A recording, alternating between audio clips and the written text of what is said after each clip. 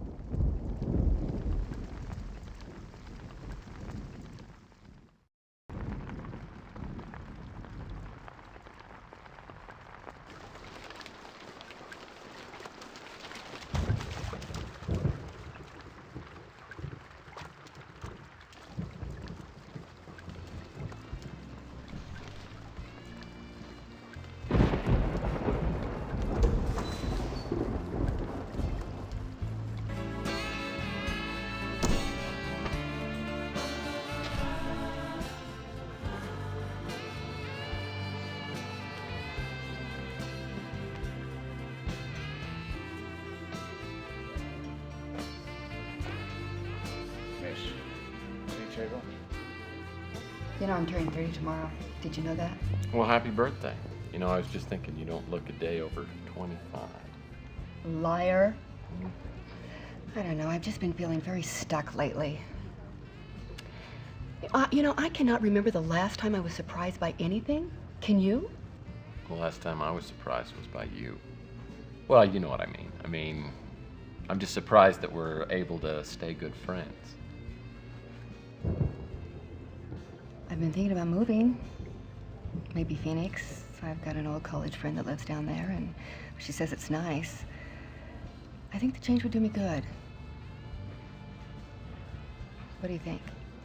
Yeah, I think you'll love it down there, 'cause there's square dancing and 10-gallon hats and armadillo hunting. And macho yokels with names like Tex. Okay, that's yours. So tell me, what do you think? You think I should go or not? Well, you know, Arizona may seem like a much more exciting place than San Francisco, but it's dangerous down there. At least around here, you got your friends checking out for you. It's dangerous everywhere. I mean, especially here. I mean, did you hear about that co-ed? Someone murdered her in her own bedroom. I didn't hear about that. Who killed her? Well, the newspaper said it might be a serial killer. They gave him some kind of crazy name. I don't know, I can't remember what they called him. Well, doesn't that stuff scare you? I mean, I'm a tough guy, and it scares me.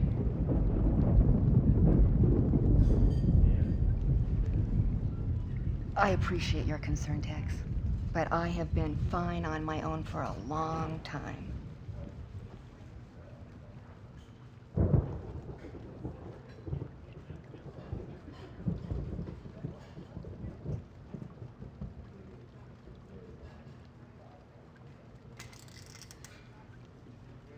Looks like the rain's letting up.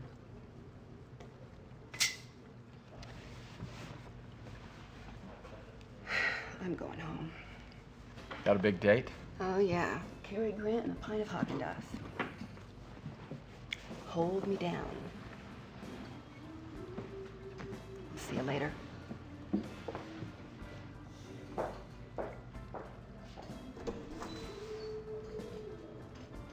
What a schmuck. What? Chelsea was giving you opportunities all evening and you blew every one of them. The son PI you are. Well, you wouldn't know a clue if it walked up and punched you in the face.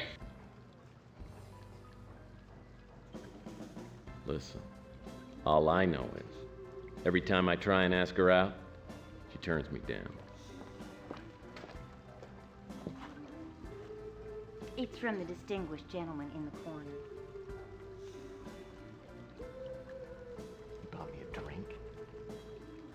He bought you a bourbon.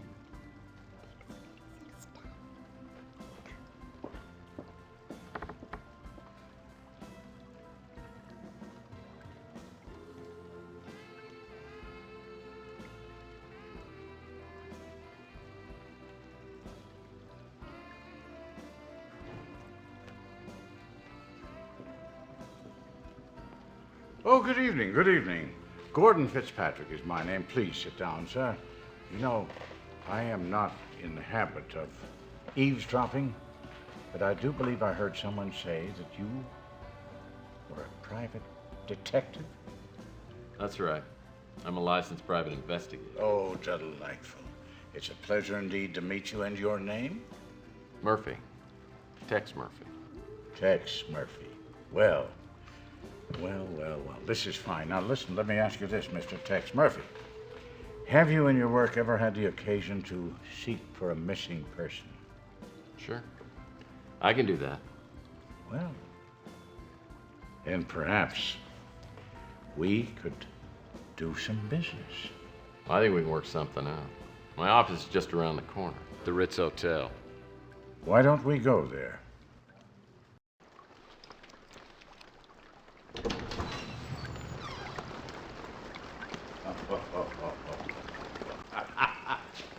I like your office. Oh, yes, the ambiance is very authentic.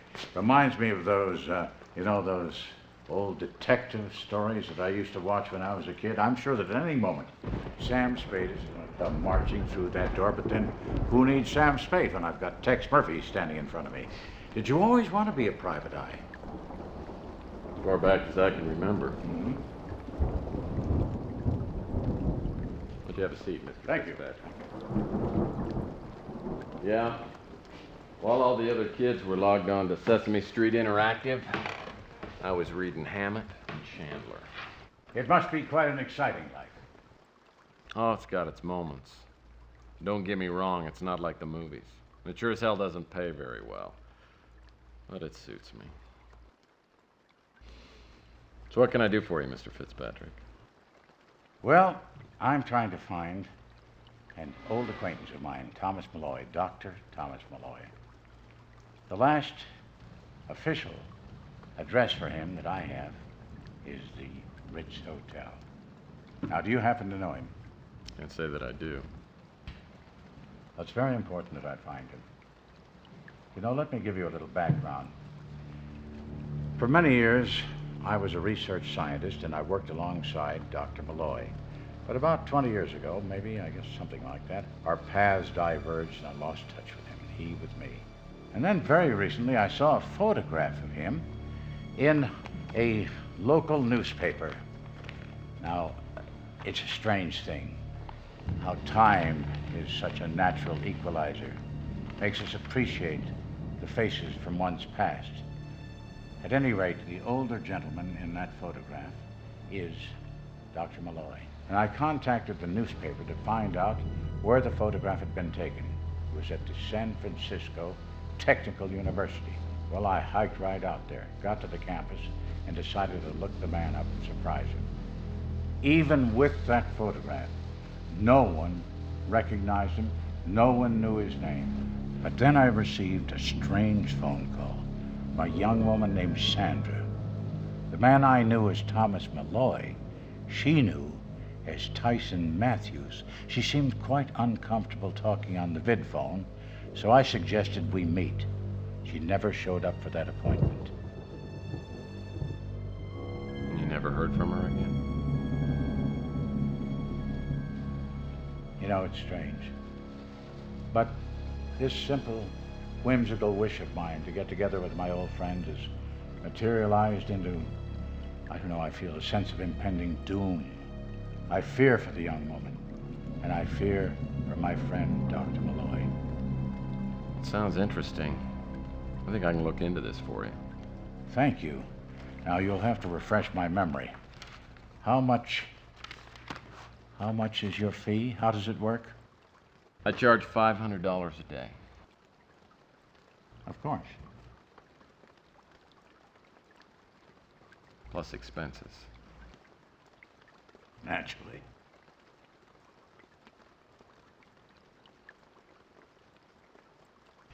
There, that should be enough to get you started. And here somewhere, there you go. I can be reached at that number. I'll be in touch. I feel we're off to a good start. All right, Mr. Fitzpatrick.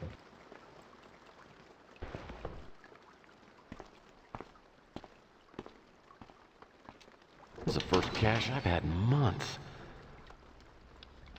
$4,000. I owe Louis $200, and Rook says I owe him $300. But there should be plenty left over. Yes, sir. Things are definitely looking up.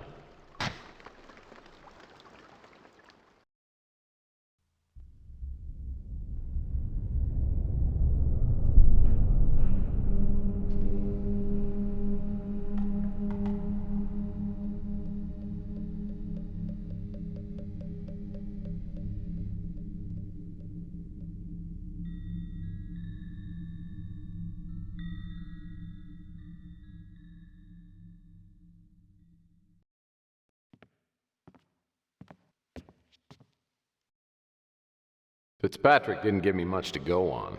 Just the newspaper photo of Malloy and the fact that Malloy stayed here at the Ritz.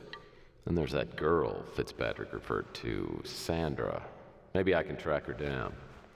First, I need to find out which apartment Malloy was staying in, and then get into it.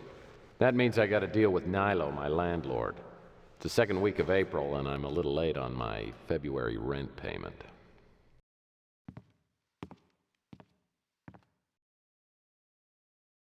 Yep, figures. Alright, well, I'm gonna take my time to look around. So Fitzpatrick's staying at the Savoy. Guess I can call him on my vid phone if I need to talk with him. And it is gonna take some time. My to trusty go through electronic shop credit things. card. The only way to go when you're out of cash.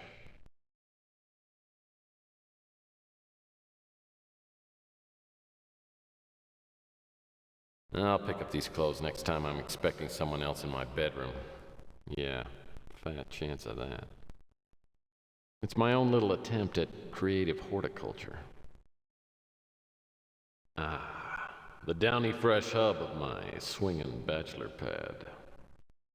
Space Girl Doris. With your own form-fitting airsuit and come-hither smile, I still dream of you and a lunar landing. This door leads downstairs. My parents found this in the attic and sent it to me. I remember the pastoral days of my early youth, riding on my trusty Mount Striper, chasing bank robbers and horse thieves. And all that came to an end one summer afternoon during an electrical storm. The lightning struck a transformer near our home, creating a tremendous power surge. It was after the accident that my brothers and sisters started calling me Tex. Whenever I asked them, they'd just laugh and wink at each other. I never did find out about that nickname.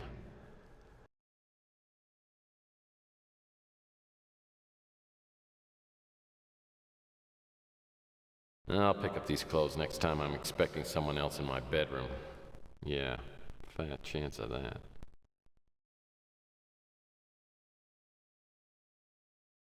Indoor plumbing is one of the many luxuries I try not to take for granted. This is where I shave my face once a month, come rain or shine. Soap on a rope. Grandpa Murphy buys this for all the grandkids every Christmas. This is the certificate and a copy of the check the Mutant League gave me after my last case. I used the cash to expand my office, buy some furniture, and pay off my debts. That left me with $4.12. Yes, and expand you did.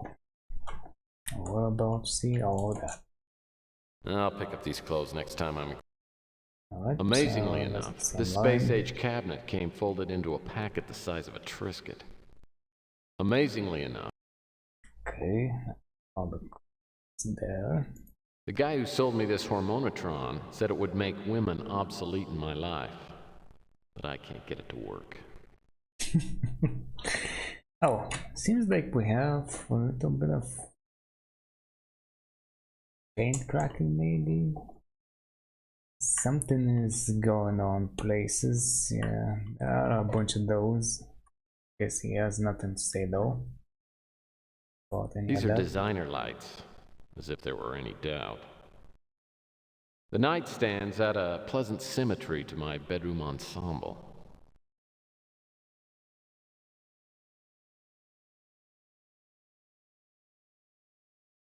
Oh, I can also open the drawers on this side. But oh, there is I something. had to pick up this Playbub issue. Had an interview with my favorite author, what's his name? Exactly. I kind of thought about that. Alright, here we have. I'm currently reading The Maltese Fruitcake. The family's been passing it around for years. This is some sort of cool thing. It's a small miniature camel. I think that's a ceramic dog. I won this athletic supporter trophy in high school. I was the best third-string punter in the state. Amazingly, I made this horse out of a single coat hanger.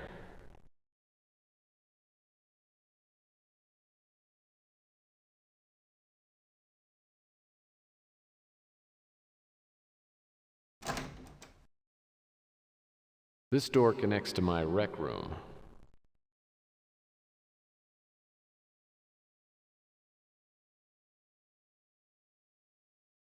It's another beautiful night in the city I love. I call this painting Bleak Landscape.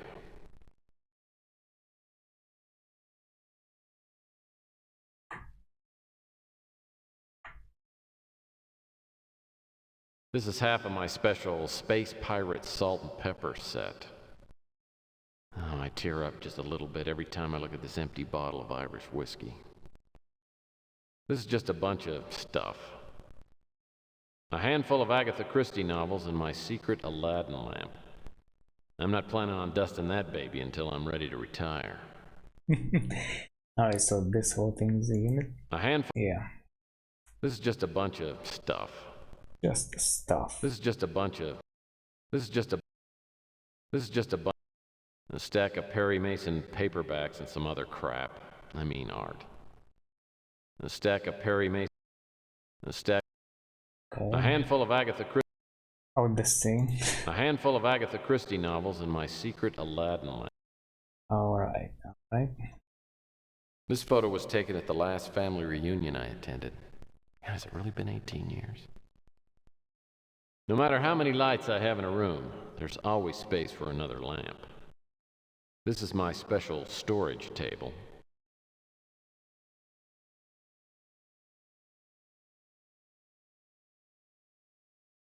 This painting epitomizes my view of women as a gender. Alright. Nothing about the ceiling. Nothing about the floor as well. How about this vase? My favorite vase. Alright. That was brief. I'm gonna start using this thing just as soon as I get in shape. This barbell would provide a great workout if it weren't so darn heavy. This is a big photo of two horses. Why I have it and why it's actually hanging on my wall, I have no idea. Oh, it's one of my favorites. Bear in a trench coat. A reproduction of Fish and Fruit by the mutant surrealistic Saul Dooley.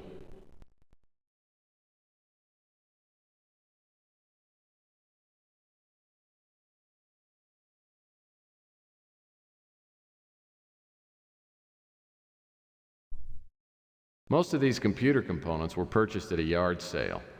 The only one I've been able to get running is the little laptop on the shelf in front of the chair. Alright, so these are all computer stuff, computer components. Most of these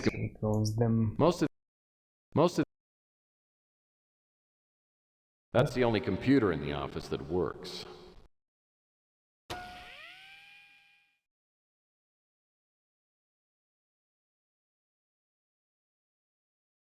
I cut this article about Mac Malden out of the newspaper.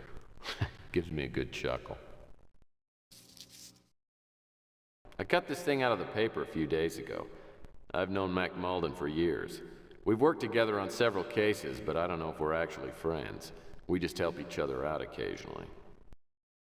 Mac Malden, he's chosen Policeman of the Month. Oh, well. Actually, is I cut this. not quite readable. The rest is not quite readable, but maybe it should be. I don't know. You can make out some stuff. Anyway.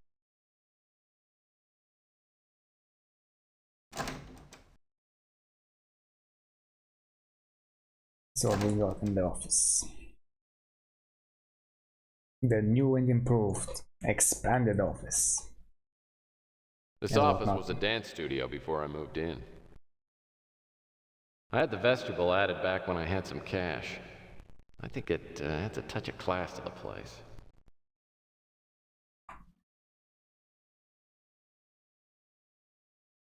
This alien landscape reminds me of the old Star Trek episode where they get that distress call, then Captain Kirk meets that beautiful woman, then he and Spock barely escape, then Kirk makes that funny joke right at the end. The credenza is not that attractive, but it sure beats the unsightly stain hiding underneath.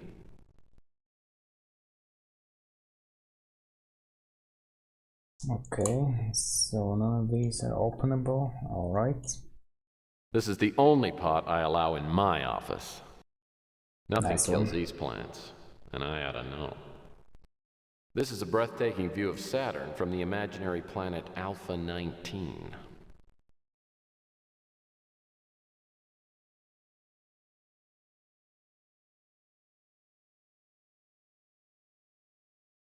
This painting always reminds me of something. I'm not sure what. I got this from my grandpa, Audie Murphy. It was signed by Richie Havens. Grandpa said he was the original singing detective. I haven't played my phonograph since it destroyed the A-side on my Bill Shatner Sings the Blues LP. I haven't. Alright, also I kind of forgot to check out something here, but I think the settings are preserved. Oh, 50. Was it under Cymon where yeah, I guess I won't do any testing here or anything like that. Seems to be fine for now. Yeah, I guess in Pandora I'm using 50. I think in under Cymon I used 30 volume. Anyway, not important. That's my prize collection of triples. I'm very choosy about what I keep in my hutch. The current selection shows off my sensitive, artistic side. A collection of my favorite poetry books. Someday, I'm gonna read every single one of them. Can't wait. This is an anatomically correct carving of my first pet, Barky. This little gem cost me 120 Llama cigarette coupons, but I think it's well worth it. The watercolor plate is a lovely reminder of my favorite high school art class. This wooden duck represents my ongoing commitment to wildlife preservation. These Gumby figures took third place in my 7th grade sculpting class.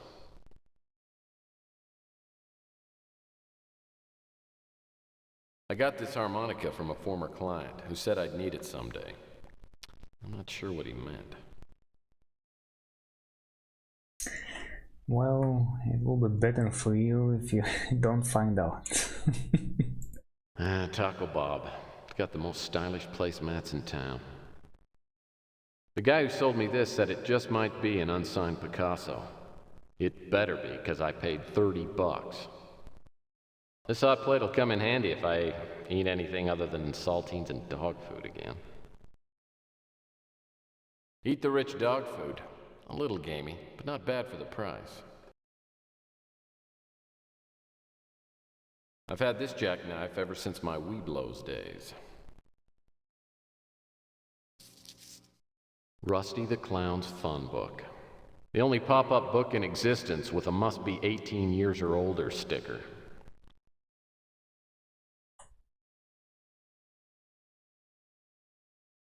I picked this book up at Rook's for $0.25. It's worth every penny. The scanner brings back some truly fond memories. Wonder how Trixie's doing. That's a scanner? Okay, sure, why not? This looks like a box. Anyway. Took me forever to get this diploma. I had to send in 100 proofs of purchase from True Detective. Couple more cases and I'll have this thing paid for. Then I'll start paying off my student loans. This is where I store my case files. One of these days, I'll get around to dusting it. These drawers contain more worthless stuff than a Walmart bargain bin. Wait, all of them? These drawers... Apparently so. These drawers contain... Alright. Oops. The 60-day warranty just ran out on my electronic shop fax machine. Should break down any minute now. Chandler Avenue recently got a city-funded cleanup. Now the street's darn near clean enough to eat off.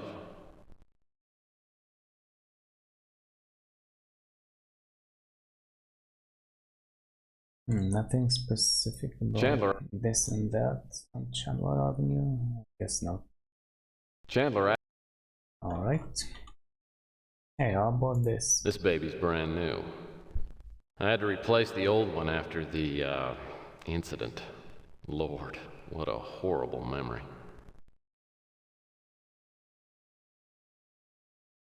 No one sits in this chair but yours truly. This picture was taken of my ex-wife on her 25th birthday.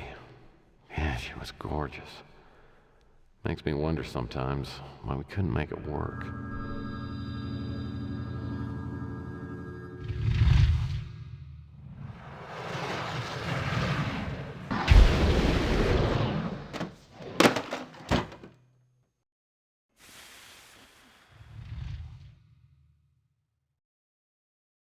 Alright.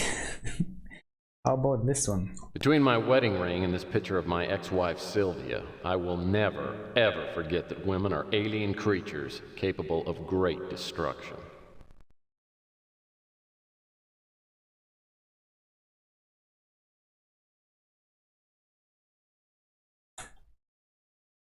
That's the New York Times bestseller, Men Are Imbeciles, Women Are Erratic. My mom sent this to help me with my love life. I've read the first chapter and I think the author's a hermaphrodite. My new vid phone is essential to my business. Thank goodness it's easy to operate.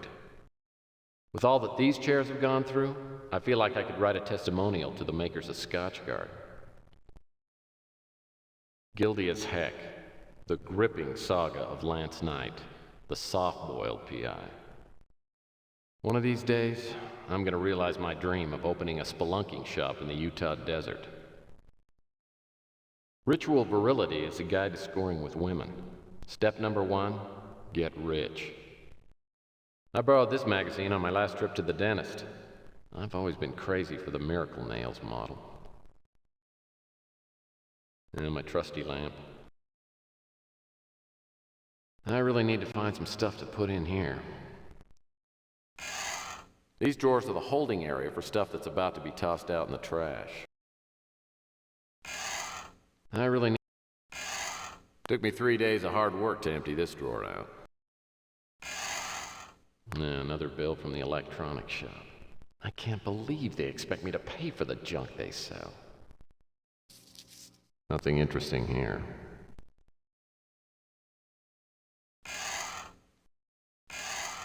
Another can of Eat the Rich dog food. Well, at least I'll never starve. Wait, really? Oh yeah.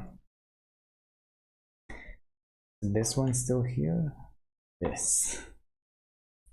Yeah, cause no, I'm making sure It's taken me years to fill up these drawers. Ex-wife's photo in here. Obviously we can access It's that. by Jane Mansfield coloring book and the Inspector Poirot mask I used last Halloween. One more time. This picture Just was like that. Alright. Okay, well, this office was a dance. Oh yeah. How about these plants? Nothing kills these plants, and I ought to know. Alright. So what's this all about? This notice is to inform you this account is delinquent and must be paid immediately. If payment is not received within 3 hours of this notice, it will be sent to the Body Parts Collection Agency for immediate action. Final notice. Electronic supplies purchase over 90 days. $1,230. Oh, wow. Okay then. My knife used to have all the cool attachments. Now everything's busted off except the pliers and the standard screwdriver head. And that's gonna have to wait. I cut this thing out of the... Check this out. My trusty electronic shop credit card. The only way to go when you're out of cash. I will check this out as well. Alright, I'm gonna make a save just in case I decide to mess something up.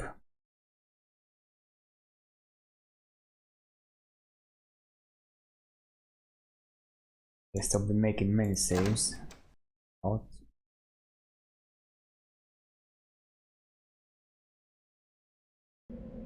I should probably stop by the newsstand and see if Chelsea's upset with me about last night.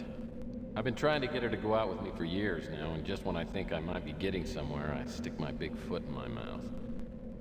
Well, now I got some money, and maybe she'll give me another chance to let me take her out to dinner.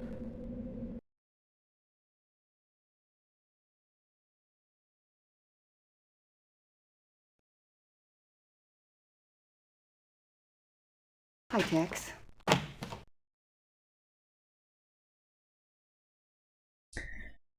Okay, so attempting to make it as bad as possible. Yeah, let's go with this. So, you got any new magazines, Em? You know, I've got a magazine I think you'd really like. It's called Butthead Detective.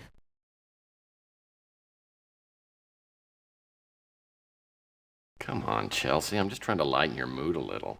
There are worse things than turning 30. Well, maybe it wasn't hard for you to turn 30. Or maybe it was so long ago you can't remember. Oof, that hurt. Look, Tex, I'm sorry. I'm just not feeling very friendly today. Is there something I can do for you? Well, I got a bunch of cash, but I've got nothing to do with it. I figured I'd go out to dinner tonight, but I hate to eat alone. Are you interested? What, like a date?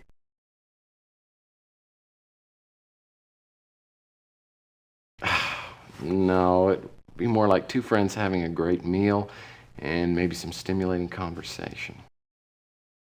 I guess that'd be okay. I mean, yeah, that'd be all right. You know, Tex, I haven't really been myself lately, and I really appreciate you looking out for me. Where should we go? How about Burger Barn? They got great atmosphere at half the price.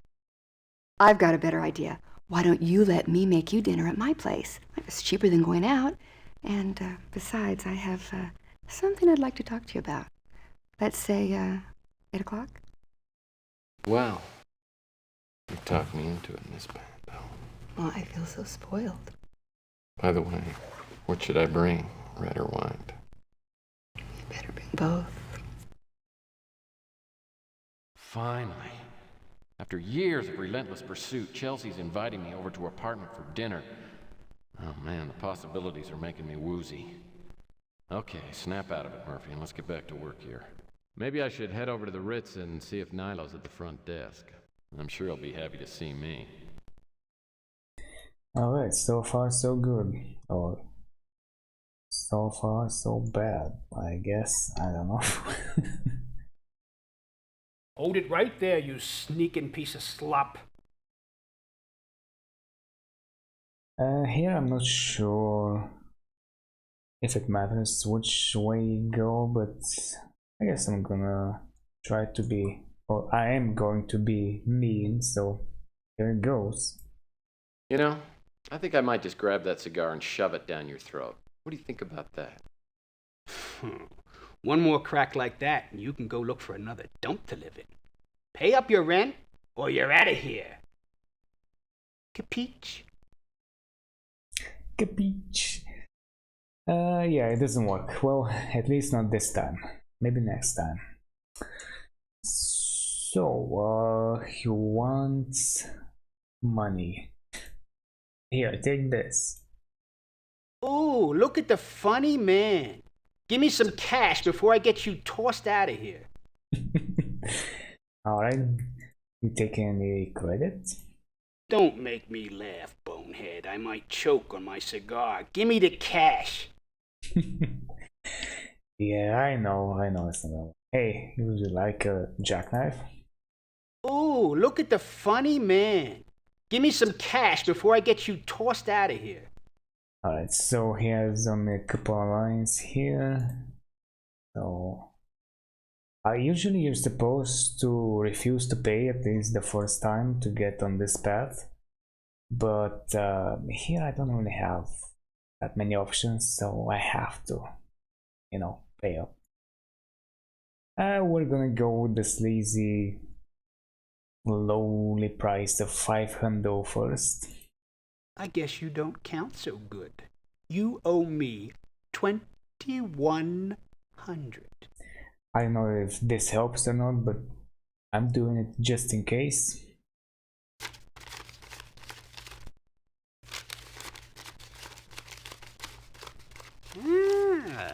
That's more like it. Actually, come to think of it, I think I do that to Nilo like every single time, no matter which path I want to take. Anyway, I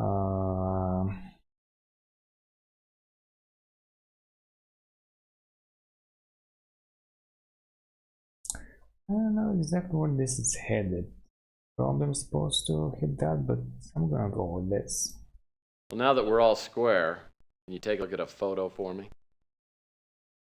No comprendi.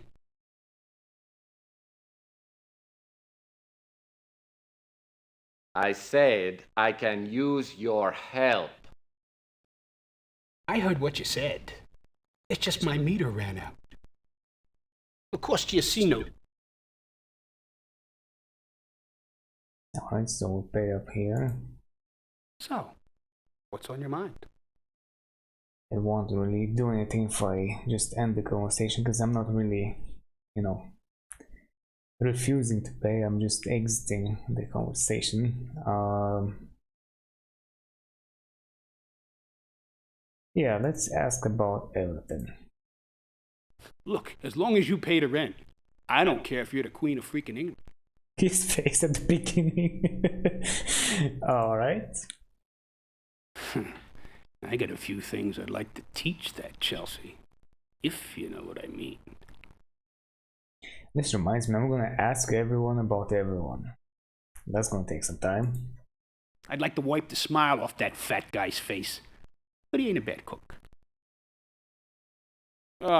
Nicest guy on the street. Me and him, we talk the same language.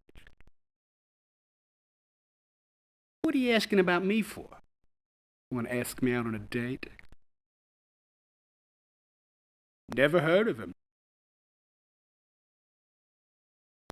We only stayed here a couple of weeks.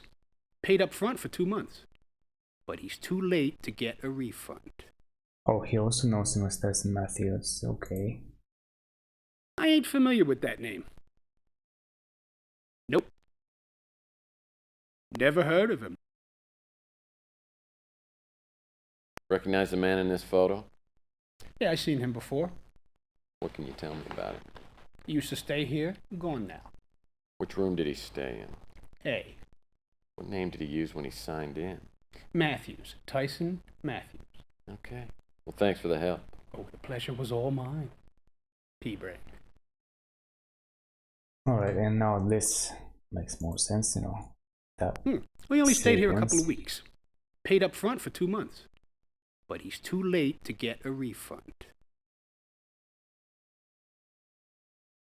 Apartment A is through the door by Nilo's desk and up the stairs. Nilo's had a hard time keeping tenants, so Malloy was probably the last person to stay in the room. Hopefully I'll find a lead once I get inside. I guess I'll look around when I get back, but I just wanna activate this cutscene right here, right now. Nilo hasn't had this vending machine stocked since I moved in.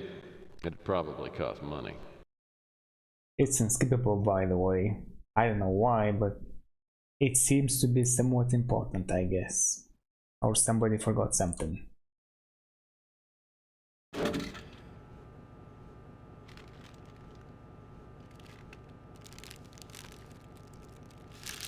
Sheesh.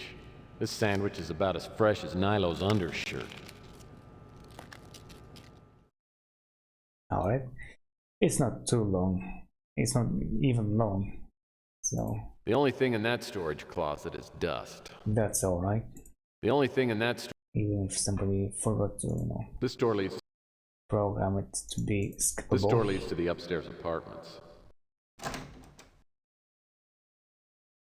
Oh yeah, there's a bunch of stuff in here as well. Plants are an important component to almost any decor. These boxes are full of Nilo's girly magazines. If you ever caught me checking them out, I'd be out on the street.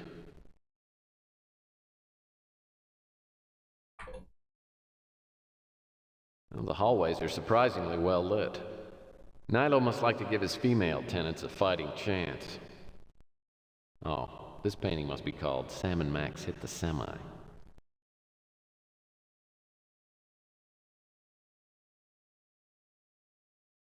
Oh wait, something. Oh, these are the boxes. The blinds are covered with about a quarter-inch of dust. Damn. That stuff. Oh, some cracking here. Seems like nothing to say about that.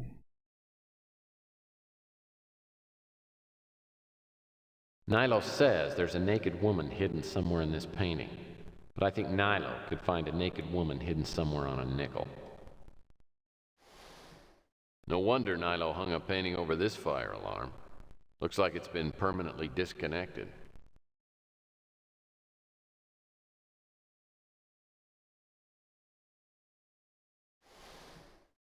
Alright. Oh, that's Spider-Man. So, this is where Malloy stayed. The beginning of the trail. Room A. Open it. It's all locked up. So, what trail? What a scumbag. Nilo knew I couldn't get into the apartment without the code, and now he'll probably want to charge me a few $100 for it. At this rate, I'm gonna be broke again in a hurry. Well, the hallways are surprisingly well. Well, we'll see about that.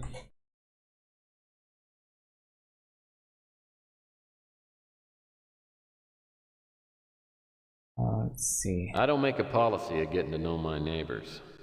The Ritz is the kind of place where people stay when they don't want to be found. These security keypads have their own code. It'd be a nice safety feature if Nilo didn't have all the codes. Yep. Probably. I don't make... Alright, so he doesn't know stuff about stuff. Having been through a frigid winter in the Ritz, I happen to know that this radiator is nothing more than a piece of industrial art. Chandler Avenue recently got a city... Same line. I'd run naked through a nuclear reactor core before I'd set foot in there. And this side? A gentleman of the old school like myself would never enter the Forbidden Zone. The Forbidden Zone. Alright. Let's climb up, see what's upstairs. Was it this The way? latch on this window has never been fixed. So we can use it as a shortcut. Very nice. Very convenient. The plant looks real, but it's actually part of the table. Low maintenance. Part of the table. I put this table here myself. I think it adds a nice touch. Oh, you added this? Wombo combo. Plant table combo. The man in this painting looks vaguely like Nilo with a beard. This probably represents one of his twisted little fantasies. Alright, and yeah, this leads to your apartment. This door is to my humble abode. Alright. Let's go down and talk with Nilo once again. See what happens.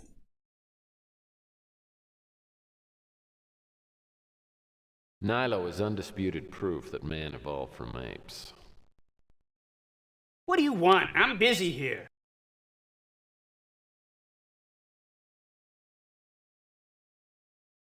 So how much is it gonna cost me to get some cooperation, you slimy scumbag? Look at the pot, calling the kettle black. $500. Did not think that was gonna go this way, but then I can do something like this. Well, I'm not gonna give you another dime. You give me the information or I'll turn that mug of yours into taco meat. Okay. On account of my good mood, I won't charge you. Besides, I can't fit any more of your money in my pocket.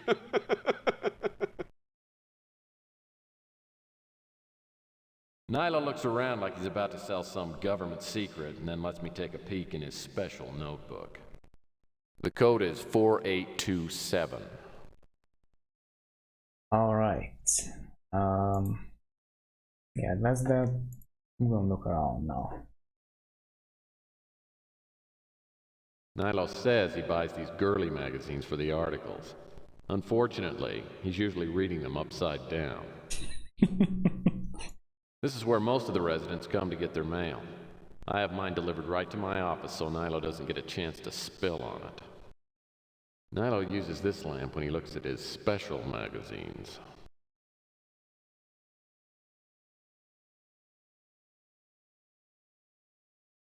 Nilo is undisputed. I'm not really sure what this painting means, but it's probably obscene. Well, he was gonna say something about the bell, but oh well. Front desk is a miracle of particle board and wood paneling.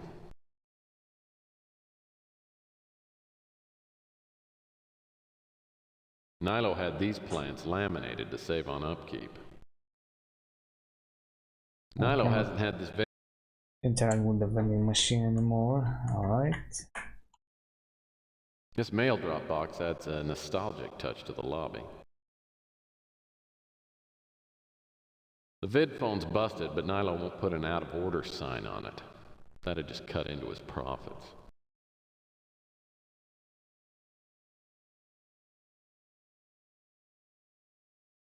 The chairs match the sofa perfectly. They're vile-smelling roach nests, just like the sofa. Nilo must have found these magazines in the dumpster out back. The only magazines he pays for are the naughty ones. The lamps are just for decoration. Nilo has a real flair.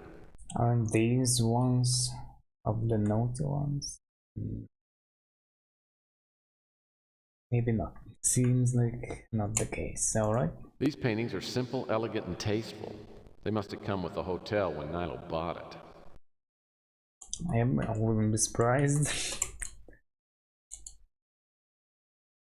Anything special about the sofa? I wouldn't sit on this sofa wearing anything less than a contamination suit. Alright. This piece of notebook paper looks like it's been used for a coaster. The lamps are just... These tables work great as long as you don't put any weight on them. Say, something like an ashtray. Yeah, and this piece of paper is gonna stay in your inventory for quite a while. I think it stays until the end of the game, but I'm gonna pick it nonetheless. Well, looks like Nilo's in for a busy and productive day. Things to do. 1. New issue of Playboy. Get it. 2. Store. Pork ribs. Pig. That's supposed to be meat. Pig meat, maybe? I don't know. Beer, pink, fluffy, cupcake things. 3. Test results at clinic. 4. Renew Playboy subscription. 5. Fix camera in women's bathroom. Uh-oh. 6. Pay off babysitter. Alright. Well, let's finally climb up that apartment and see what's waiting for us inside.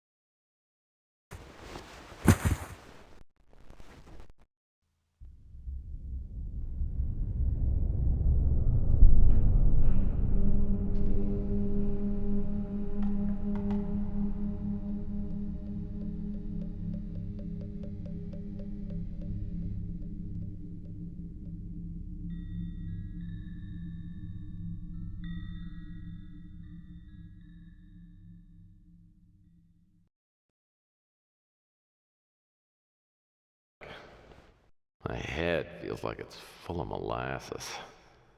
Yeah, another swell case for San Francisco's favorite punching bag. I suppose the fact that someone knocked me out must mean I'm on the right track. Whoever hit me did a thorough job. Must have interrupted his search of the apartment. Maybe that means he overlooked something. Alright. Let's see, what do we have here? Well, pretty much know what to look by now, but... Whoever furnished the Ritz must have bought credenzas in bulk. I'm gonna take my time. A few plastic plates and cheap silverware. Malloy must have taken the good china with him. An old rusty hot plate. The luxury of hotel living. A few plastic plates and... Nothing interesting. Nice wastebasket. Yeah.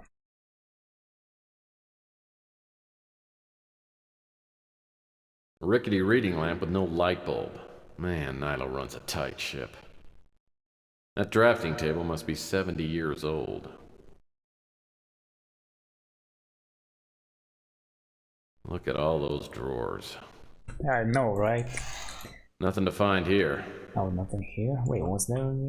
Yeah, there was really nothing there, alright. Yeah, it's an old photograph. Guess I forgot about that. Nothing to find here. Envelope. Envelope. And one more thing. Yeah, looks like a business card.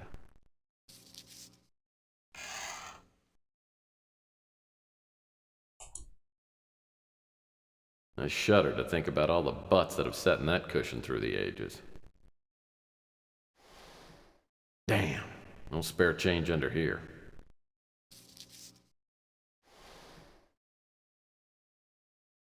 These boxes are empty. Wonder what they're doing here. These boxes are empty. All that? Oh, empty. Come on, man. The label on the box says it was shipped from Mexico. Airport of the Gods. My Uncle Marty owned a whole series of these books. Go-Karts of the Gods, Lunch of the Gods. The label on the box says it was shipped from Mexico.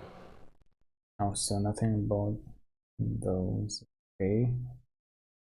These boxes are empty. Wonder what they're doing here. These are also empty. Looks like a letter. And lamp looks like an urn wearing a Chinese hat. Yeah, it does. Now there's no lock on the drawer. This looks like a pawn ticket of some kind. And that's because it is. No Playbub. I never look at these personally, but I do remember this one. It was the Amazon Woman edition featuring 37 pages of full-color pictures. Nice.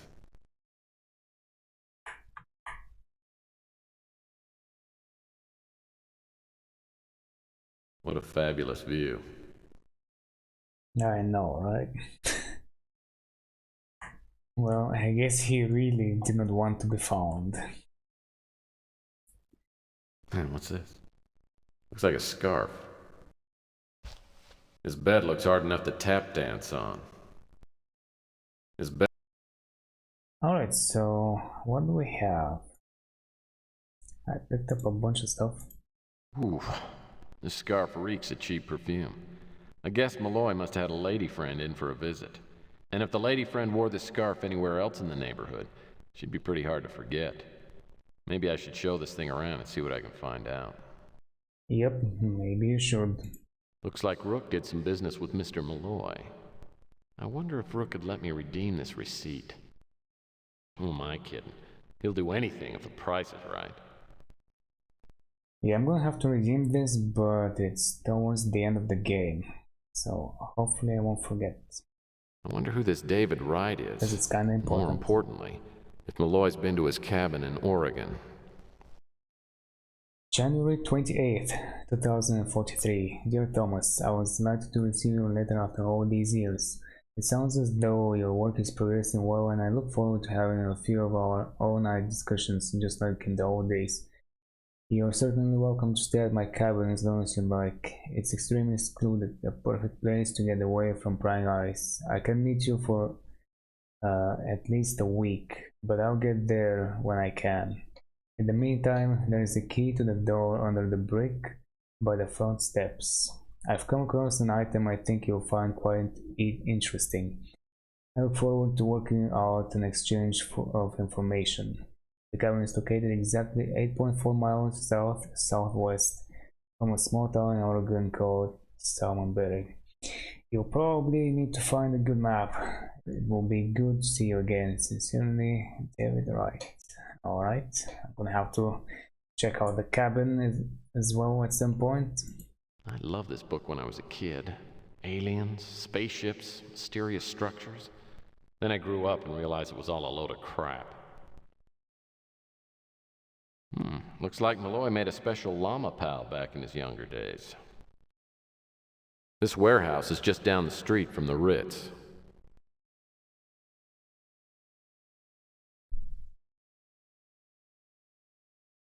Whoever wrote this has worse penmanship than I do. Either that or it's written in some weird language. I'm gonna have to, well, I don't really have to, but I will decode this at some point.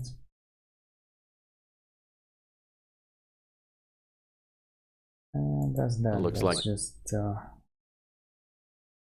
Nilos. You know what, with his unique spelling, shall we say. Oh man, Chelsea's gonna kill me. I didn't realize how long I was out. God, almost 16 hours. I was out cold straight through our dinner date. She's never gonna believe me. Yep, and she's also gonna have to wait a bit more, but before that I'm gonna save here. Alright, time to go ask around. Look around and ask around. Let's see, is Nilo here? He is, actually. Como está, P-Brain? Must be nice now you don't need to sneak in through the back. So, what do you want? Well, honestly, yeah, it is nice. I can't offer him any of the items from my inventory, unfortunately, so I guess we're gonna speak about the scarf. I'm getting tired of you asking about things I ain't never heard of. Or not. And yeah, that's it. Sometimes. Oh, Chelsea's not at the newsstand. That's strange. I wonder if she's at her apartment. That door will take you inside Rook's pawn shop. Yeah, let's go check out Rook first. Rook's been running his pawn shop since sometime before the Eisenhower administration. He's a crusty, mean-spirited little troll who's rumored to have a heart of gold. Yeah, sure. He lets me buy things on credit occasionally, but then he nags me ruthlessly until I pay up. We get along all right, as long as I keep my bills settled. Up already, Murphy? And it isn't even lunchtime yet. Or am I still asleep, having a horrible nightmare? You know what my nightmare is, Rook? I don't know, maybe you can relate to this one. It's waking up 30 years older, a foot and a half shorter, and dog ugly. Very funny. At least I've never had a problem getting a woman to go out with me. Speaking of which, how's Chelsea?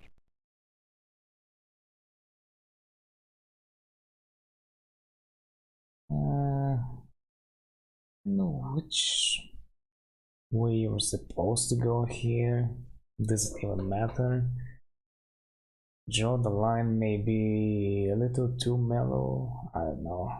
We're basically asking for advice. Or maybe he's not gonna give any advice. I don't know. I'm gonna go with this, I guess. Well, for your information, I'm planning on having a romantic dinner with Miss Bando. What do you think about that? I'll believe it when I see it. I don't know how she could even think about food with you sitting next to her at the same table.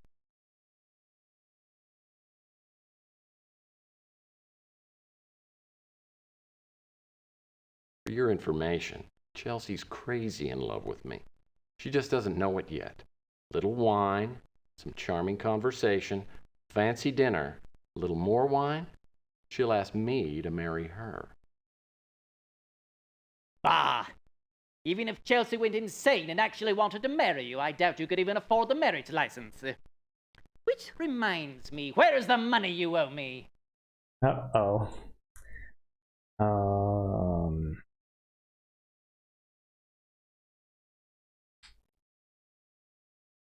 Yeah, let's ask for an extension.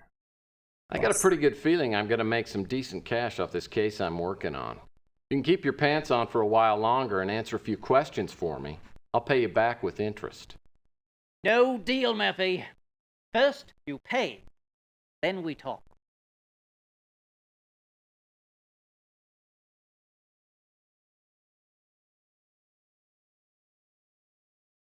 Nah, think I'll let you sweat for a little while. See you later, Rook.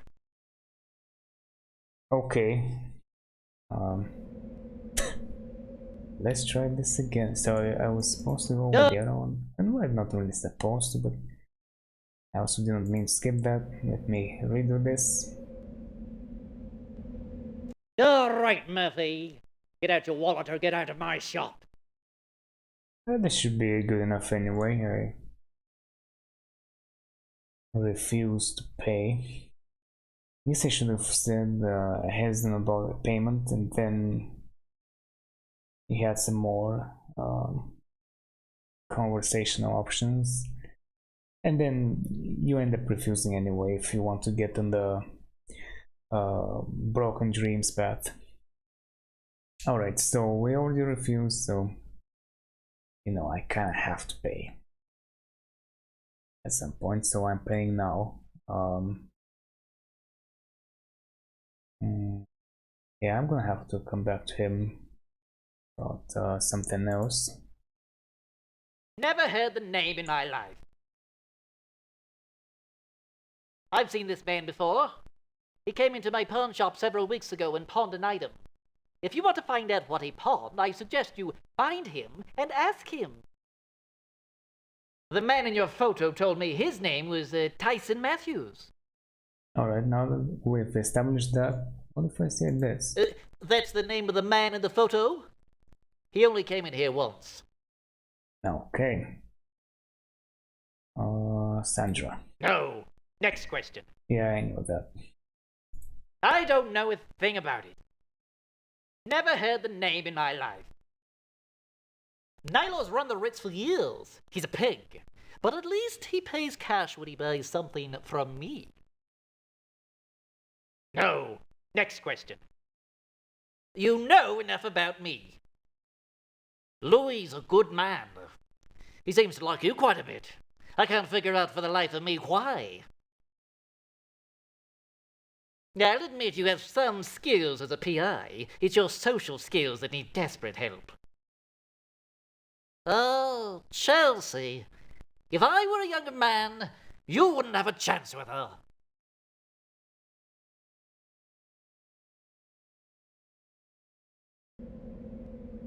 Alright then, time to go pay Luria a visit. Oh, there's The bank's never open, and the ATM machine, of course, is broken. Go figure. also this stuff here on the ground. Some unlucky soul lost his wallet. And over there, there's also something else. I guess I can get it from here, but I'll run by it closer. Ah, the electronics shop. I have to laugh every time I think about all the free stuff I picked up with my bogus electronics shop credit card.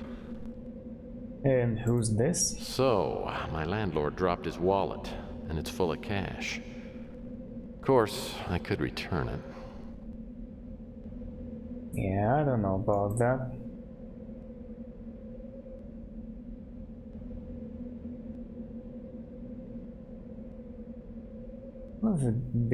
Streetlights here work about half the time, and usually during the day.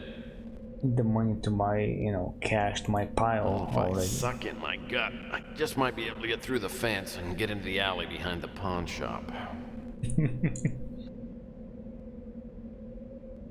The slice of heaven's been vacant for months.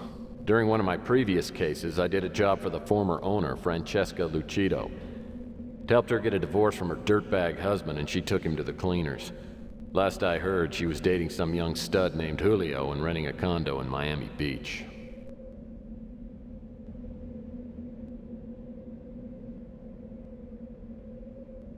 Another standard issue section offense. Yeah, but they cleaned up here a little bit. Oh, sure. New San Francisco's got lots of pretty lights, but it just doesn't have the character of the old town. Since under Cymon, nothing too interesting. Streetlights here work about half the time, and usually during the day.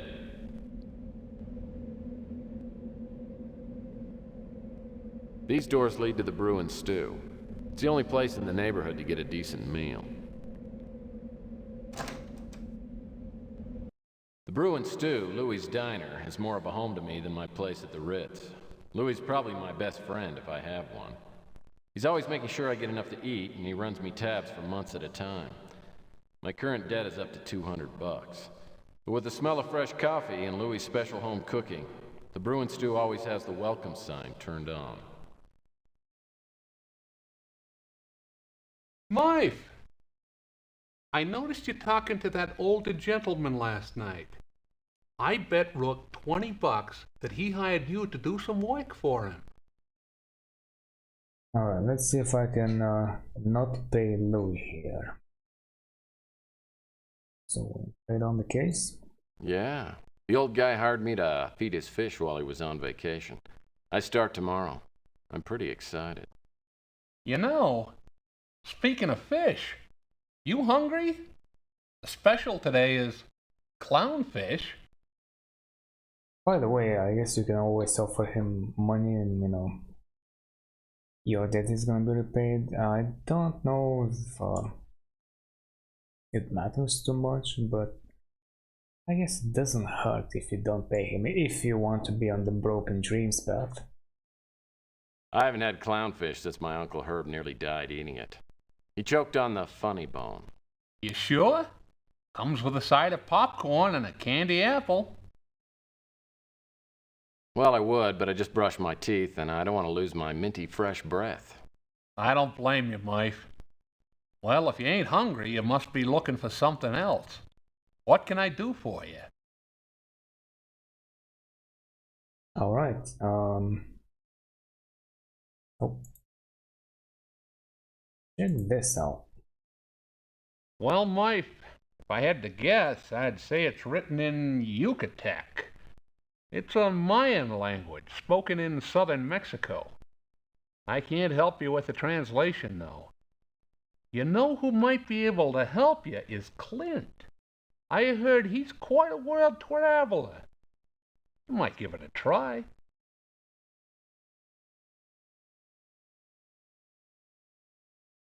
Yeah, I remember this guy. Came in here to eat a couple times. Probably a month ago. I promise you fast about this. That's the guy in the photo, right? I only saw him the one time. Sorry, Mike. Haven't heard of him. I don't know nothing but English. And not much of that. I remember this scarf. And the perfume on it. Young, blonde girl. Came in here a while ago. In fact, she came in here with the guy in the photograph. She was real pretty, though a little heavy on the makeup. I think she said her name was Emily. I don't know anything else about her. I saw Malden a couple weeks ago when the cops came by to clean out Rusty's place. He hasn't changed much, except around the waistline. I'm pretty sure I've never heard that name. I don't like to talk bad about people, so I got nothing to say about Nilo. I just saw him talking to you. That's about it. Rook's just an ordinary son of a gun, but believe it or not, he's pretty soft underneath. What are you asking about me for? I ain't nothing special. Chelsea's the sweetest girl I've ever met. There's nothing I'd like more than to see you two together. You're okay in my book, Murph, no matter what anyone else says.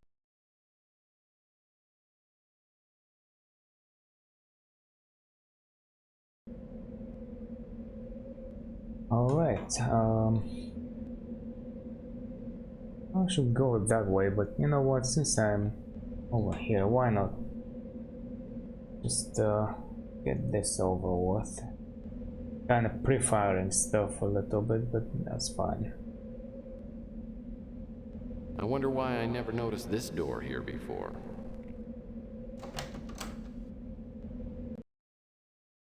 Yeah, floors and stairs in here are all pretty dusty. Doesn't look as though anybody's been in here for a while. Oh, this just reminded me of something else. You know what? Yeah, I'll come back later. Forget about it. Or yeah, maybe I can look around right here, right now.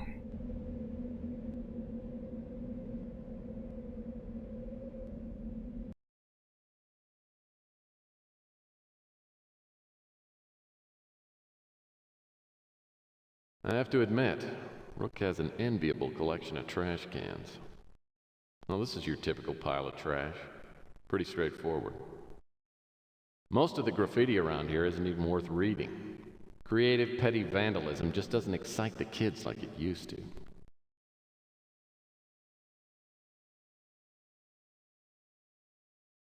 I have to admit, Rook has an... Well, this is your typical pile.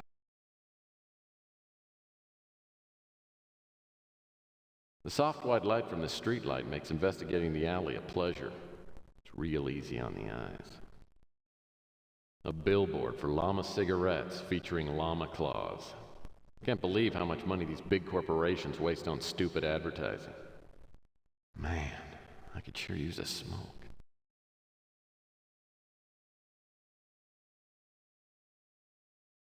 Ah, Clint's old studio apartment. I wonder if it's for rent. Well, I don't know, but he's not here. Clint's old That was about to go his way until I decided to do a little detour.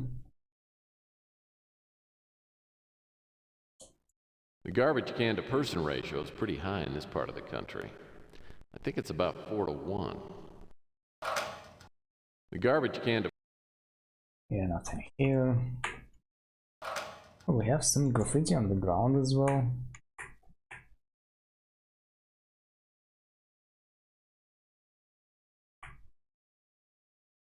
Yeah, the fire escaped to nowhere. The fire escaped nowhere. Alright, so this is what I came here for. Sure looks like this door's painted on. But is it? Well, I guess we're about to find out. Something's going on behind that window. Something I don't want to know about. Alright, so since I'm already here, might as well finish looking around here in the back alley. There is also It's this. a manhole cover. A sewer line must run under the alley. Kind of nice if you want to use it, but not really necessary. I have to admit, Rook has an enviable collection of trash cans. There's llama clothes. I used to play basketball 2 or 3 times a day when I was younger. Now, after I watch Jeopardy, I need a nap. Whatever's on the end of this power box must be out of commission. This gauge is as dead as my love life.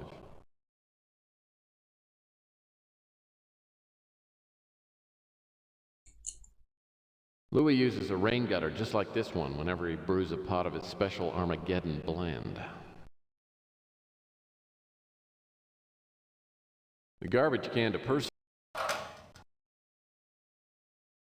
The garbage can to. Nothing here yet, but yeah, I'm gonna have to check it out later. Oh, looks like Rook fixed this window with a little scotch tape. Looks great.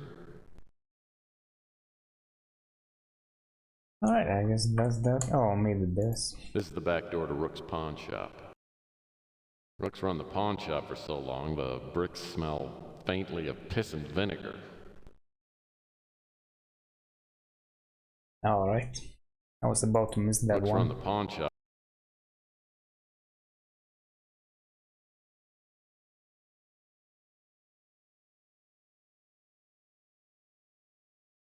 Okay, so now I can go over there on the back and see what's up.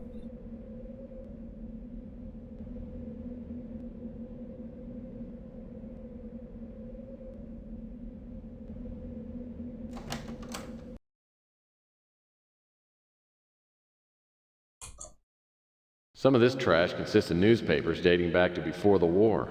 That's pretty cool. Useless, but cool.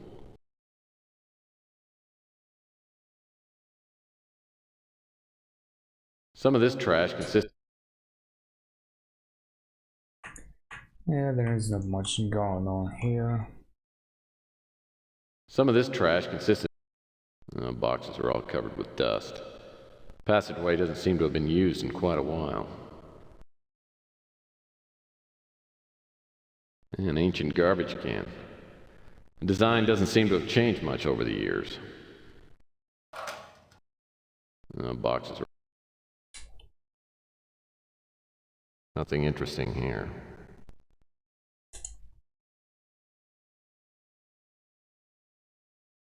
Some of this trash. Boxes are all. Box looks like it's empty. Old shipping boxes.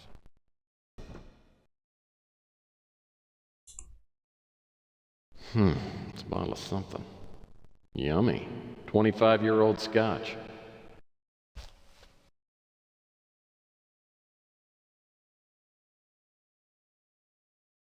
An ancient garbage. Boxes are all covered with dust. And yeah, you don't need to prepare it, you get a clue about this, but when the time comes. But I figure since I'm in the area, why not?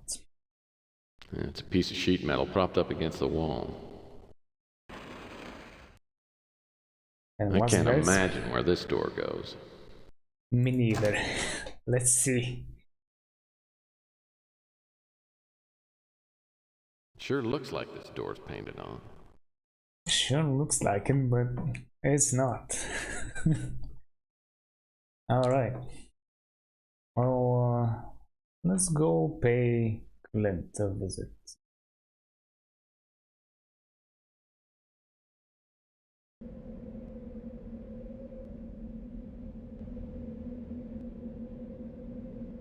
Oh yeah, I guess he has something to say about it.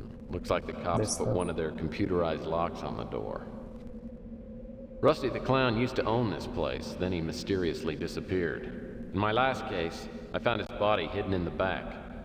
Cops came in a few weeks ago and carried out Rusty's remains and locked everything up. Uh-oh. Okay, well, the game crashed for some reason. Is this gonna work now? Yeah, nice. Okay. Do I have my stuff? Yeah. I wasn't paying attention how many points I got. It's weird. That's a very random seemingly random crash doesn't happen. In fact, I don't think it has happened before, but Rusty the Clown used to own this place, then he mysteriously... it's always the first time, I guess. This rusted water tower looks like it hasn't been used since Rook was born.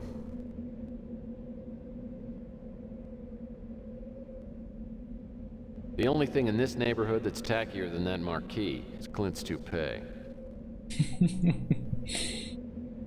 Wait though, they kinda made some remodeling and renaming here. Someone bought the old Bijou Theater and turned it into the Fuchsia Flamingo. Yeah, I'm not sure if that's an improvement. that's what I was looking for. What about the Ritz? Ritz Hotel. It's not much, but it's better than... well, it's no worse than a dumpster. Alright. Anything special about... Ritz here? Hotel. No. What about the Golden Gate Hotel? This place has been locked up for months. Nice plants.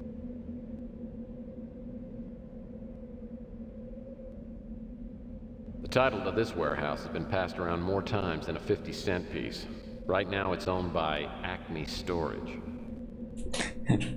Okay. The police were down in the sewer last week cleaning out the scum. That's the two-legged kind. Apparently some drug dealers were doing business in the tunnels below the street. I heard a deal went bad and someone got killed.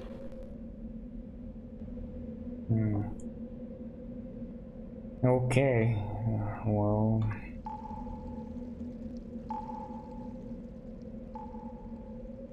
I'm gonna have to go down there at some point. I guess this letter didn't quite make it into the mailbox. This mailbox used to be located by the Slice of Heaven. Federal discrimination laws require that it be moved to a new location on the first of every month. Uh-oh. Moral dilemma. To mail or not to mail? That is the question. And this actually adds money to your cash. Anyway, so I guess I'll save here. I've tested things. It seems like it doesn't matter, or maybe I'm kind of, you know, on the edge there. But if you want to be on the Boulevard of Broken Dreams path, you're not supposed to give back the money, because you know you're supposed to be selfish and arrogant and mean and all that stuff, thinking about money all the time. But just for the sake of showcasing that it works, I'm gonna send. I may regret this the next time I'm eating dog food for breakfast, but right now it feels pretty good. And later on there is something else as well that I'm gonna do, but it's not gonna matter. But that's okay. I'll remind of that when it comes. Oh, the Coco Cabana. I heard that Clint, the local chocolate junkie, opened some kind of business up at Coit Tower. Alright, let's go pay him a visit. The Coco Cabana was just opened by a reformed bum named Clint. I met him during my last case when he was living in a dumpster in an alley behind Rook's pawn shop.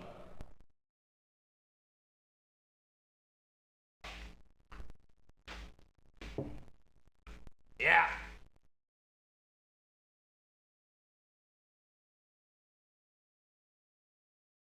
You know, Clint, when I see you in the midst of this magnificent setting, it's hard to believe that you were living in a dumpster a couple of months ago. Yeah, what's the matter? You're jealous because I'm a successful businessman and you're still a cut-rate PI. Don't like seeing someone like me pass you on the social ladder, do you?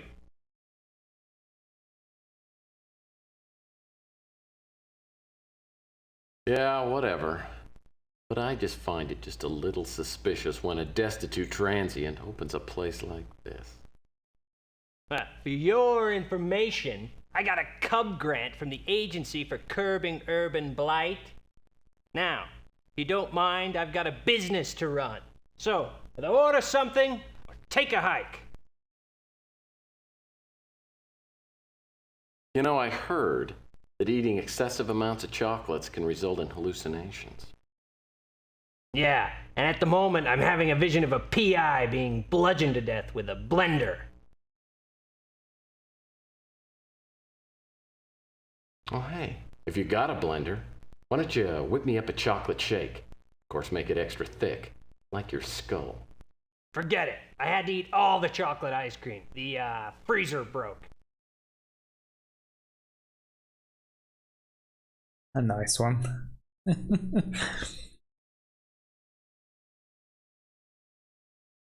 I'll bet you're out of everything anyway, Mr. Cocoa Junkie.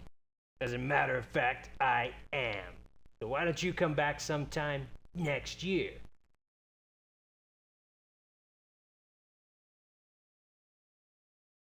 Look, buddy, you owe me. Remember last December? Who eased your pain when you ran out of chocolate syrup? Who's the one who found you the piece of Louis' award-winning chocolate pie? Who? Me, that's who. Fine! You do me one favor, and you expect me to kiss up for the rest of my life? All right, what do you want? Yeah, that about sums it up. If we're talking to main text.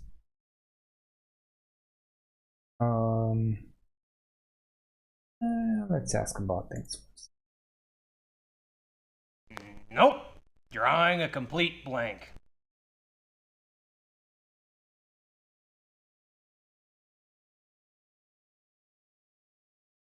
Wait, what? How did I get this though?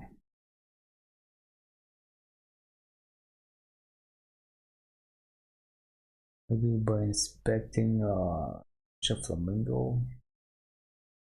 It's a warehouse. What do you want me to say?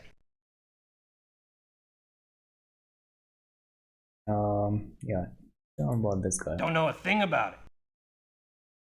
Totally unfamiliar to me. Alright.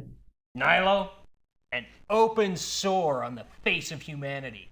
At one point, I had to choose between living at the Ritz and living in the dumpster. I took the lesser evil.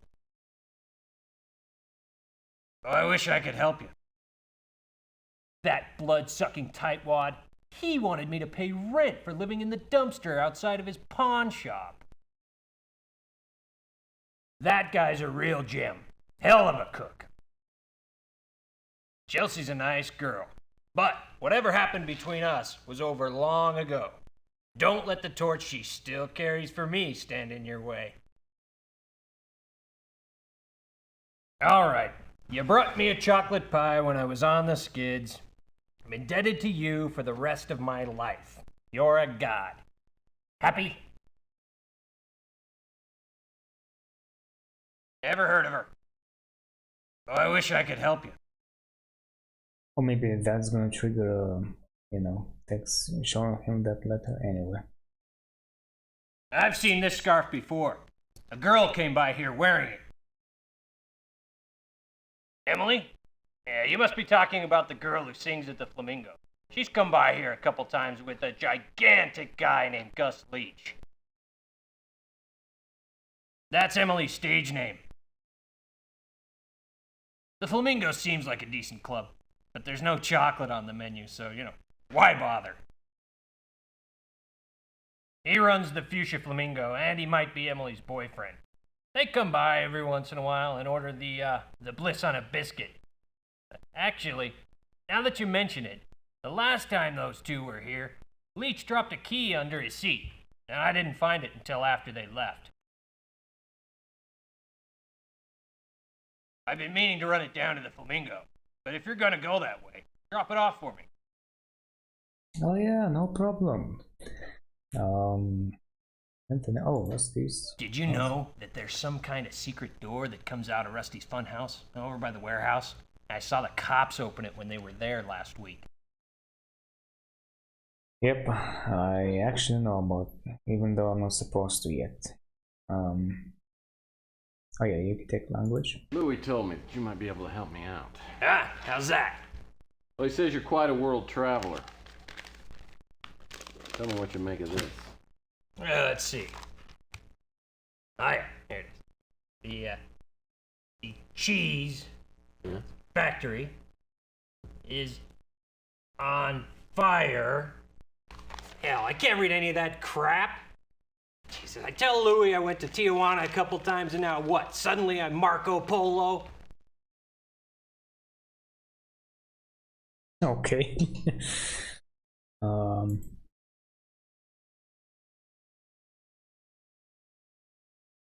Yeah, that pretty much sums it up. So Emily works at the Flamingo with someone named Gus Leach. Now that I got the key, maybe I should go ahead and pay him a little visit. Yeah, well, maybe you should. So let's do that.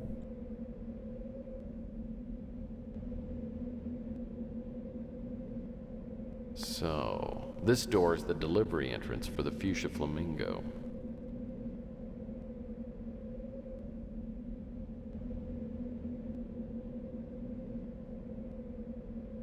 This gate leads... Nope. Alright. You don't need to skip that. This gate leads to an alley behind the Ritz and the Flamingo.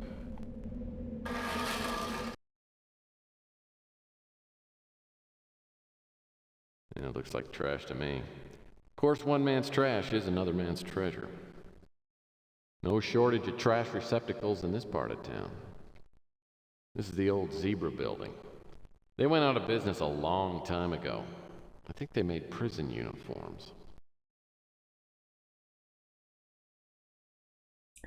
Wow then. Yeah, here there's this, but I'm not gonna need it this time. Looks like a metal rod. Maybe an antenna.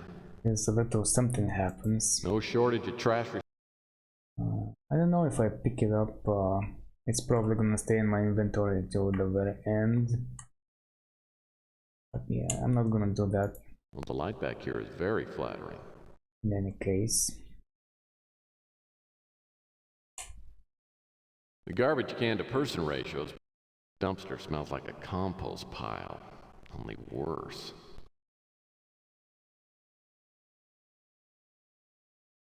Open it. Dumpster smells like... Yeah, it's the same lie. And yes, I know there's nothing in here. Maybe on... What was it? The gamer mode, but not on entertainment.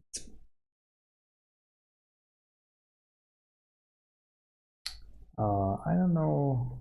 I should probably save here. Okay, so This gate leads to the street. accidentally messed things up. Looks like this side of the Fuchsia Flamingo didn't get painted. You can still see all the old markings from when it was the Bijou Theater. Looks like this side of the Fuchsia... Looks like this side... Oh, nothing about that. This Okay. must be the back door to the Flamingo. It's all locked up. This little baby's my ticket into the Fuchsia Flamingo. Well, I'm gonna save.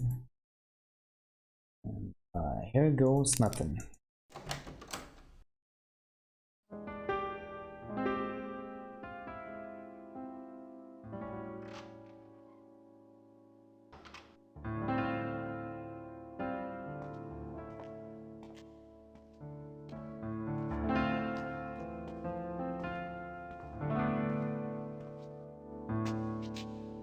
Didn't mean to wake you, Emily.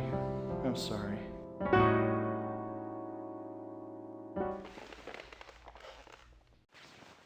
How did you get in here?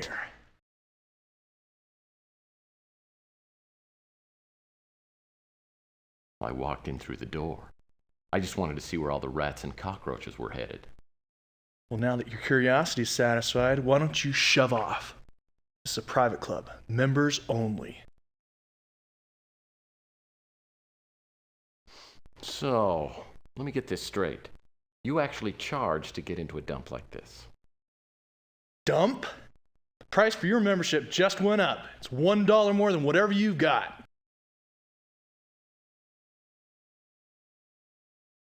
I'll tell you what. Why don't you give me a complimentary membership so that I won't beat the hell out of you? What is it with you little guys?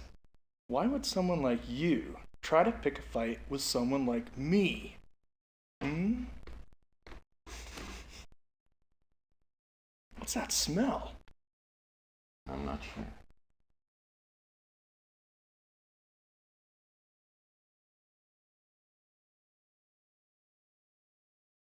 Do you like it? It's called Party Hard by Fabergé. Don't screw around with me. Where's that smell coming from?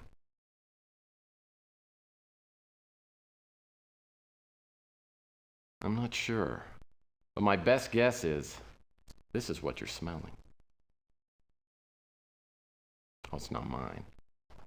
Really. Where'd you get this? Down at Sears. But you're out of luck, pal, because I snagged the last one. I happen to know who this belongs to. Now, why don't you run along before I call the cops? Well, I'm not sure, but I think Mr. Leach and I hit it off pretty darn well. At least he told me what I wanted to know. Emily lives at the Flamingo. Now I'll just have to find another way into the club, get past that big mutant. Maybe Chelsea could help. Seems to me she mentioned having a membership to the club. If she's home, I'll apologize and see if she'll go out for a drink with me. Maybe at the Fuchsia Flamingo. Alright. I guess I can teleport, but I won't. I'm gonna go visit her for a brief moment. And then I'm gonna save before going to Chelsea's. Back again, Murphy. If you're here to ask for another loan, you can forget it.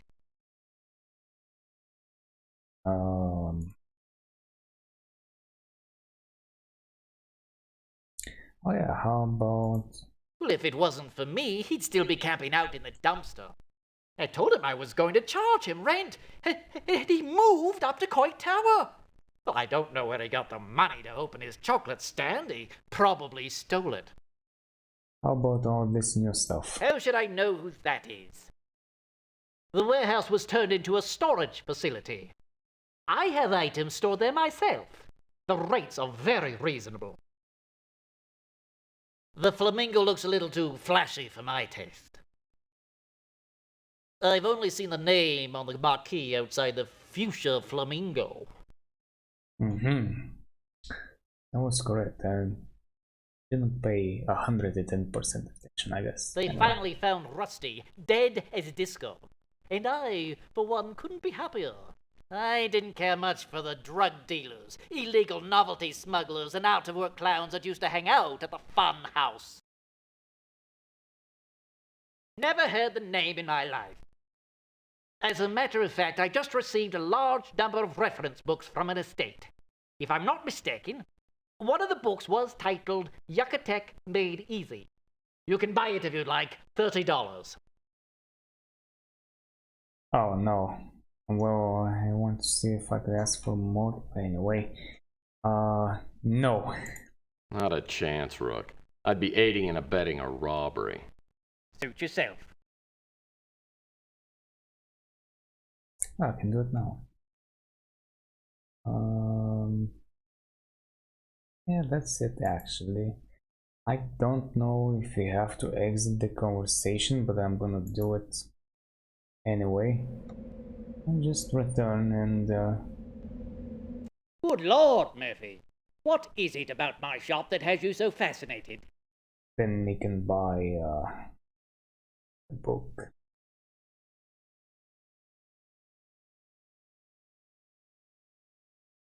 Oh, it's this case I'm working on.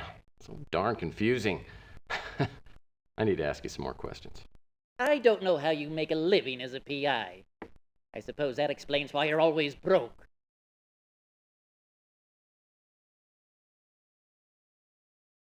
As a matter of fact, I just received a lot. So this is the same. Now I can... Well, I hope my new purchase will help me out. Okay. I mean, I have a bunch of money. I didn't need to buy it right here, right now. I could have bought it later, but This works.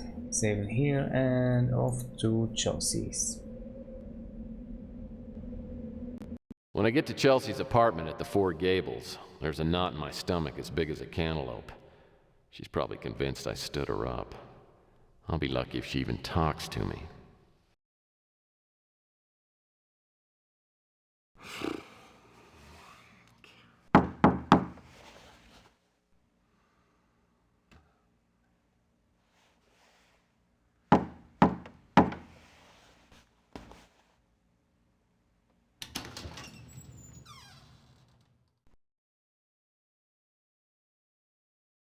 Hi.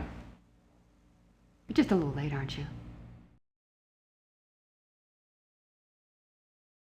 I thought I was early. Oh, you thought I was going to come last night. Knock it off, Murphy. Why didn't you at least give me a call? Why'd you stand me up? Look, Chelsea, I'm a PI.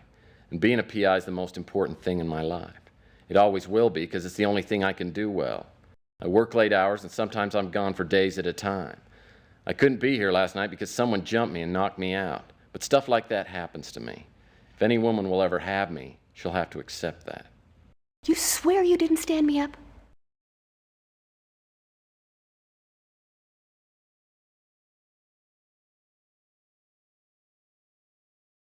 Jeez, Chelsea, give me some credit. If I were lying, I'd come up with a much better excuse. And why should I believe you?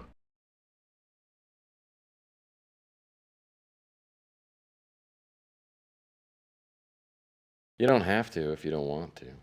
But if you let me buy you a drink, I'll let you feel the bump on my head. Ooh. Are you okay? Oh, I won't be doing any headbutting for a while. But other than that, I'll be fine. In fact, I was thinking we might go out for a couple of glasses of pain reliever. I could use a little drink myself. Unfortunately, I'm out of everything. Where should we go? Well, how about the Fuchsia Flamingo? Funny you should mention that place. I just got a membership there last week, and I've been wanting to try it out. I wait for Chelsea to get gussied up, and then we fly down to the Flamingo. Chelsea's in a sunny mood, and I'm relieved that she's forgiven me for standing her up. Gus Leach meets us at the door. He greets Chelsea warmly, then gives me a less than neighborly look. Maybe he'd be friendlier if I were wearing a sexy black dress like Chelsea has on, but probably not.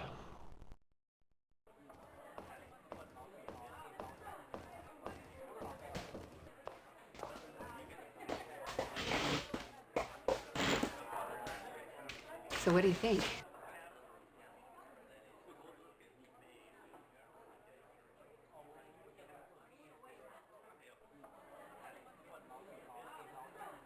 Well, I think whoever decorated this place has worse taste than I do. This place makes Las Vegas look classy. I think it's great. But then, of course, I've always been attracted to blatant tackiness. Should I take that personally? Take it any way you like. Do you remember yesterday I told you I had something I wanted to tell you? Yeah. Well, lately I've been thinking more about us.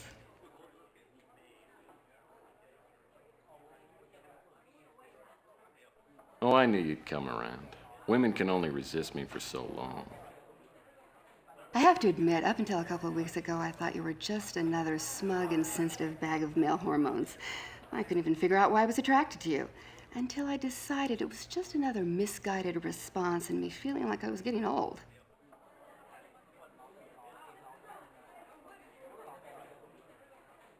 But then you realized that I was smart, charming, and handsome. But now that I've gotten to know you better, underneath it all, I realize that you're a really decent guy. And like I always said, I've always been attracted to you, in a rugged, lost boy sort of a way.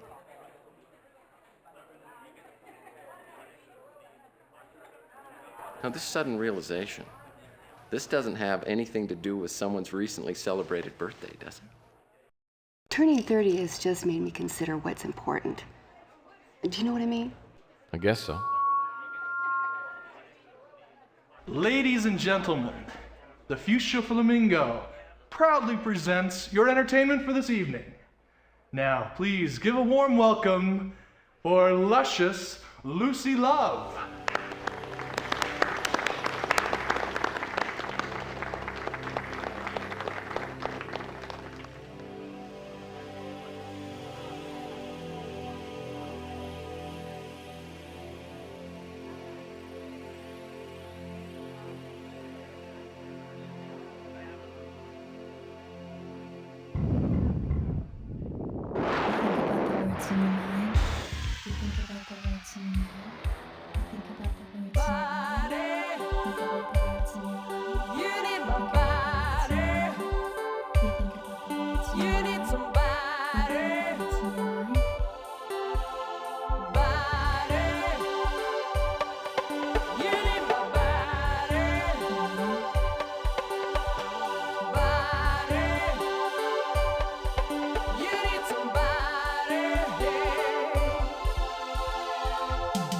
Now that little item looks familiar.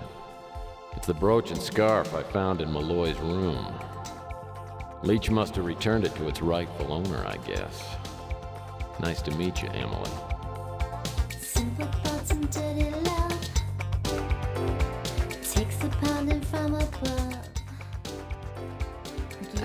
You were married before, right? You never talk about it. It was more like the Inquisition than a marriage. People tell me to go to hell. I tell them I've already been there. Well, would you ever try it again? I mean, with someone new. Boy, Louie was right. This girl is a knockout. Maybe a little heavy on the makeup, but still. Whoa. Man, I gotta find a way to ask her some questions about her boyfriend, Malloy. Unfortunately, Leach hasn't taken his eyes off me since I came in. Maybe Chelsea could distract Leach for a minute, and then I could... No. She probably wouldn't understand why I wanted to meet Emily in her room. Paging Mr. Murphy, do I need to repeat the question? Huh? No. You were talking about marriage? Would I do it again? Well...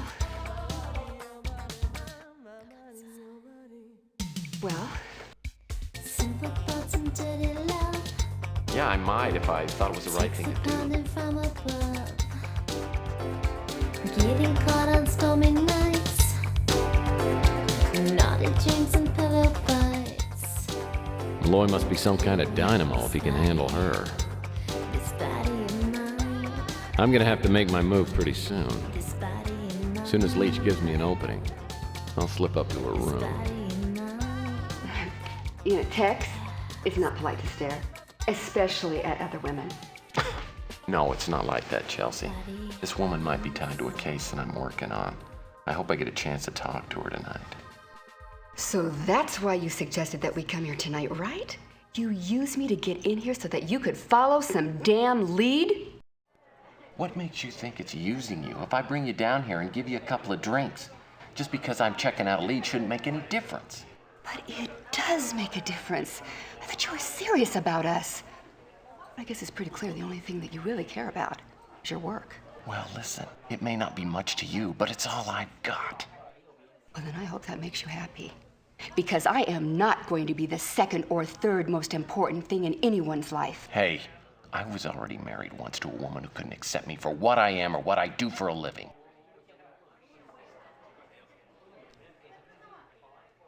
Well, I am glad that we've gotten this out in the open before I made a very big mistake.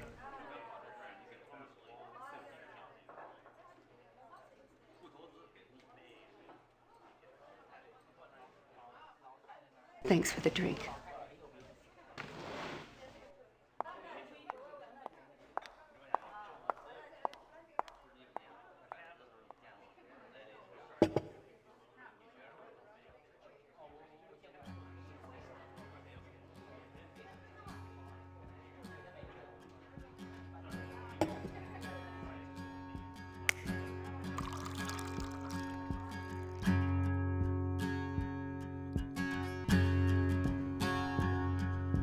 Riding on top of mystery,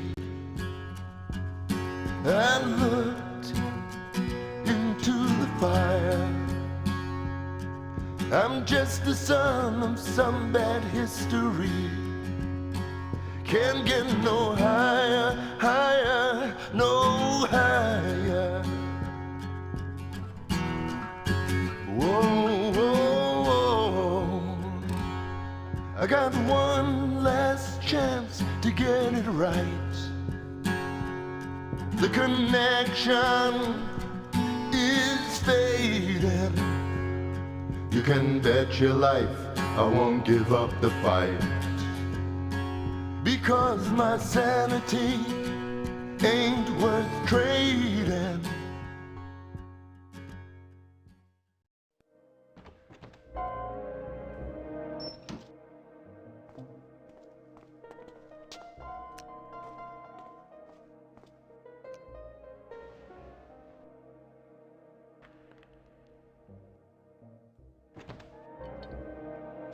Hey, one step closer and I'll scream.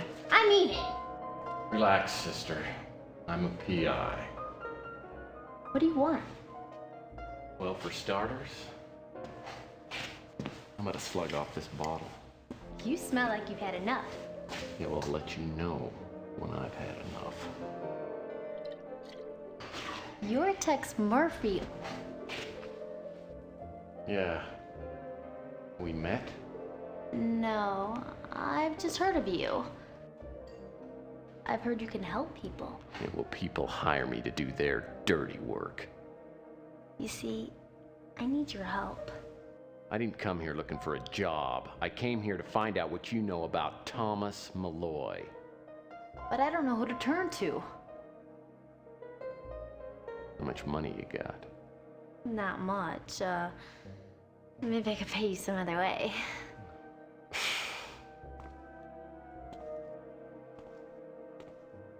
Please. Who do you think I am? You think I see a pretty face and lose all my self-respect? I don't have anything else to give you, and I know someone's gonna murder me. Murder you? Who? I don't know. It started a couple days after Thomas left. I got a weird call. Someone asked him where Thomas had gone, and I told him I didn't know. They hung up. A couple days later, I found a note in my room. After I read it, I was so scared. I told Gus about it. He said not to worry. He said I was just a freak who gets off on scaring women. But I know it's not like that. It's really serious. You need to go talk to the police. Gus says he'll protect me. He doesn't want the police or anyone else taking care of me. I know he means well. But sometimes he's always been so good to me.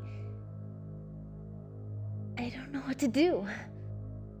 Look, I've already got a case, and it's a client who can pay me. Please, I'm begging you. Here, at least take the note. I'm sorry I tore it up, but I decided to save it and give it to the police. Okay, I'll look at the note. Later. Now you tell me what you know about Thomas Malloy. Please don't make me.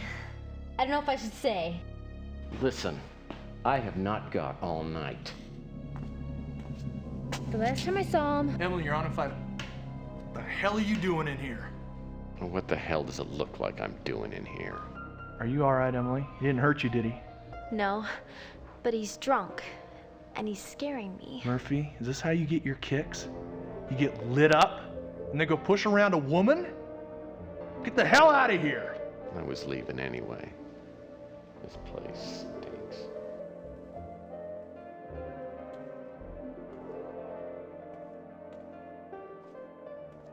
Don't bother going back to your table. Just keep on walking right out of my club. If I see you in the Flamingo again, I'll break your legs. Yeah, well, here. This ought to cover those watered-down drinks you sell. Keep the change, because you look like you can use it.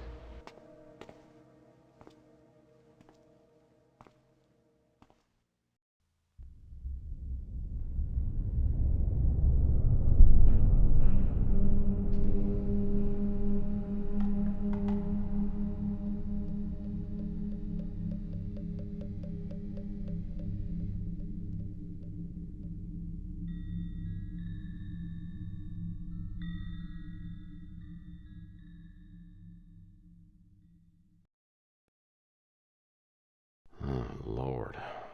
My head feels worse today than it did yesterday. My memory's a little foggy after Chelsea walked out on me last night at the Flamingo. Maybe if I give her a few days, she'll let me patch things up with her. Wish I could remember everything I did last night. I think I talked to Emily, and I'm pretty sure she gave me something. What was it? It was some kind of note. I'll take a look at it just as soon as my eyes start to focus. Alright, and we get to hear the credits theme some more on this path. Oh, it seems like I'm already on the path. I don't know if it's possible to change course. It seems like it's fairly early on, so it should be, but yeah, I'm gonna stay on the path. So, oh yeah, I can translate the letter. I bought the book, but I never translated the letter, so let me do that. And read it. March 3rd, 2043. Dear Thomas, I apologize for the delay in responding to your letter. It had to be forwarded several times and finally caught up to me here in Chiapas, Mexico. I'm gonna wait for the animation.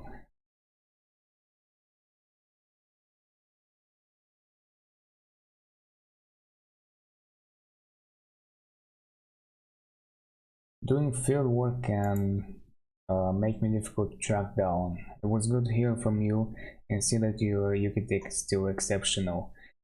I was also happy to hear that I was able to help out with your deciphering work. And the similarities between some of the symbols you sent me and those in the new Mayan codices I've discovered are quite stunning. You may be interested to hear about some of my recent work. As I've related, there are many local legends in this area that seem to confirm some of your theories. I admit I've been skeptical, but recent discoveries have made me rethink my position. Several weeks ago I met an ancient local man who gave me a set of drawings of ancient Mayan hieroglyphs, which I will reproduce below.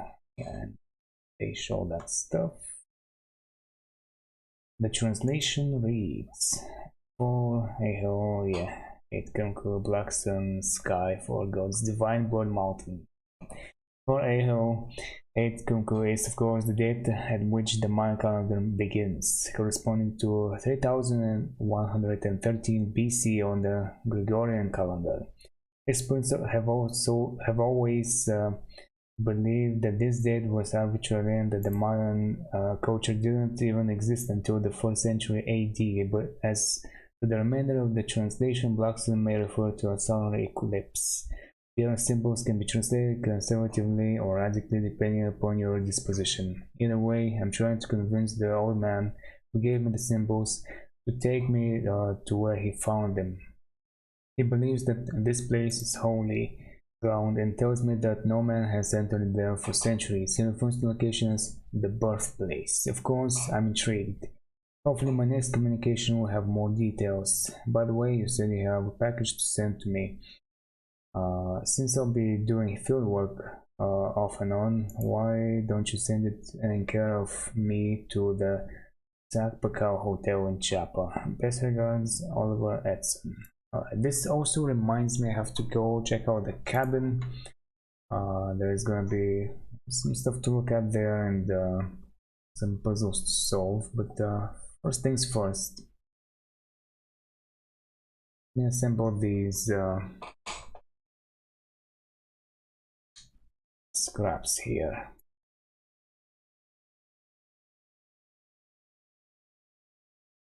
Now I've done this several times. It shouldn't take me too much time, but yeah, I never really tried to remember what's where and where it goes, so it's not gonna be the slowest you know, ever I've ever solved this, but it's not gonna be the fastest either.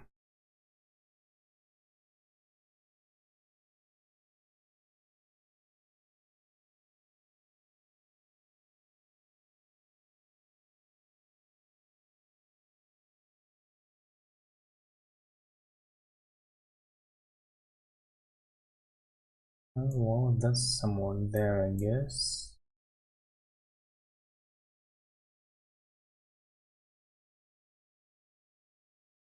Where's the rest of the stuff? There we go.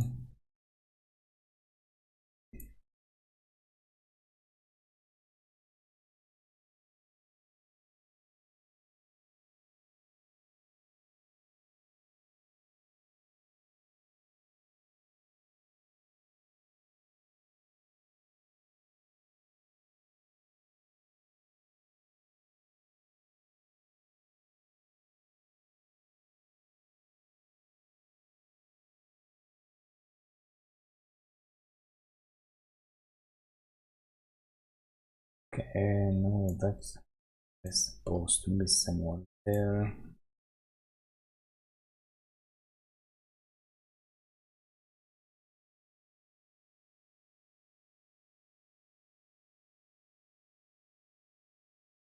I saw some. Oh, was it this? Yes. I was gonna say I saw something on there.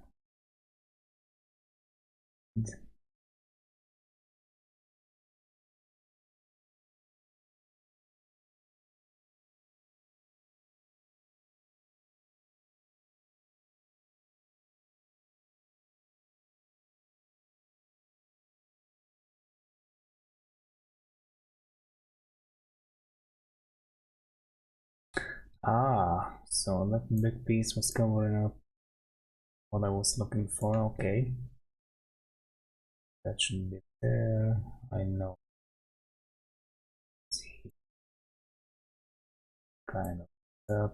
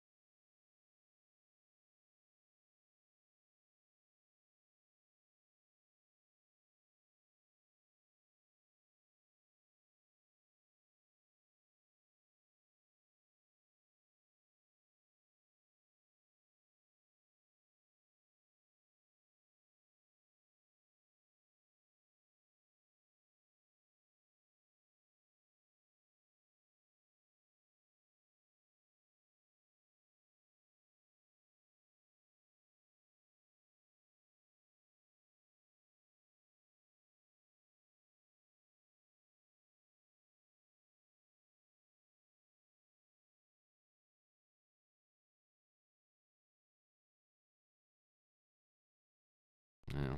Emily Stalker was careful not to leave anything traceable on this note. The only distinctive thing about it is the black arrow symbol. Yeah, now I have one more thing to ask about. It'd be nice if I save here. Sure, I'll increment it, why not? Okay, so I can go down that line of inquiry and I will know where to go, or I can go to the cabin. I guess I'll get the cabin out of the way. Because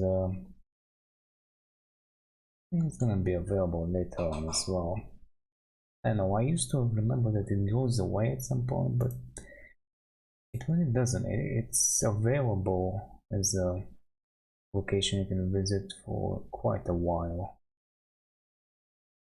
Yeah, I guess I'll look around the cabin.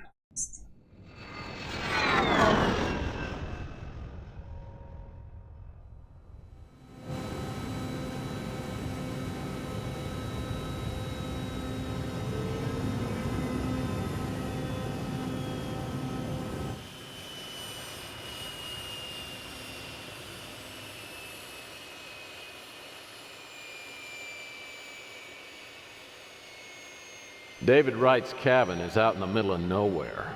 The place appears to be totally abandoned. The door's unlocked, but as soon as I step inside, I sense something wrong. Like I'm just about to open a carton of milk that's been sitting out in the sun too long. Yeah. Way too long. Nice wad of paper.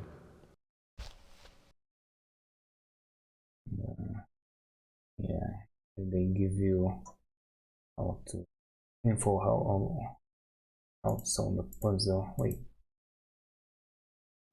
Another witness. The bizarre events of July 1947 may have been New Mexico Lieutenant Governor Joseph Montoya.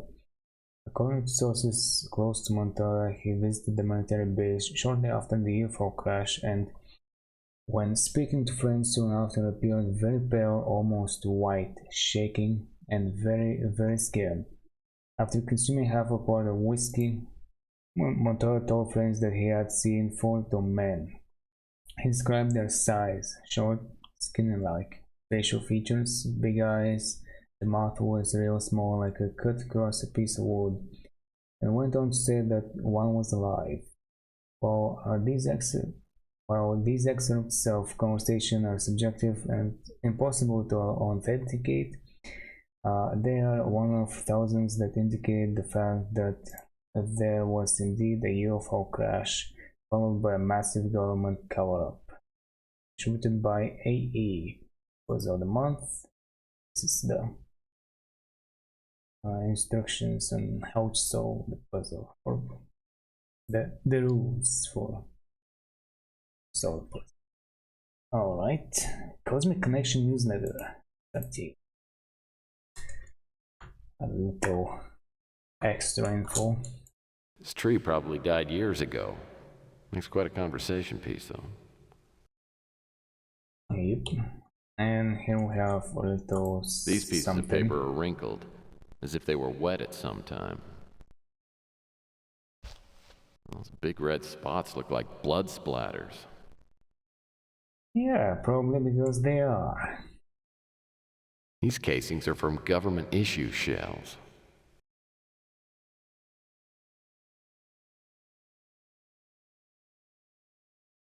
The door's got several holes by the handle. They could be bullet holes. Wait, really? I don't think I ever examined this. Oh yeah, there are several holes by the handle. Interesting. I don't think I knew about that. Well, someone must have been here regularly because no one would have live plants if they weren't going to take care of them. These plants are so dried up, they must have been dead for a while. Books in the case have really been shoved around. Bookcase doors. Interesting. Really? What's so interesting about that? Oh, because these books look like they've been tossed around, like somebody was rifling through them. Oh yeah, nothing interesting here. These books look like they've been... Same line. Broken window. This window looks like it's been broken for a while. I'd guess the cabin's been unoccupied ever since, or someone would have covered the hole.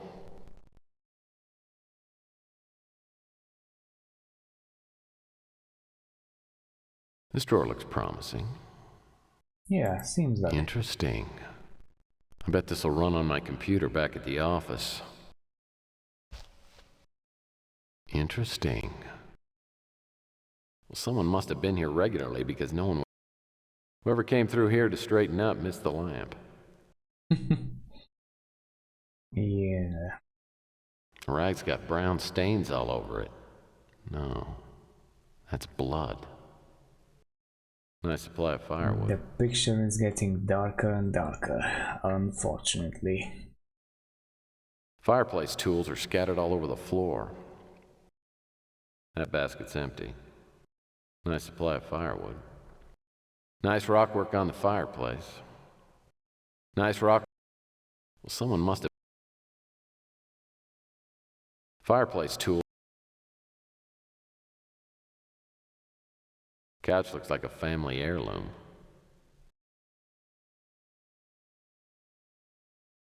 That's an interesting picture. Some sort of ancient temple. This must be Mr. Wright, the owner of the cabin. Nice rock work on the fireplace.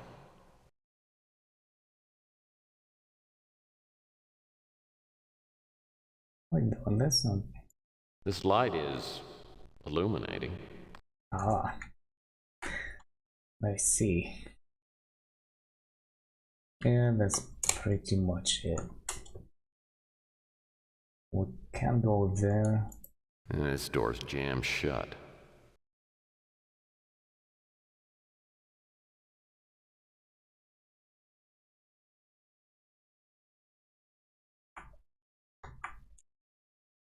A nice view.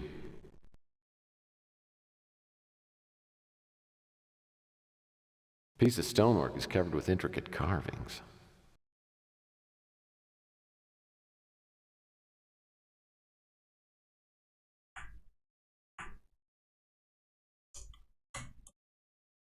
Seems like a strange place to hang a painting. And a security keypad. I guess whatever's behind the door must be important. Yeah, you could say that. Alright, so... Go back to my place and run that disk.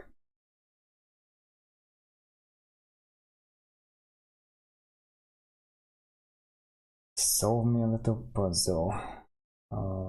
Was it something like this?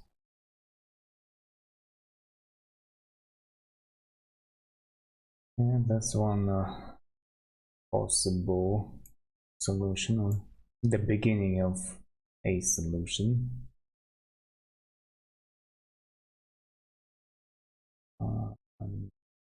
It's not gonna work. Let's say if I have this there, then this works.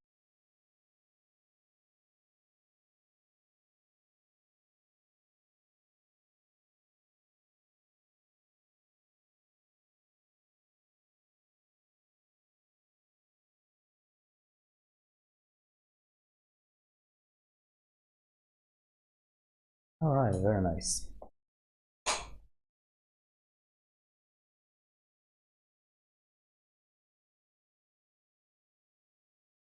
The Maya stand alone among early Mesoamerican cultures as evidenced in the Dresden Codex, a native book of pictures with explanatory hieroglyphs.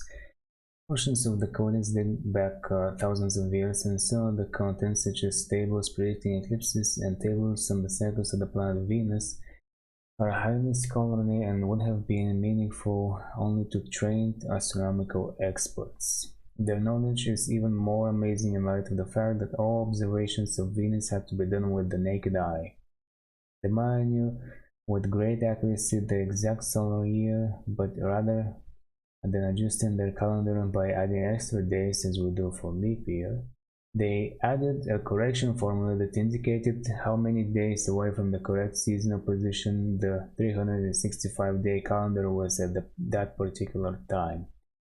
The correction formula revealed an extremely accurate notion of solar phenomena. In fact, the Maya year was more accurate than our present Gregorian year, which was not introduced as a standard calendar in Western civilization until 1582, over 1,000 years later. Michael D. Coe found that the Mayan culture was intrusive. It appeared on the scene as a band of outsiders with a vastly superior civilization. Where did the outsiders come from? One, there is nothing we know that relates this culture to any other in the world. Two, none of the artifacts found to date show evidence of Eastern Hemisphere origins.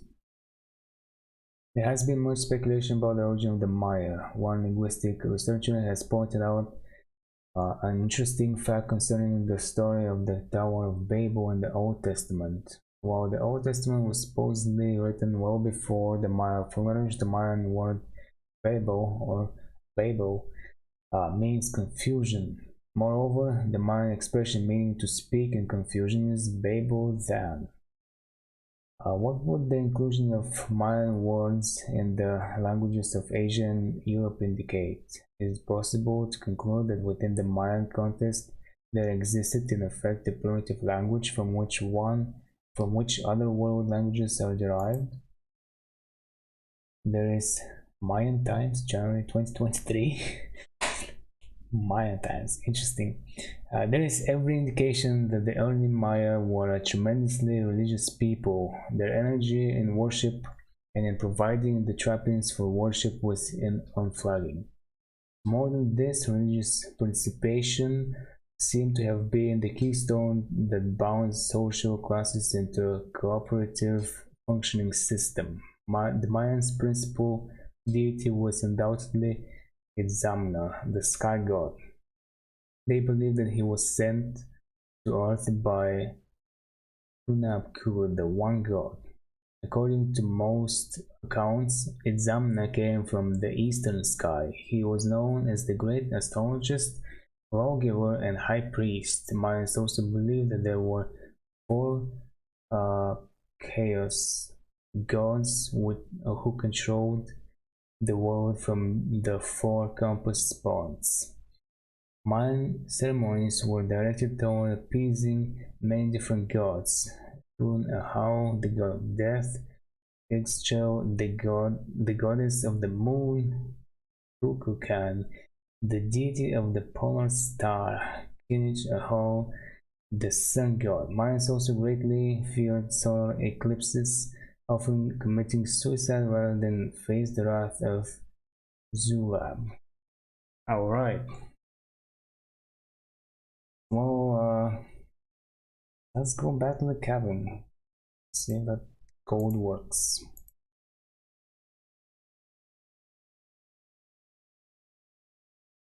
By the way, I could have punched in the solution here without, solving the puzzle, but what fun is that? Let's be honest. Oh yeah, enter.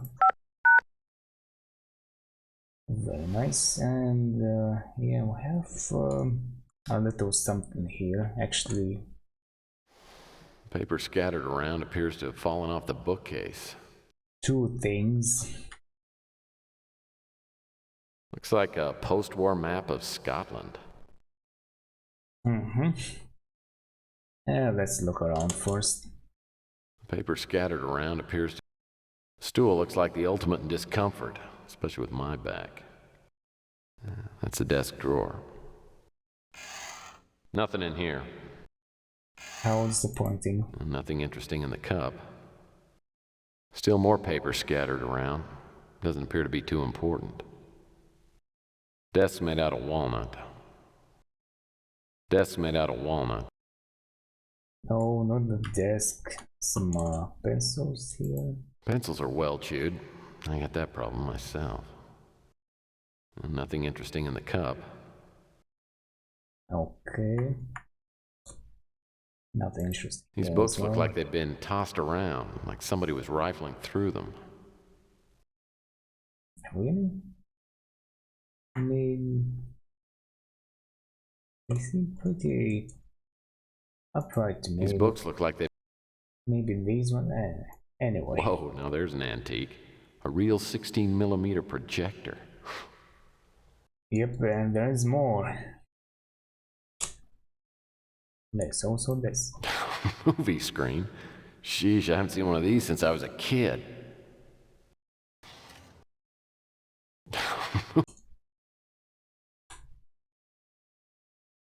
Well, someone must have been here regularly because books in the case have really been shoved around. Bookcase doors. Interesting. It's a reel of 16mm film. This reel looks at least 100 years old.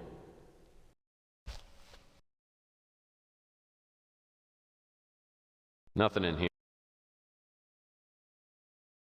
Okay then, well... Turning this thing on won't do much good without any film. Let's see what's on this film, I guess.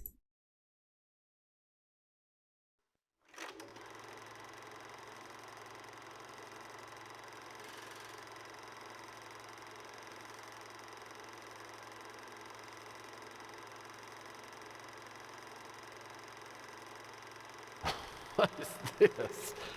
It's got to be some sort of practical joke. Wait a second. Whatever that thing is, it just moved.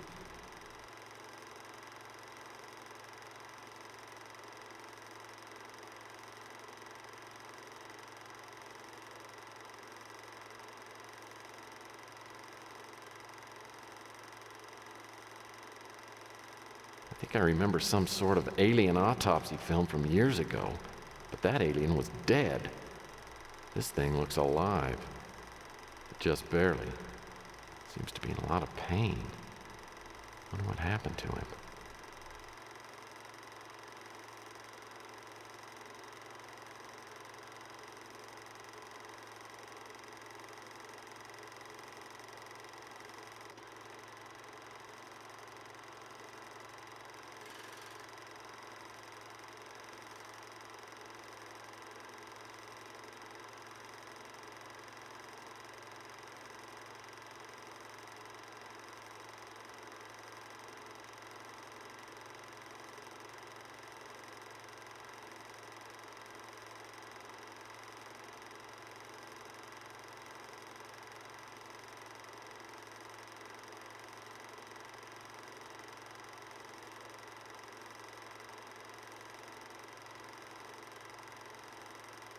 Uh-oh. He doesn't look like he's gonna make it.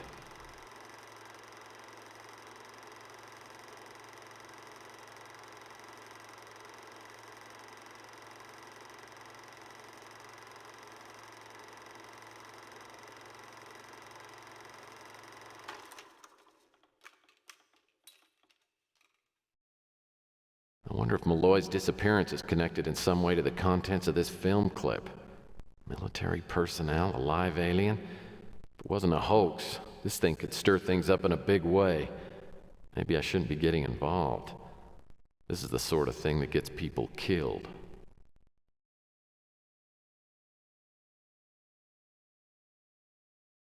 The paper scattered around appears to have fallen off the bookcase. Some of these floorboards appear to be loose.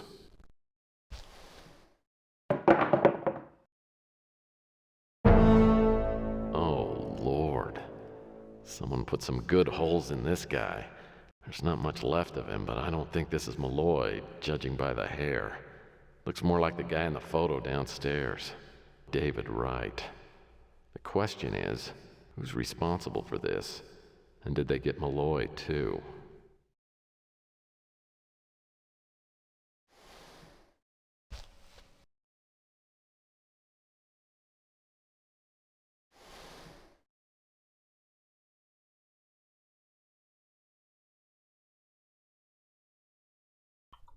Okay then, well,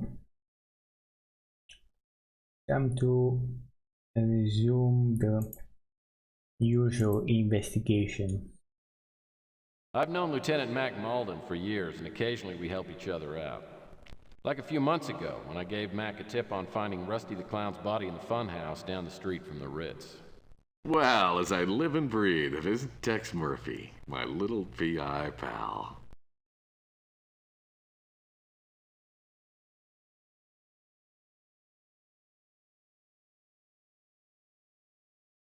Hello, Mac. I see your midlife crisis is coming along nicely. Yeah, I know. Got a new look to go with my new attitude. This ponytail drives women wild. You wouldn't believe what someone will do to get out of paying a parking ticket.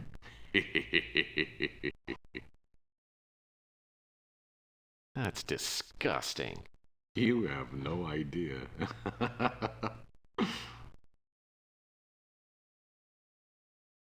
You are a real scumbag, Mac.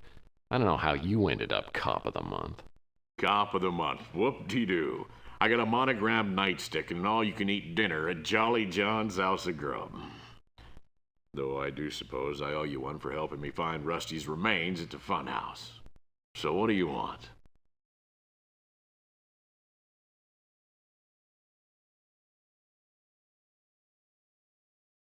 Take a look at this note. Damn. Did you get this? I got it from a client. What can you tell me about it? You ever hear about the Black Arrow Killer? It's vaguely familiar, but refresh my memory. Oh no, you're on your own in this one. You take care of yourself. That's dangerous territory. Most of what I know came from the papers. I know there's a rumor around that the Black Arrow Killer has moved out here. There are a lot of perverts running around these days. We can't keep tabs on all of them. Sorry. You think I know everyone in this town?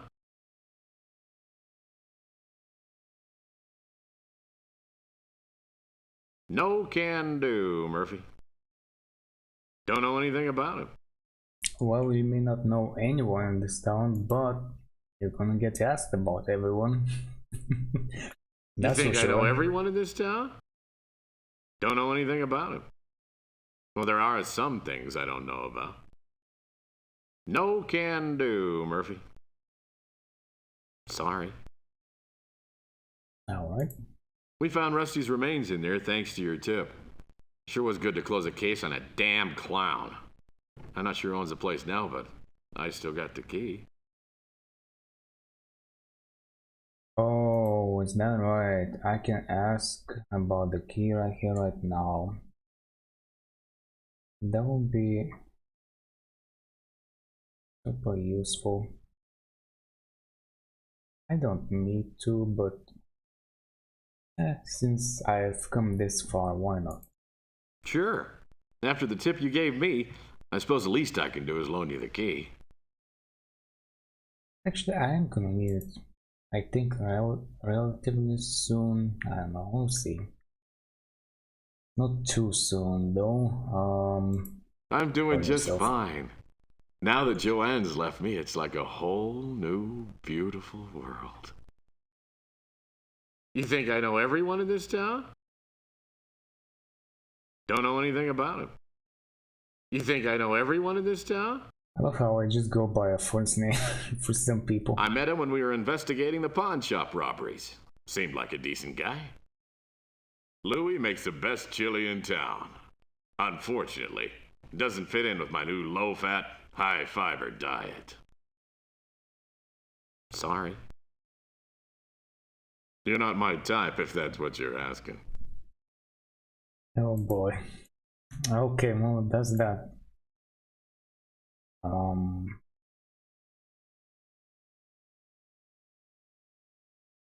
So what exactly did he give me? Oh yeah, I can ask about the Black Arrow Killer. He gave me that convo option, so might as well. Actually, why not? No.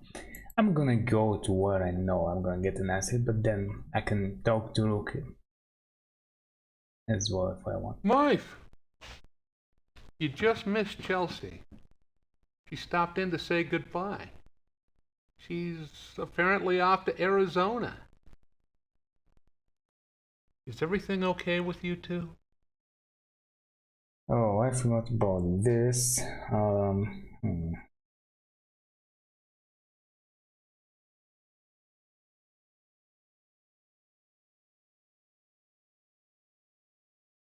I don't want to talk about it. I'm so sick of dames I could puke. Listen, Mike. I know when things don't work out, it can leave a bad taste in your mouth. But you'll find someone.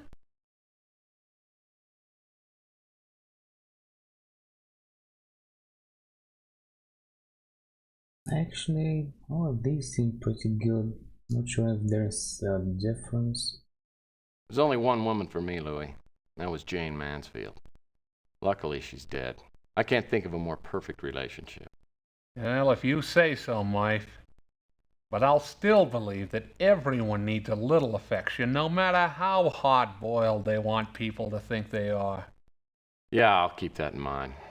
Look, not to be rude, but can I ask you a few questions before I go? Alright, so let's ask about the stalker first. I've heard talk that a stranger's been seen around the neighborhood for a while now. Of course, a lot of people come and go around here. I remember reading about the Black Arrow Killer. Someone was covering the story in the Bay City Mirror. You want to find copies of the Black Arrow Killer articles? I throw out all my old papers, but Rook sometimes holds on to his. Keeps him in the alley back at the pawn shop. Okay. Sorry, Mike. I can't help you there. I don't know anything else about her. Nothing new. Fine. Oh. That's the new club up the street. Seems real nice. I gotta get up there sometime. That warehouse changes owners like partners at a square dance. I guess it's some kind of storage unit now. Leach is the guy who opened the club. Big fella. Got a real hearty appetite. Clint's done real good for himself. That chocolate stand up at Coit Tower's doing some pretty good business. Is it? If you say so. The cops came in and closed that place down a couple weeks ago. Turns out they found Rusty's body in there. Someone dumped him in a barrel of acid. Created a lot of conversation in here, I'll tell you. I guess that's the name of the girl who sings up at the Fuchsia Flamingo. I haven't seen her in action. Alright. Yeah, why not? TP to Rook's place. I heard it through the grapevine that you and Chelsea had a little spat at the Flamingo. How embarrassing. Oh, you. Oh, I'll show you embarrassing. You don't keep your nose out of my business, I'll break it. Temper, Mr. Murphy. I'm not the one who won't go out with you. I have to stay here and answer your annoying questions. And that's a pretty good comeback. What was I gonna ask? Oh yeah. I mean, for instance, let's say stalker. I've heard that a stranger's been seen lurking around the neighborhood lately. I figured it was just you getting your jollies. I read about the Black Arrow Killer in the newspaper, but why are you asking me about him? He was arrested in Nevada some time ago. Of course I've heard about it. I just doubt I know any more about it than you. The Mirror is a fine publication. I try to save my copies so they can be recycled. Then the bums come while I'm sleeping and steal them, probably using them for blankets. How should I know who that is? Well, if it wasn't for me, he'd still be camping out in the dumpster. I told him I was going to charge him rent, and he moved up to Coit Tower. Well, I don't know where he got the money to open his chocolate stand. He probably stole it. Never heard the name in my life. The warehouse was turned into a storage facility. I have items stored there myself. The rates are very reasonable. The flamingo looks a little too flashy for my taste. I've only seen the name on the marquee outside the Fuchsia Flamingo. They finally found Rusty, dead as disco. And I, for one, couldn't be happier.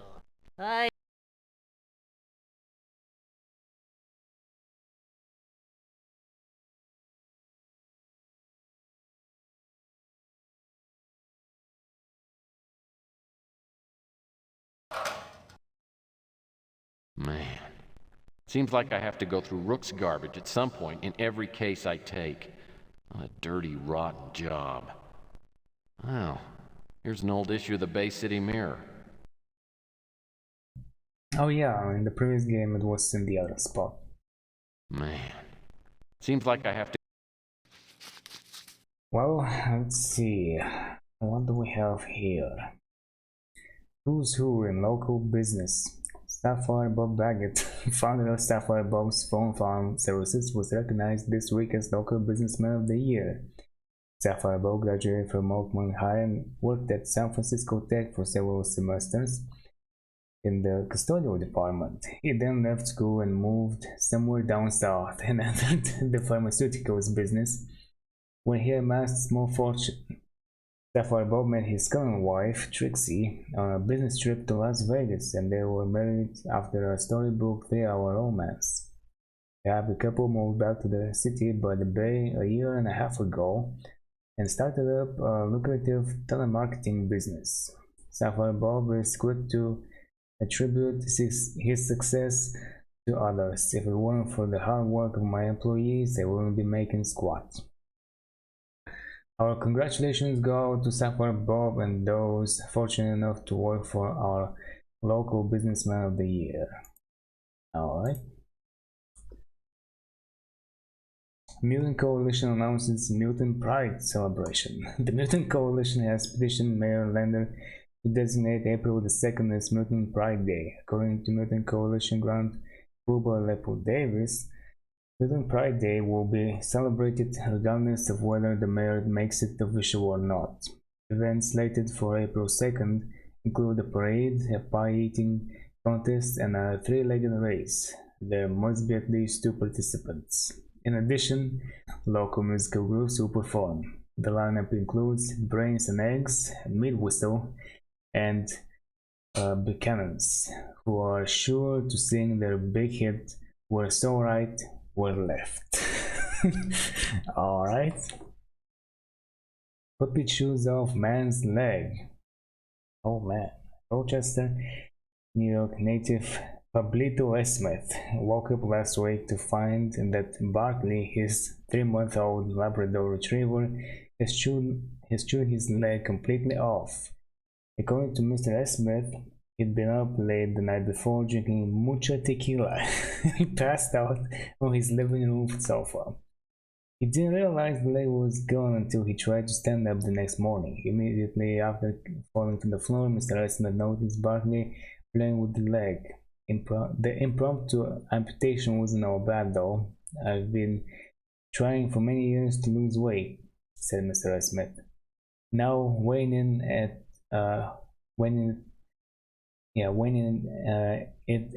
svelte 195 pounds, he's scheduled to leave the hospital today. Alright, and the thing I'm looking for, exclusive, The Black Arrow Killer Strikes Again by Lucia Purnell. What appears to be a carbon copy of the serial murders committed in Arizona and Nevada. Over the past 2 years, the young woman has been murdered in New San Francisco. Police are not releasing any information at this time, including the name of the victim. The reporter has learned, however, that evidence was found at the crime scene which indicates that the Black Arrow Killer has struck again. Reports from several months ago hinted that the police had finally caught the serial murderer in Nevada. This was never confirmed or denied. though this recent tragedy seems to prove that the killer is still on the loose. We'll provide all possible information when it becomes available. Sports section? Gods on Sports by Al Gortz Jr. I didn't know it was her. Alright. The big news today, of course, is the arrest of Manu Manusakis, the power-hitting catcher from the Bay City Mutants. Manu was booked on manslaughter charges stemming from the fatal incident which took place yesterday evening. In the bottom of the fifth inning, Manu ripped a hanging snow curve into the stands to the left of third base, hitting a woman in the forehead and killing her instantly. After the game, which the Mutants won 5-4 on Manusakis' 3-run upper deck blast, Manu was cuffed and escorted from the ballpark in a patrol speeder. As it turns out, the victim was Manu's ex-wife, and witnesses say that Manu pointed in her direction moments before stepping into the batter's box. Police suspect foul play. Fishing Pros Contest winner.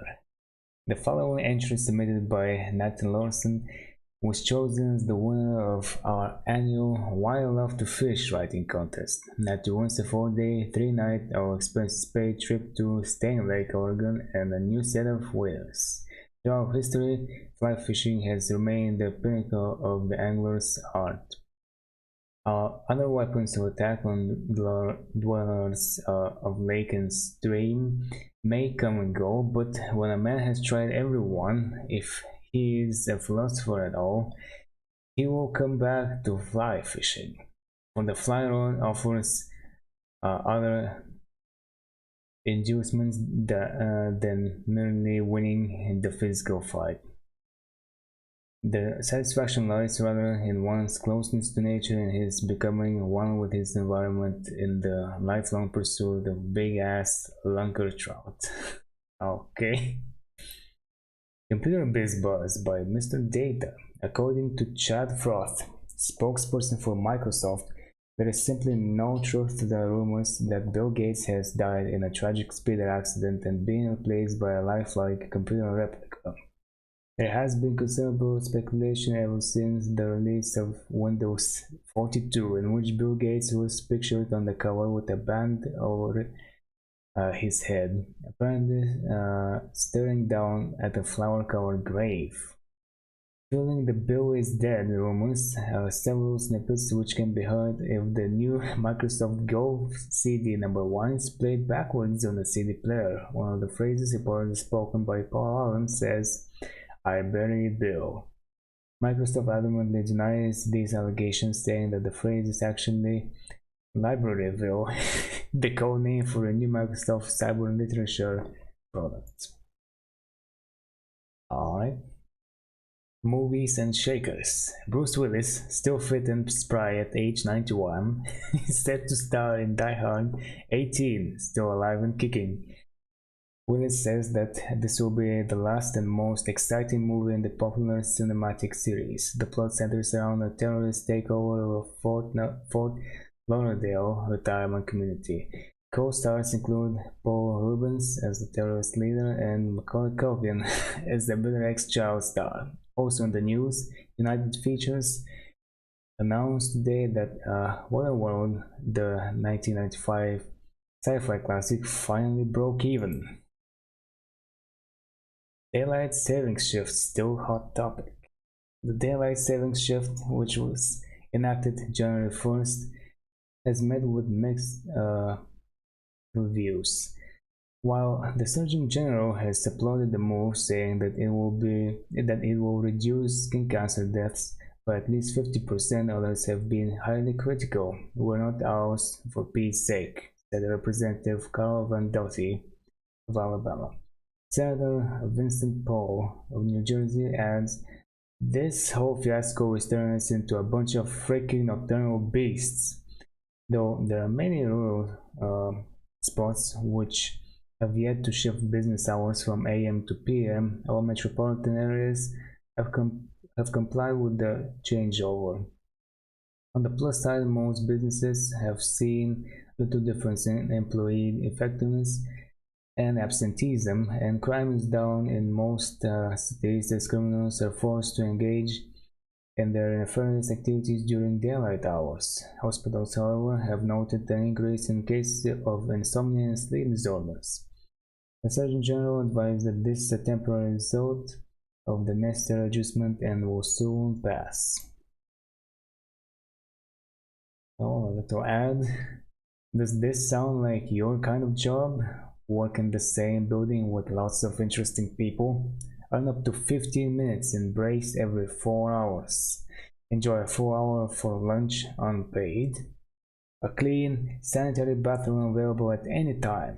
3 fully functional drinking fountains dispensing icy cold water. Punch in on a state-of-the-art time clock. Sit in a comfortable chair with armrests. Make money simply by talking on the phone all day. If this sounds like the kind of exciting career you've dreamed about, contact Sapphire Bob's Phone Farm Services at 555-0801. A challenging and rewarding opportunity in the field of telemarketing could be your stepping stone to the future. Okay, and be an artist or just look like one. Well-renowned fashion expert Francois will appear for one night only at the Bayview Community College Amphitheater. Francois, founder of the Nouveau Avant-Garde fashion movement, will lecture on a variety of topics, including art, apparel, and accessories, dressing for suicide, and a basic black turtleneck.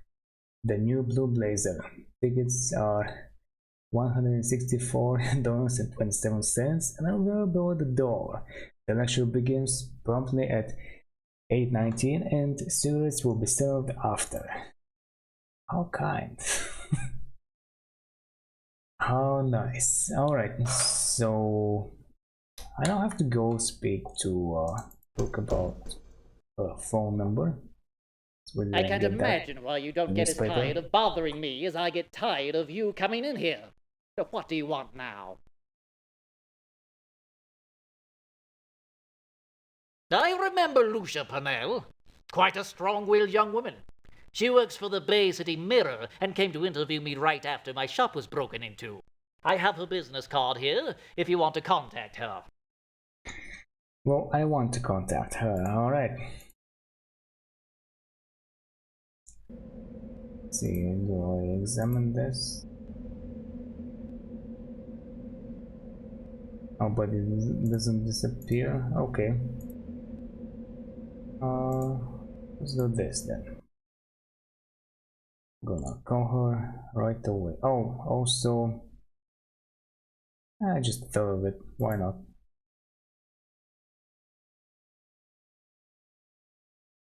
I'm gonna try to make a bad first impression, see if it works. Again, don't know if it matters too much, but it all piles up in the end result. This is a private number. Not anymore. I found it scratched in the wall down at the Greyhound station. Really? So I guess you're looking for some action. Yeah. You got it, sister. Looks like you called the wrong number. Well, that didn't go very well. Maybe I should try it again. Yeah, maybe you should. At least a couple more times. If you don't have a good reason for calling me back, I'll have the cops at your place before you disconnect. So get to the point. Let's see. Use extortion. Oh, this will be good. You know, I'm holding your business card right now. Unless you tell me everything you know about the Black Arrow Killer, I'll give this number to every crackpot in town. I already know every crackpot in town. Thanks for calling. Well, that Nice didn't one. go very well. Maybe I should try it again.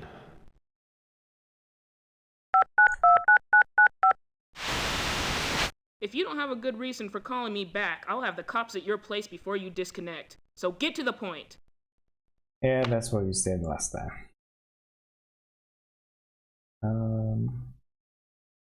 On this. I've got a note that might be from the Black Arrow Killer. Okay, let's meet. I can tell you whether it's the real thing or not.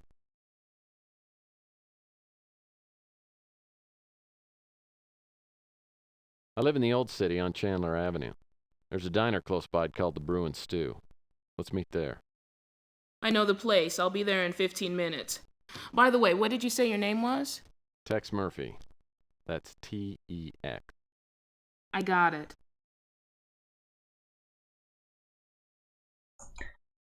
Alright then, well, let's go there right away.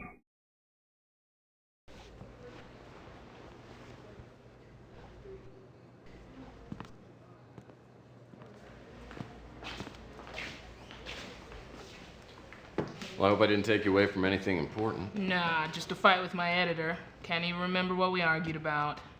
Well, don't worry, because I'm not here to start a fight. Truth is, I piss people off, usually the wrong people. Well, at least we got that in common. Good. Now, you said you had a note? Yeah.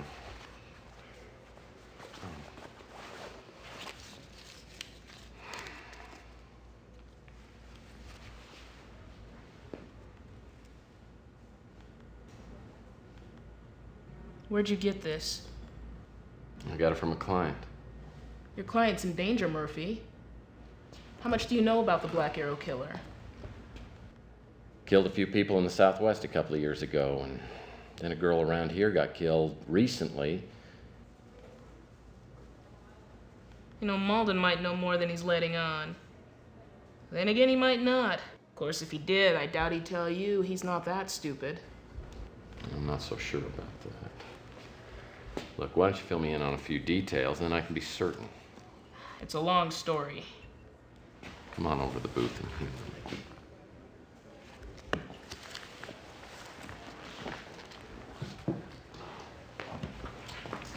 You're slightly above average, aren't you? Yeah, and many things. Well, we'll just have to cut you down to size, won't we?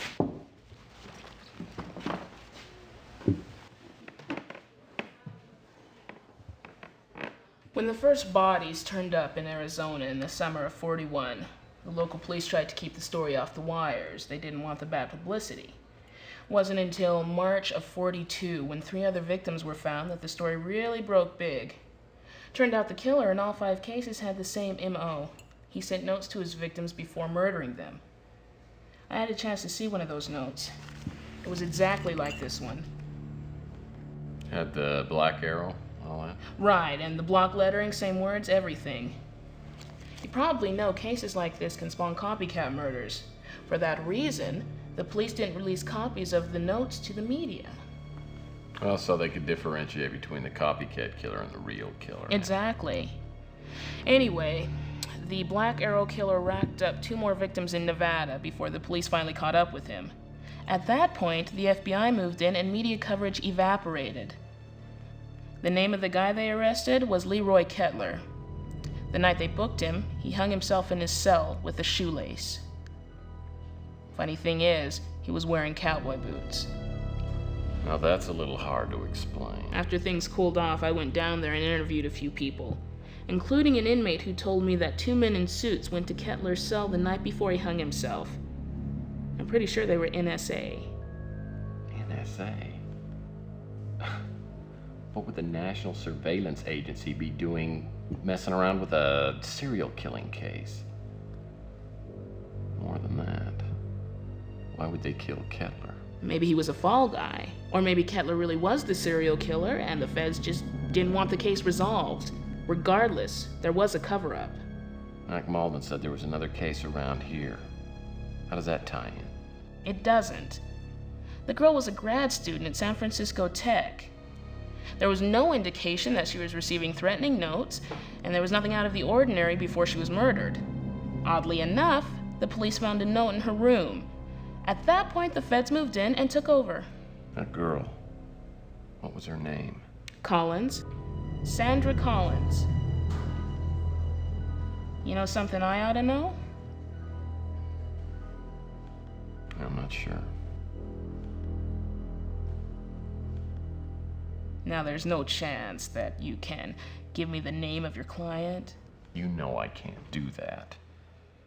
But I'll tell you what. If I find out who's stalking my client, you're gonna get a scoop out of this. That's a fair deal. By the way, have you heard of a place called Autotech? Don't think so. Might be worth checking into. Oh, and Murphy, one more thing. When I was following this story in Nevada, I met a guy just like you, a PI. He asked a lot of questions, too. A week later, he had a tag on his toe. Suicide, I think.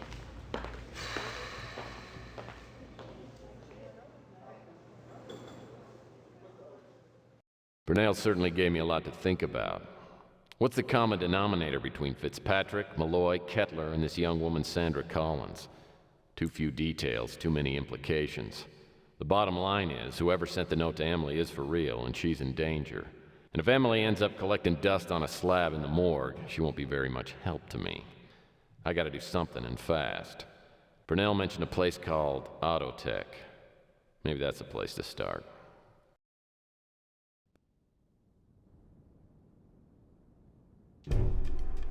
Somebody just jumped off the water tower on the roof of Rusty's funhouse. Dressed all in black. Maybe Emily wasn't just imagining that someone was watching her.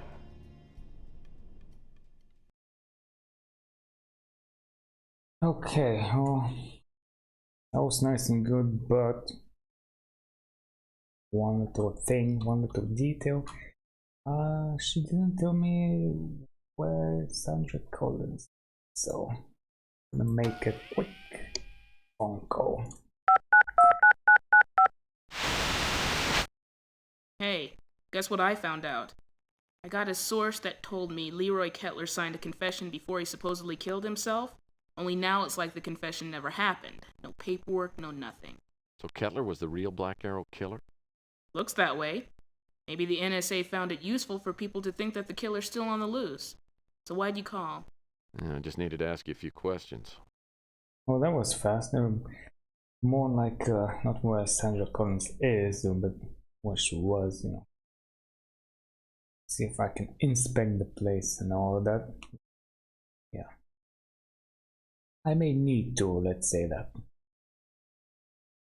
There's nothing I'd like more than to light a fire under the National Surveillance Agency. It's like they say, absolute power corrupts absolutely. Okay then. Autotech. Gee, that sounds familiar. Wish I could help you with it. Mm-hmm. I talked to her family after the murder, but they didn't have any useful information. If you want to give it a try, I'll give you the address. Yeah, that'd be nice. I can't help you, but I'll check my sources. That's not in my area. Me? I'm an investigative reporter. I'd send my grandmother up the river for a hot story. I like working for the Mirror. It's small but respectable. Plus, they let me do what I want. I've told you everything I know. If I find out any other details, I'll pass them along. It looks authentic. I'd say your client's life is in danger. Could be the Black Arrow killer. Or maybe it's just someone pretending to be. Are you gonna ask me about every person you ever heard of? Yeah, just sit there and watch me. He was the guy living in the dumpster by Rook's pawn shop. I tried to interview him for details on the robbery, but he looked like he was going through some sort of drug withdrawal. Yeah, that's right. She actually has something to say about some of these people. I can't help you, but I'll check my sources. That's not in my area. That's the new club in your neck of the woods. Word is, the NSA's staking the place out. Yeah, seems that way. Are you gonna ask me about every person you ever heard of? I remember when Rusty disappeared. Big news. I hear they found the body right in the funhouse. Oh man, I have a lot of stuff to ask about. Walden's like a bulldog. Stupid, but persistent. He's a pretty good contact. Don't know anything about it. Doesn't ring a bell. Are you gonna ask me about every person you ever heard of? I can't help you, but I'll check my sources. And this also reminds me, I still haven't called Fitzpatrick yet, but he can wait a little more. I interviewed Rook after his pawn shop got broken into. Mean little bastard. We got along great. The Bruin stew is one of my favorite greasy spoons. Louis is a hell of a guy. And a pretty good source of information. That's true. That's Doesn't very ring true. a bell. I don't mean to come across as unfriendly, but I deal with a lot of imbeciles in this business. Don't take it personally. Okay then, that's how we're gonna end the conversation. Alright, well, there are a couple of things I could do, but let's go for Rusty's place first. Wait, did I see something? Seemed like person on the roof, but it wasn't. It was, I guess, one of the towers. Alright, well, here goes nothing. Well, Mac gave me the key to open the cop lock, but he didn't tell me how to deactivate it. Oh well. I'll just have to figure it out. The 4 nodes on the left have to link up with the 4 nodes on the right. The connections can't intersect or the cop lock resets. Alright, so let's see, how did this go? Something like this.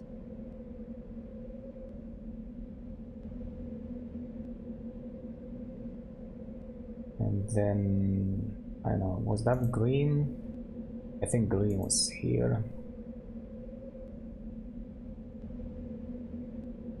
And then these are like that.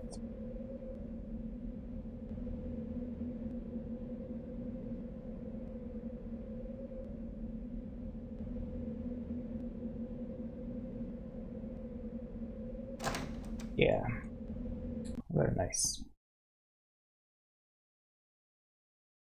I'm afraid Rusty's played his last joke.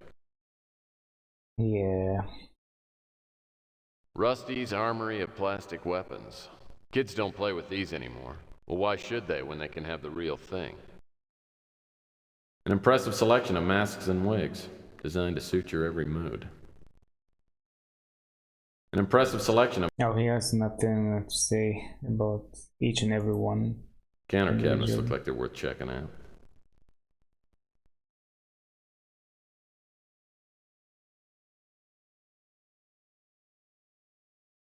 Not really.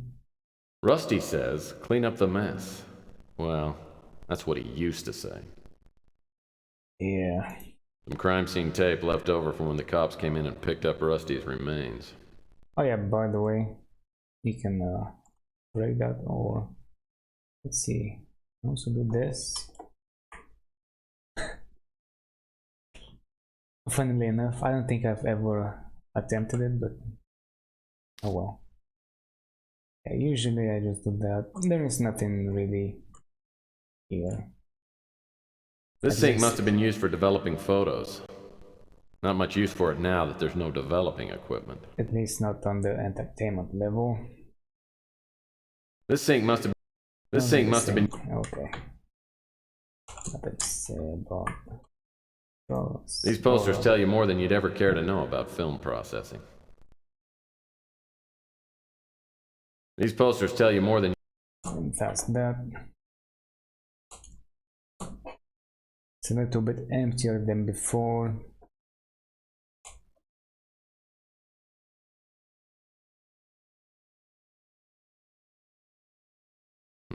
Empty cardboard boxes.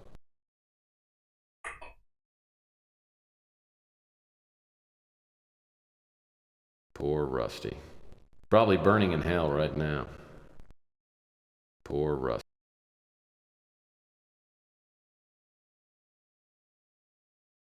Looks like some local hooligans have been in here.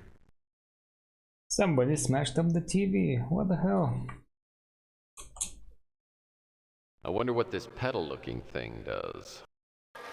Oh, let's try it. Oh, would you look at that? We have more Empty boxes. cardboard boxes. Right about the time Grandpa started wearing Huggies, I used to switch one of these for his real dentures. A lot of good memories here. It's an old newspaper with Mac Malden named Policeman of the Week. Must have been a real slow week at the precinct. Man, this fake doggy do looks real enough to step in. Oh really? Do tell me more. Man, this fake stuff looks so real. It'll make a great gag. Can you imagine the look on somebody's face when I... Hey, wait a second. Oh, sick! Those police dogs were in here. Sorry, Mac, but first things first. So much for a policeman on the week or on the month. Anyway. I wonder why Rusty would keep this copy machine hidden. Unless he was using it to... I don't even want to think about that. I once broke up with a girlfriend over a whoopee cushion. Literally. Oh, now here's a classic. Fake vomit. This comes in handy when you don't want people taking the seat beside you. Ah, rubber chickens. They make me think of Grandma's rubber chicken pot pies. Alright, nothing else. Well, let's climb up. This ladder leads to the roof of the funhouse. Oh. Is it unlocked? I know it is. Luckily, the trap door doesn't seem to have a lock on it. Yeah, luckily.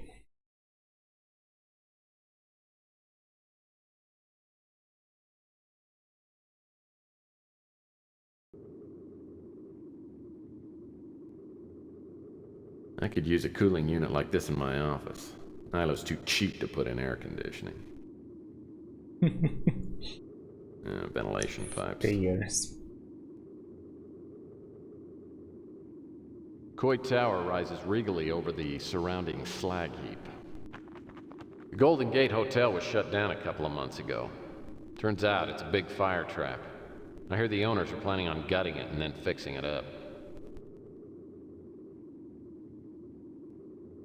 Well then. Oh, I can see Chandler that. Avenue recently got a city-funded cleanup. Now the street's darn near clean enough to eat off. Wait, Chandler Avenue? That's not quite Chandler Avenue, but... Okay. It's another beautiful night in the city I love.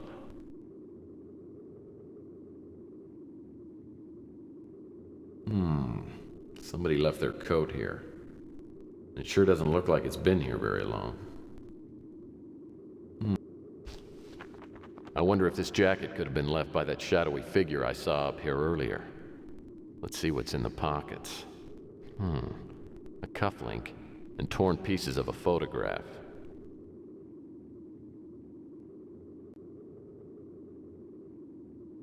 Oh, sure, I'll assemble this right here, right now. Why not? I'm gonna have to do it soon anyway.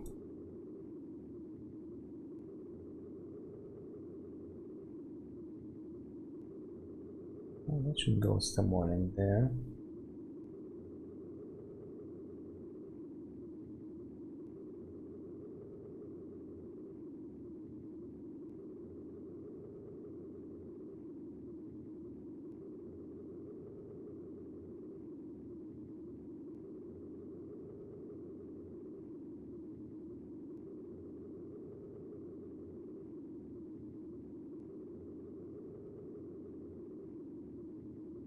And there should be somewhere here.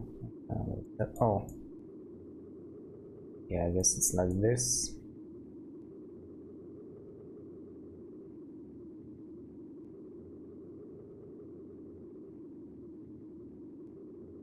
Somewhere there.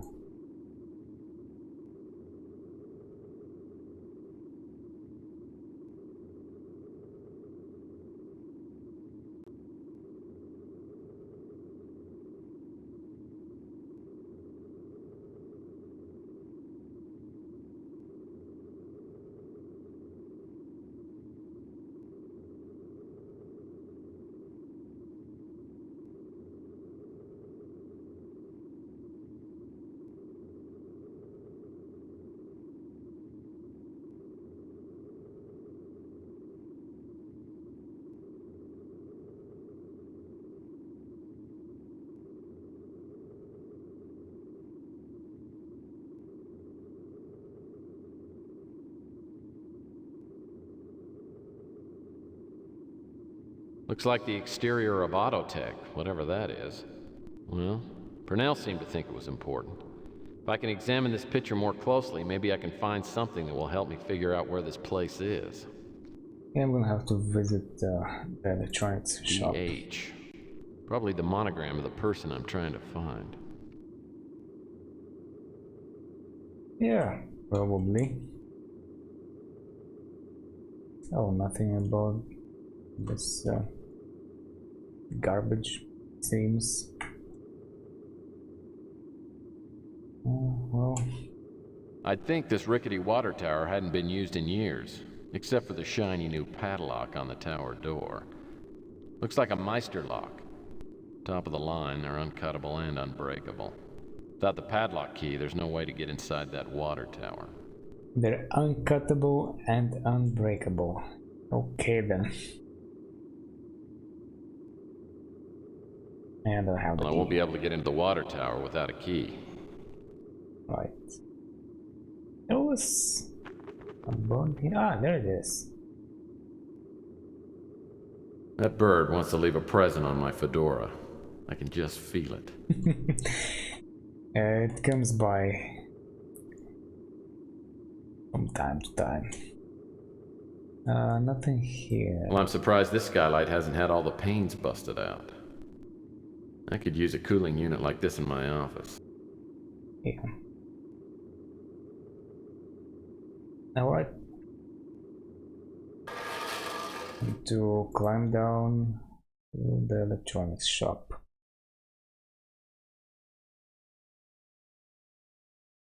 That will be an experience and a half. There's a door built into these bricks.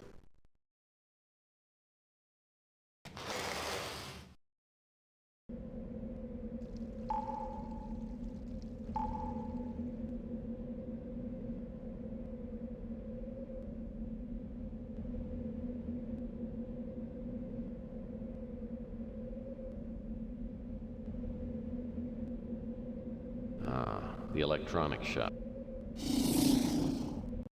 The electronics shop opened last year, and I got to know the previous owner, Ham Underwood. I got an electronics shop credit card under somewhat shady circumstances, and I ran up a good-sized bill during my last case.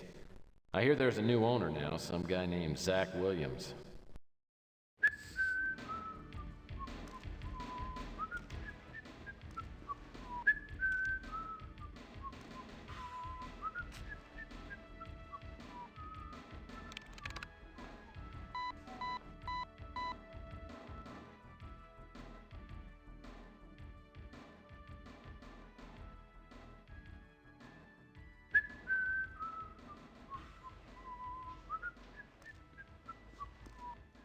Hold it right there.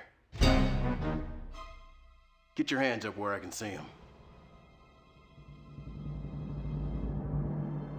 All right, now, take out your electronic shop credit card. Ah. Nice and easy.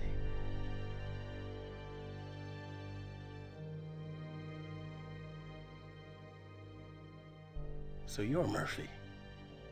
I just got your photo from the credit department. We were wondering when you'd show up here again. I got orders about you. Straight from corporate headquarters. Sorry I gotta do this. But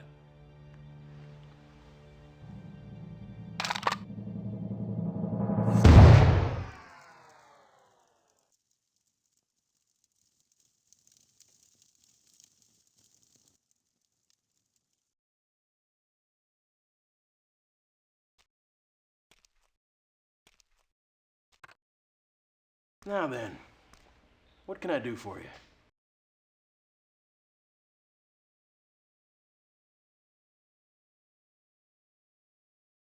Well, I was here to do more shopping, but darn it, I'm not sure whether my credit card still works.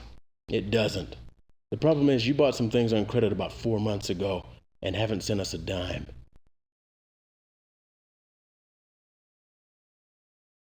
Listen, your merchandise is so worthless, you ought to pay me for taking the stuff off your hands. Your account is over 120 days delinquent. And you owe us $1,230. Say what? That amount includes one fax machine, $399, one laser blade, $29, a film developing kit, $179. For that piece of crap? You bought it. And $623 in interest. What? $623 in interest.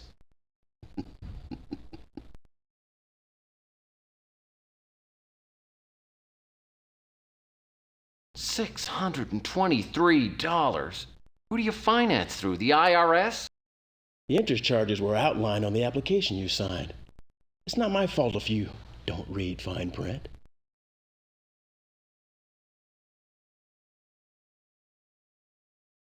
Listen, I suggest you take the interest charges off my bill, or you're going to get a visit from the Better Business Bureau. It doesn't matter who you talk to. If you don't pay the $1,230, you can't buy anything in here anyway.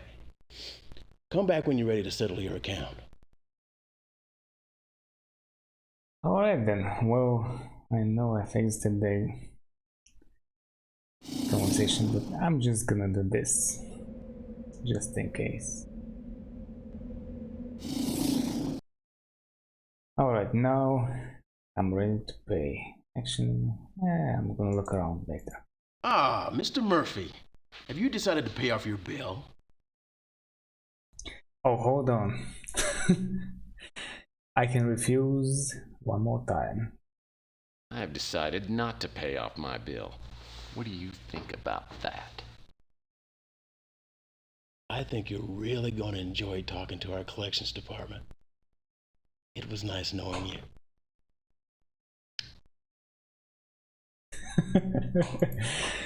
What was it? Is it still here in my inventory, by the way?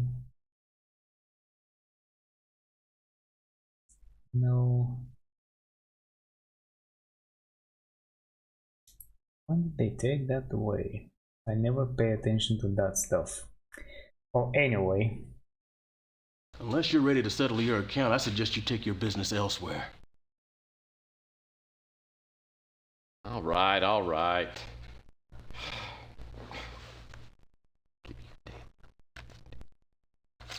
Here's your money. Now, when do I get my new credit card? You don't. From now on, it's cash only. If you see something you like, ask me about it, and I'll give you a price.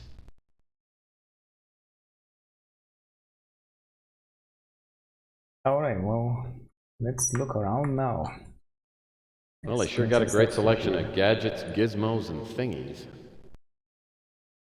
Photo analyzer. Most of the photos I've seen don't require much psychiatric help. Now there's utility. A radio that doubles as a boat propeller.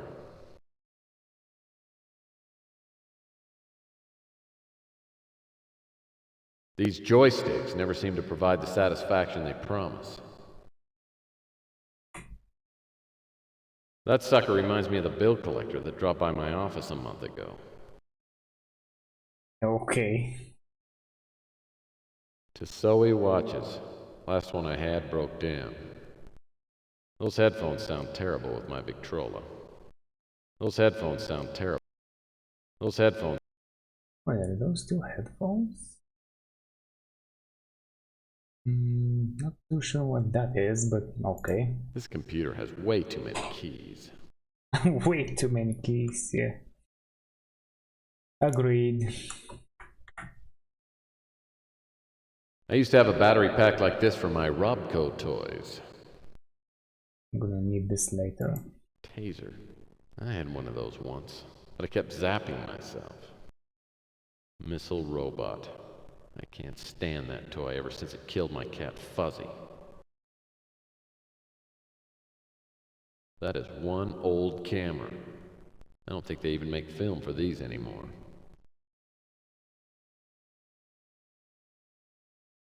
Well, they sure got a great selection of gadgets, gizmos, and thingies.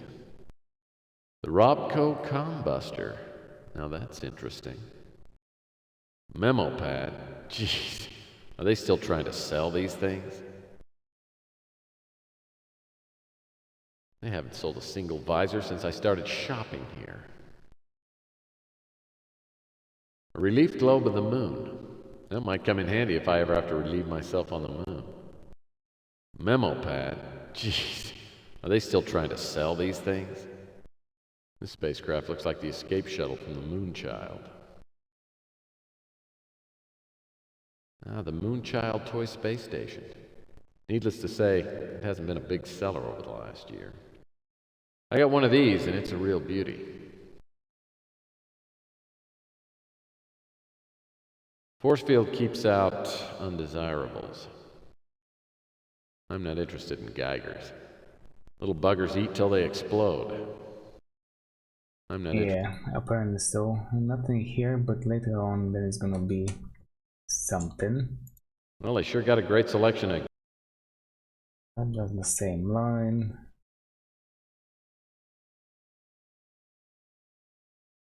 I'm here to answer questions about the merchandise, and that's all. If you see something you're interested in, ask me about it, and I'll give you a price. Then if you want to buy it, you give me the cash, and you take it with you. Got it? Good. Got it? Shrug life. Alright. Our vid phone prices are very competitive. $399, not including installation. The Toppa Globe runs for $479. The visors don't work, so we're selling them cheap. $10 each. The Canon Hyper Zoom is our most popular model of camera. $759. Those are tasers. They're a joy buzzer for the 21st century. Kids love them. $33 a piece. The Robco Supercomputer. It's our top of the line. $5,999. The video watches are priced pretty low. $15. The teeny laser disc never caught on, so these things aren't much good. Robco Sticks of Joy are only compatible with the Robco Ocelot gaming system. $89 a piece. I wouldn't worry about the miscellaneous items unless, of course, someone suckered you into buying a Robco computer. Oh, they have a special cutscene for this? Interesting. The remote control Geiger is a favorite of mine. All the fun and none of the mess. $799. I usually skip most of these. I'm not sure what that thing is, but it sells pretty well. $220. The Robco Colony Cruiser is every kid's dream toy. That's why it'll cost you 900 big ones. The Cyber Nanny is a real breakthrough in the field of child supervision. $1,259. The Cyber... No, not that. The headphones are scientifically designed to work with almost any portable disc player. That kind of compatibility doesn't come cheap. $150. This new rodent tracker has some features that weren't in the 8000 model. It's got a strafing feature for cockroaches and a butane ant torch. It's a little pricey. $899. Yeah, a little. Ah, the Robco Comm Buster. If you need to find out a safe combination, this is the gadget for you. Attach it to the surface of a safe, then turn the dial. It'll show you all the numbers in the combination. The only glitch is that it doesn't give you the exact order the numbers are used in. It's still a bargain at $50. Yeah, this is one of the items I will need later on, but I usually solve the puzzle without it, and it's... I mean, if you figure it out, it's pretty obvious, because you get another clue from a different place. The visual analyzing apparatus allows you to examine objects and enhance different quadrants digitally. It's a steal at only $70. The Robco battery pack is specially designed to be used with certain Robco products, such as the Alien Abductor, which I happen to be out of at the moment. It's $20 for the battery pack. Okay, I wanna buy the visual. Well, I hope my new purchase will help me out. Oh, it will.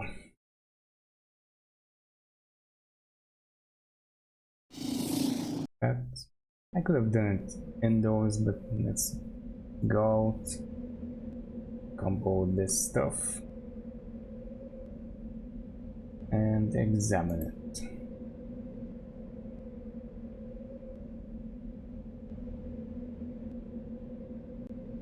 Looks like Autotech is located at 144 Barcelona. If I'm not mistaken, that's down in the industrial sector.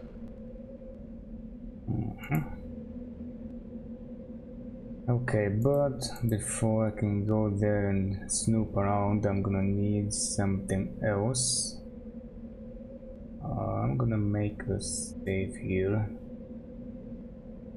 just in case, because well, sometimes the game crashes randomly. It shouldn't really, most of the time it doesn't, but yeah, I had one crash when I arrived. No, I think when I was rummaging around drawers and whatnot here, so here we go. The Collins residence is in the new city, in a nice middle-class neighborhood. Takes some explaining, but I finally get Mrs. Collins to let me look around her daughter's room. She tells me that nothing's been moved in the room since the police were here.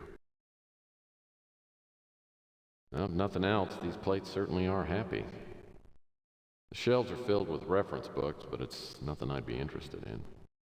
Well, if nothing else, these bookcase doors don't have locks. Oh man, okay. That was different. Looks like someone's gone through all the contents of these boxes. A silk gown. Oh, well, I pretty much know. These papers lying all around don't appear to be very important. Want to look and what to look for, but I'm still gonna look around. Typical sliding closet doors. Nothing too fascinating about these clothes. Nothing too fascinating about these clothes. Sure. Looks like someone's gone through all the contents of these boxes. Looks like someone's... Now there's no lock on the drawer. Looks like a copy of Sandra Collins' resume. Sandra Collins, New San Francisco, resume, qualifications, education, Bailey High School, graduated 2039, San Francisco Technical College, University of California at Berkeley, master's program, work history, beneficial insurance, Branson services, San Francisco Tech, worked on development of MET Walmart Memorial Display, help design holographic projection system, design holographic projection interface, research scientist at San Francisco Tech, designed a micro holographic projection system to be run with an unspecified power source, invented a new form interface, designed the micro holographic projection system to be component based, made up of separate modules. Job skills: highly trained in theory and development of holographic projection systems, strong linguistics, education, proficient computer skills, strong organizational skills, exceptional interpersonal skills, reference available from best there. A simple yet attractive nightstand. Okay. Now the bed looks comfy, but there'll be plenty of time for a nap later. Oh yeah, it'd be fun if you decided to take a nap right here, right now. These masks look vaguely ominous. Ah, a color print from the Allen collection of Mayan art. Never heard of it. Yeah, figures. San Francisco Tech doesn't have any major sports teams. They probably wave these pennants during chess tournaments. Looks like someone... These papers lying all around don't appear to be very important. Yeah, usually this is the stuff here I'm looking for, but not this time. A silk gown. These These papers are not lying all important. around don't appear to be very important. The book must have been thrown on the floor. Looks like a canister of hairspray.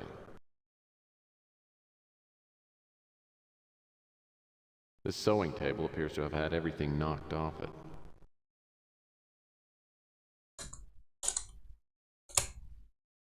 Nothing very interesting about this desk lamp. Someone's dresser can give great insight into his or her true nature. Really? I have a hunch that some of these drawers might just open. They might just open. And nothing in here but unmentionables. And let's see what we have inside. And nothing in here. Nothing in here. And it's just pure nothing. That one's locked. I have a hunch that some of these... And yeah, unmentionables. And nothing in here but unmentionables.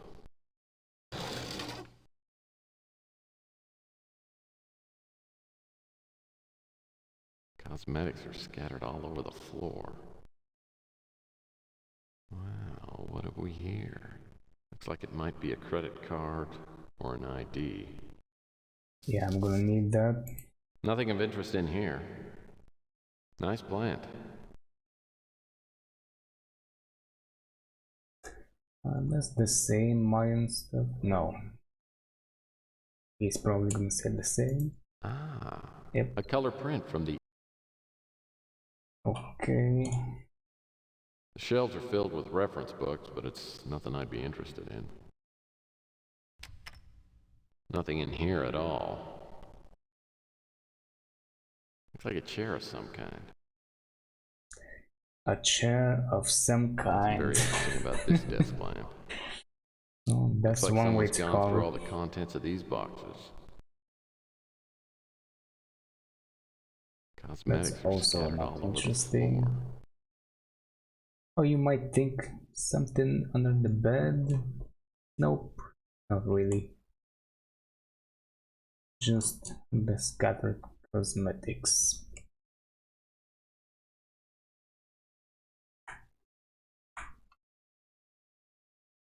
Ceiling fans turned on for no apparent reason. Evidently, nobody saw anything the night Sandra was murdered. It's hard to believe with all these houses so close by. I know, right? So bizarre. An Okay, Autotech well, security mine. card. I wonder if Sandra Collins worked at Autotech. No. Fitzpatrick said she worked at the college. Maybe this card was dropped by whoever killed her. Time to go.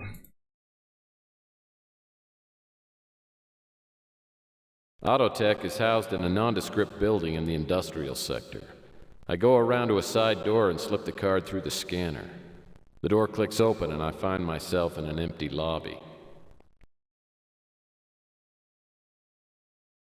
Your basic office chair. Nothing too interesting to see through the glass in the reception area. Wait, that clipboard looks interesting. How did you see that from here? These look like security monitors. That's an interesting piece of machinery.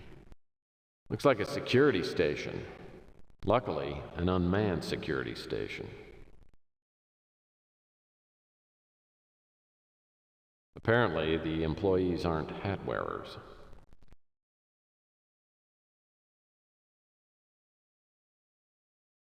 These remind me eerily of electric chairs. It's a card marked Visitor's Pass. Wow, an ashtray inside an office building. Scandalous.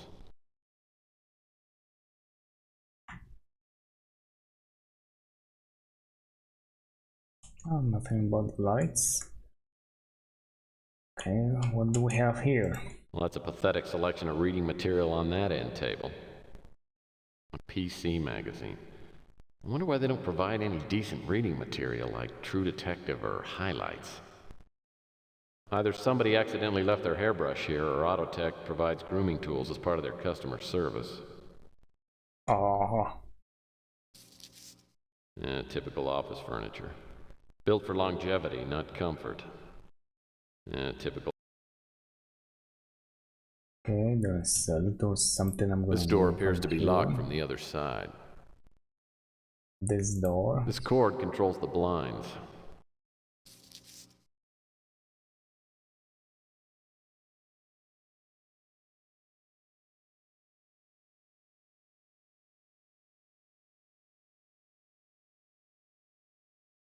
Oh, I'm sure she's a very nice person. Yeah. Looks like I'll need to find a special card and passcode before I can open that door.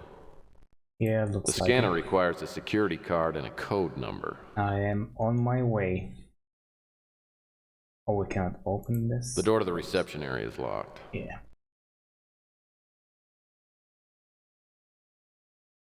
This is one of those fancy new windows that slides open and shut.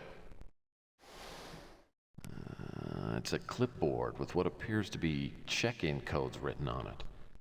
Unfortunately, the writing's too small for me to make out and I can't quite reach it. It's just out of reach. It's just out of reach. Can I inspect this? Typical office computers. Oh, alright. The chair, I mean, it's a chair. What do you Typical want? office. Poor quality office chair. Oh, really? Nothing like the deluxe model in my office. Uh-huh. I see, I see. Alright then, let's get this thing.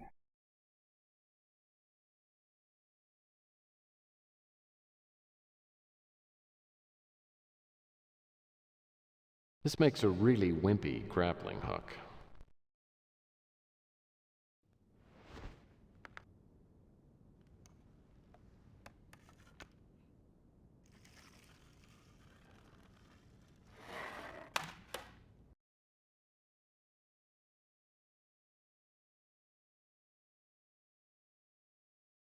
From looking at this clipboard, I'd guess that every visitor at Autotech is given their own access code.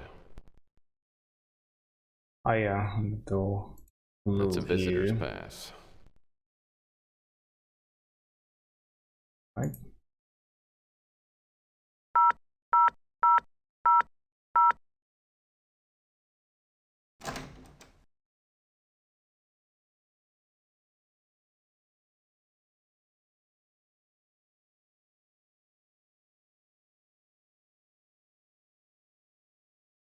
This office belongs to someone named Jackson Cross. This office belongs... Looks like a Looks like a chair. evidence room. I wonder what kind of place Autotech really is. Looks like it's locked. Yeah, looks like. Looks like a chair. Really? How about this one? Looks like a chair. Same thing. I don't think anyone else is here, but I don't want to take any chances. Getting caught in here would not be good. That's a mop bucket, still half filled with water. This door's an emergency exit, but it'll set off an alarm if it's opened. Okay. And we have... Looks like a storage closet. And we have come full circle. Dag Horton. The cufflink I found had the initials DH. Doesn't sound like anyone's in the office.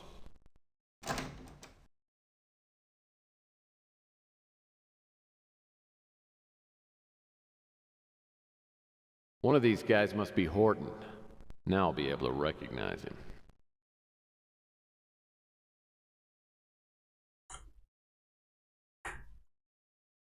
A king-size ashtray. A perfect place for llama butts. I'd better not use this vid phone. It's probably bugged. It looks like a chair. Slick Molson. Looks like a hairy Clint Eastwood. This looks like the collectible Patty Hearst Wanted poster. Mickey the Moose. Wanted for pandering and illegal organ donation. Angel Darling. Wanted for murder, armed robbery, and smoking in a federal building.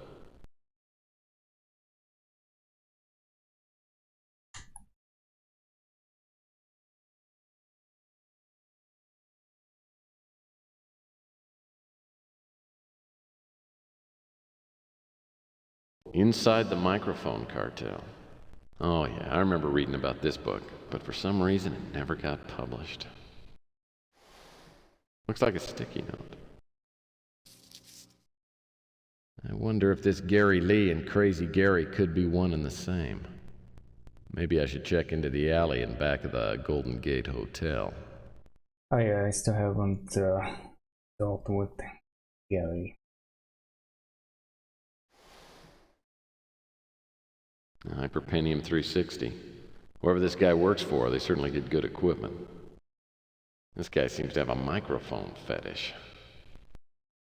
A CD case. I wonder what our friend listens to.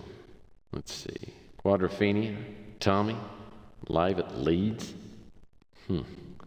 Horton hears the Who.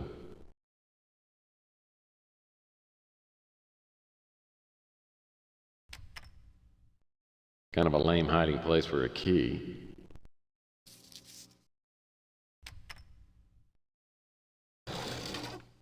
A necklace, huh? Horton must keep it here for special occasions. These desk drawers don't appear to be locked. Looks like the same kind of junk I keep in the top drawer of my desk. Unless I miss my guess, it looks like the Black Arrow killer took a little memento from his last victim. I wonder if this...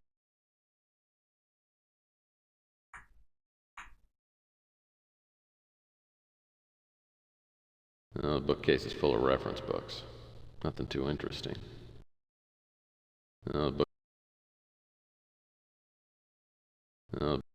This key looks like it might go to a padlock.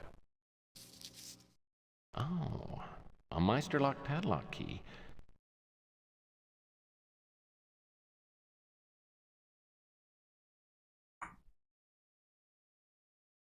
Wow, this must be where the Black Arrow killer hangs his hat.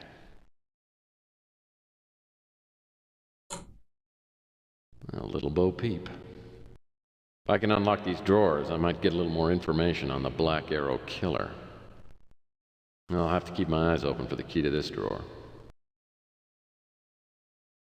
Well, that won't work.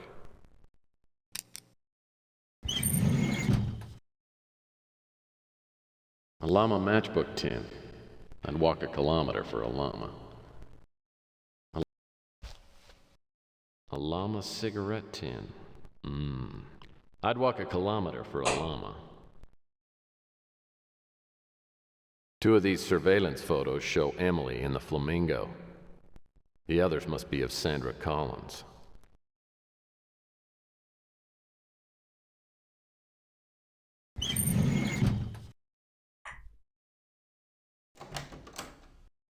Okay, well, I guess I'm done here. I can TP out here.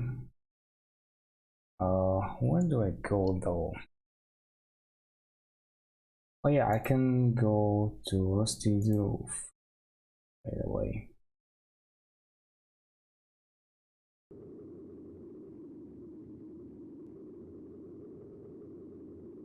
Oh, there's the bird. Sometimes That bird wants to leave a present bears. on my fedora. I can just feel it. Interesting.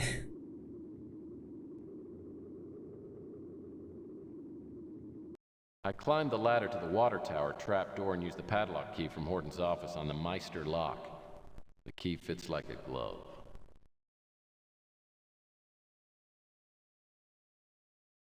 Looks like whoever was here had a set of permanent markers and too much free time.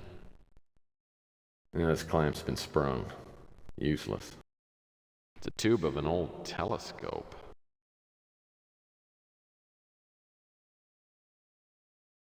An empty film roll case. Wonder where that came from. Looks like the wrench is useless. It's got a crack in it.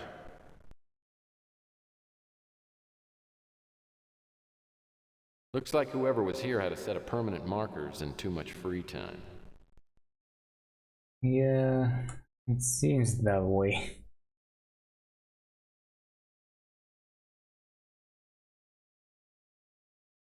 Nope. This looks like some kind of viewing device. Unless I miss my guess, it's pointed right at Emily's apartment window. Alright, I wanna save here and then we're gonna operate the viewing device. Well, nothing's going on in Emily's room right at the moment.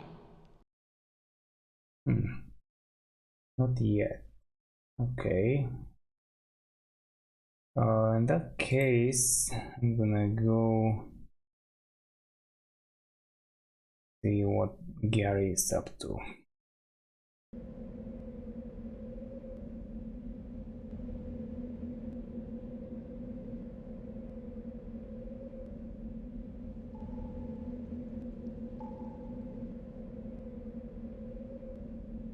A sermon on the joys of not eating meat, to be delivered by Reverend Gary.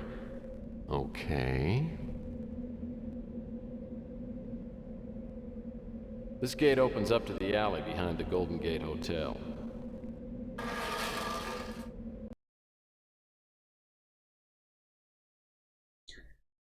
And what do we have here? Yeah, looks like trash to me. Of course, one man's trash is another man's treasure. Woe be unto ye, eaters of flesh. Cursed are those who partake of The garbage can to person ratio is pretty high in this part of the country. I think it's about 4-to-1. Forgiveness, ye ingesters of honey-baked ham and all other manner of breakfast meats.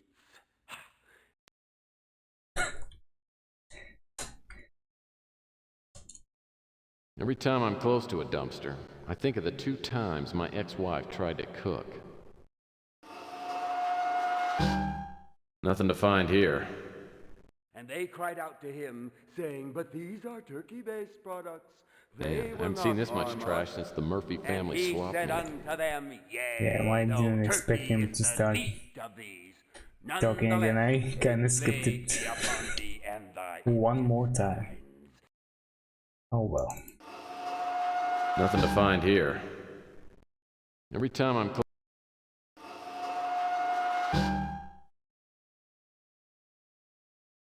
And there's The garbage can to person rate. For in those last days thou here shalt we be go again. visited by indigestion and heartburn and agonizing incontinence.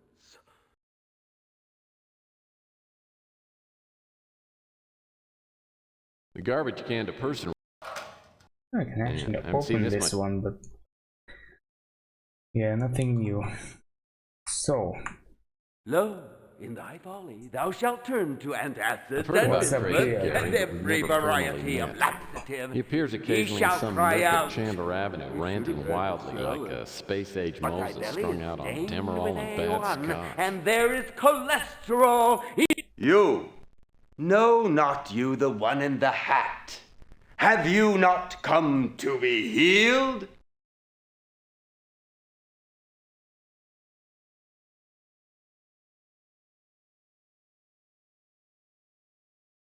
Well, now that you mention it, it's kind of hurt when I go like this. Then quit doing it.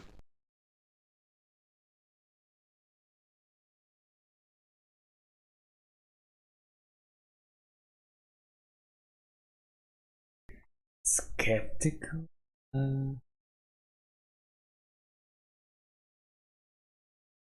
Well, I'll be darned. You're right. That actually feels much better. Heal thyself, stranger. The path of regularity and low blood pressure is straight and narrow. Partake not of the flesh, especially red meat, and choose instead the bulk and fiber of cereals, fruits, vegetables, and especially grains.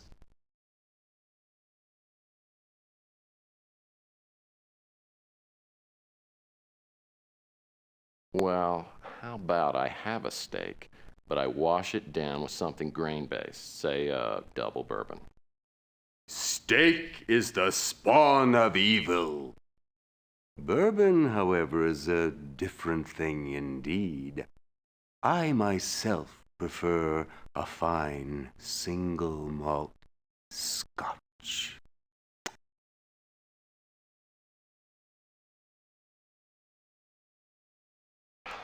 Shut up. You're making me thirsty. I need to ask you some questions. No, I must return to my pulpit and expound upon the straight and narrow path of regularity. Good day. Sounds like a bottle of good scotch might loosen up Crazy Gary's tongue. I heard that Sal Lucido, the former owner of the Slice of Heaven pizza parlor, kept a first-rate stash of illegally imported booze somewhere on the street. Yeah, and I have it, but I'm gonna have a little more fun with this. Or I happen to be in the middle of a very important sermon. Just a couple of quick ones. This won't take long. I just need to ask you a couple of things. I cannot cast my pearls before swine. Now go and eat meat no more. I guess I should have been skeptical on there, but everyone wants to say what I said, so I whatever. happen to be in the middle of a very important sermon. Yeah? There's nobody here. That's where you're wrong, my friend. Now begone with you. Yeah, but there's nobody here. I happen to be in the middle of a very important sermon. Alright. Well, I brought you an offering. Now, where is it?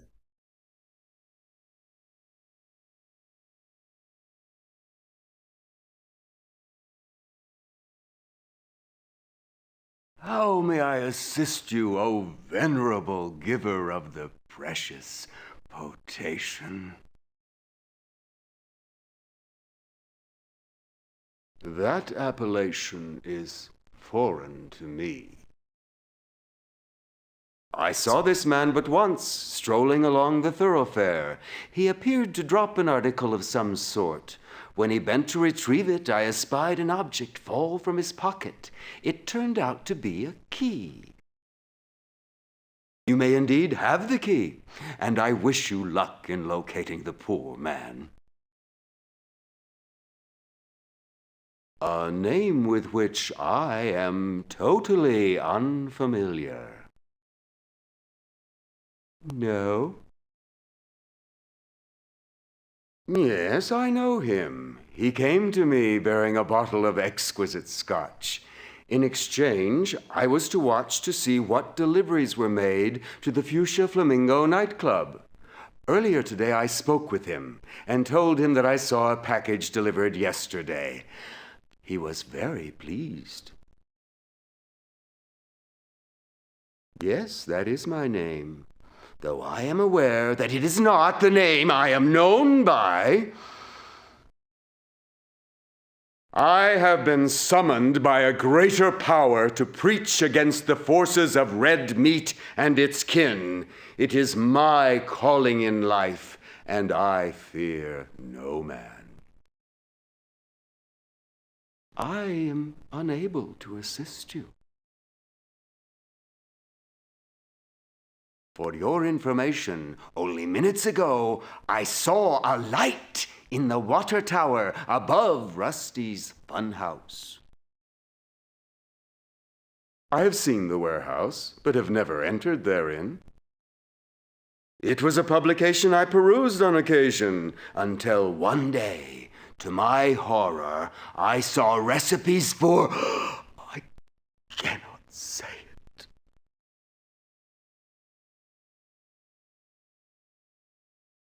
Yeah, I've not heard of such a thing. No. I am unable to assist you. A name with which I am totally unfamiliar. No. My ignorance is regrettable. I am unable to assist you. A name with which I am totally unfamiliar. I have seen the name advertised. and it speaks to me of unbridled lasciviousness. No?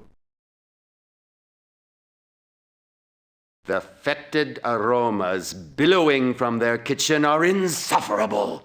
For that reason alone, I must forsake their supply of precious single malt Scotch. The cretin is a veritable slaughterhouse. If he approaches to within eyesight, I fairly retch from the foul odor.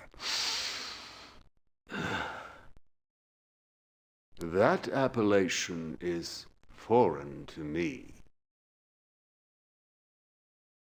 A name with which I am totally unfamiliar. No? Now there is a man of insight. He eats no meat. Of course, he eats nothing but chocolate. Psycho preacher! That's what the foul little man calls me. A curse be upon his pancreas.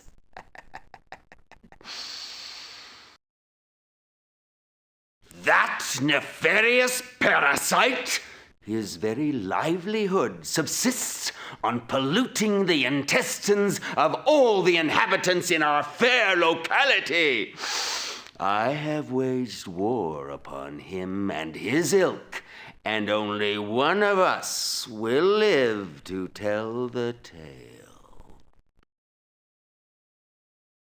Ah, the lovely creature who administers at the local newsstand, a sweet flower. Your taste in Scotch is unquestionable. For that fact alone, I can bear the stench of digesting meat emanating from your every pore. Very nice. Oh, really? I can use that button. I usually use these. I mean, it's more convenient because this only goes in one direction. Anyway. I better go back and check up on Rusty's roof. Yeah, well, I'm already here. Might as well make a little detour and check out the warehouse before that.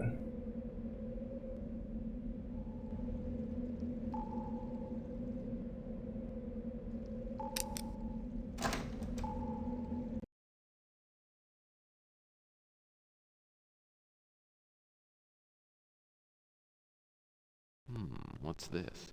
It's a crate with Thomas Malloy's name stenciled right on the side. These crates are all rotting comfortably.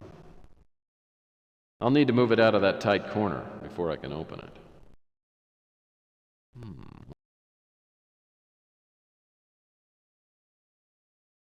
Sheesh.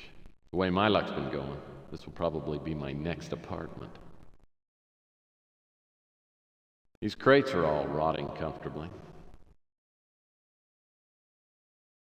Yeah, a bunch of crates. These crates are all a bunch of boxes, as is the theme of this game. The sliding unit has moved to the end of the track right above Malloy's crate. Most of them not interesting. More barrels of toxic waste. I guess it's cheaper to store it than dispose of it. Man, the rent here must be pretty cheap if someone wanted to store wood pallets. These are either oxygen tanks or artillery shells. These crates are all rotting comfortably. Arr, well, shiver me timbers. It's a pirate's chest.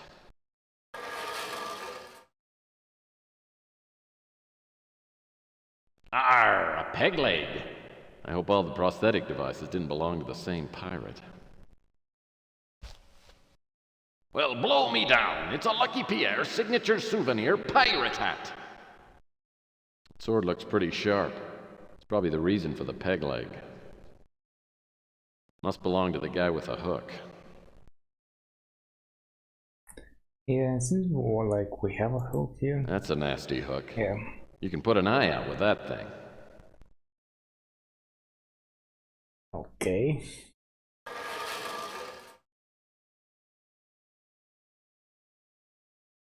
These crates are all... Yeah, unfortunately, none of them are openable.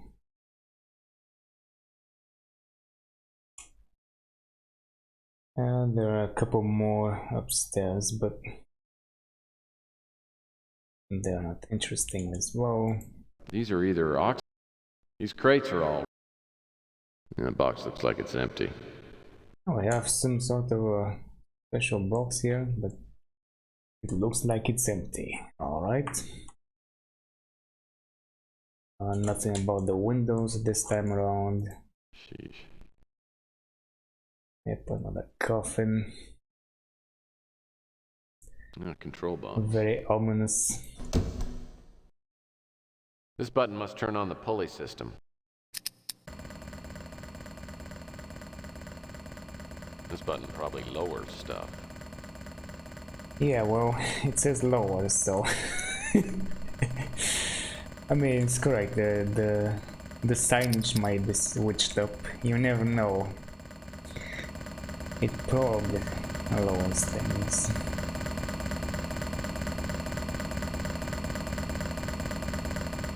Alright. Well, the hook appears ready for action. Should be safe and secured.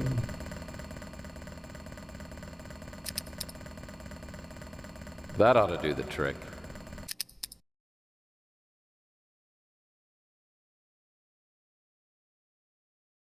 And it does. Looks like something fell out of Malloy's crate.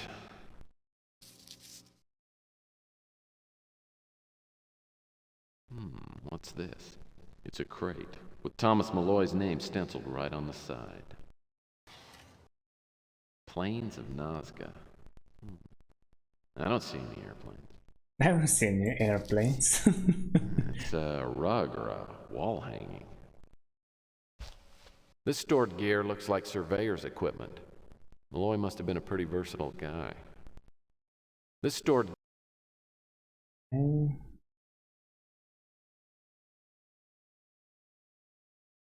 Oh, that's that.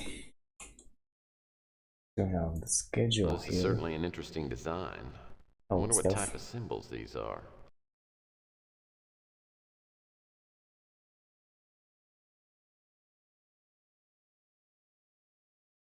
Two of these. Alright, now I can go up on the roof and check things out. In fact, I'm gonna teleport there. Why not?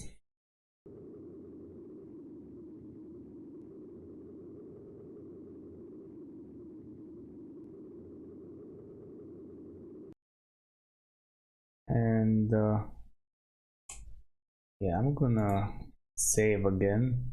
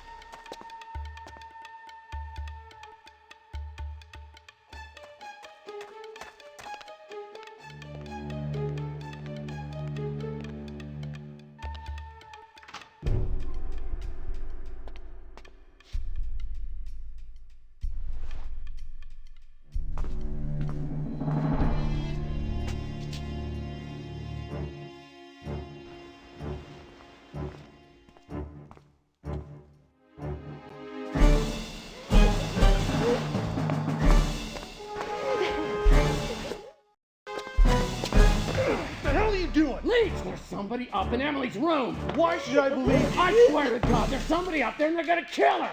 Get the hell out of here.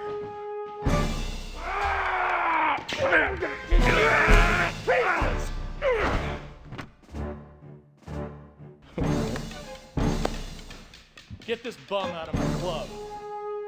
Teach him a lesson he'll never forget.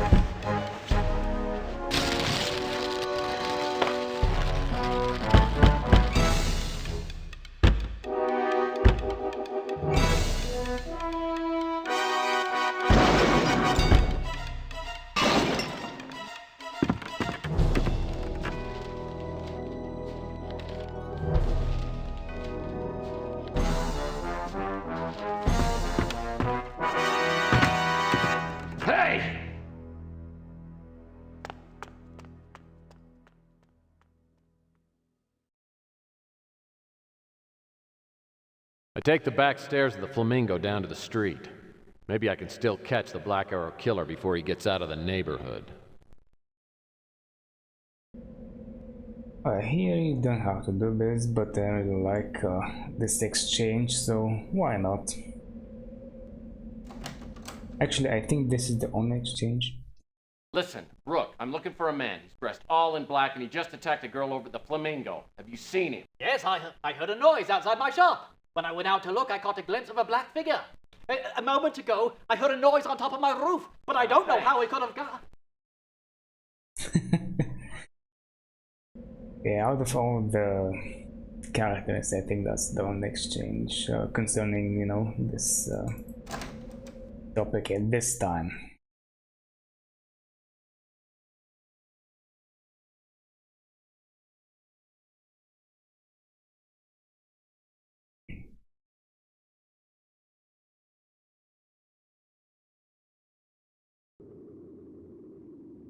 I have to be a little careful. Seems good.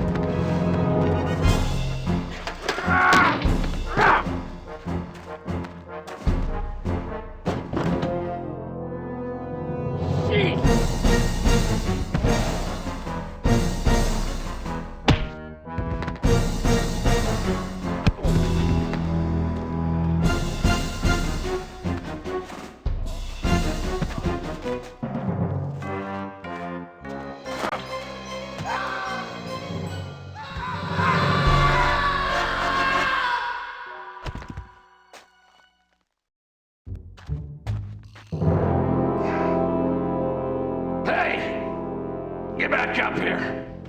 I'm not through with you yet. You picked the wrong PI to screw with today, pal.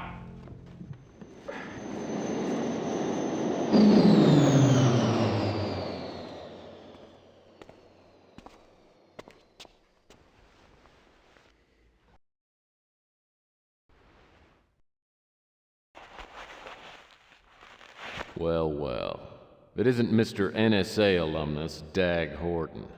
I have the strangest feeling he's not the real Black Arrow killer. I'm missing part of the picture here, but what is it? And what's the connection to Malloy?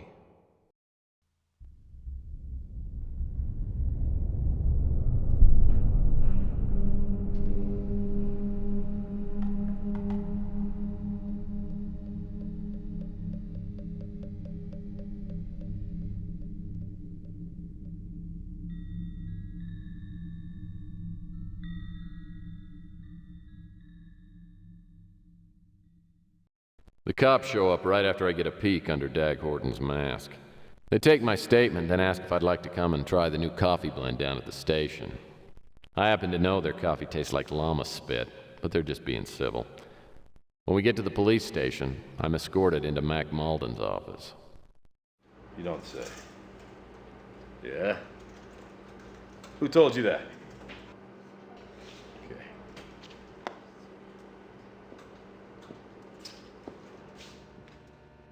The big mutant at the Flamingo, what's his name? Leach. Told us you saw someone in the girl's apartment that night. Yeah. Was kind of keeping an eye on the place once I found out she was in danger. You didn't do her much good. Hey, I tried to save her. It was Leach who stopped me before I could do anything about it. Calm down, Murphy. We don't think you're responsible for the girl's death. We just want to know what happened after. So you chased the attacker up to the roof. Then what? Well, there was a black Avatar speeder up on the roof waiting for the guy. I jumped him, and we struggled, but he went right over the top. We got a witness says the attacker was carrying a box when he ran from the Flamingo. We didn't find it. You know anything about that? No. I've told you everything I know.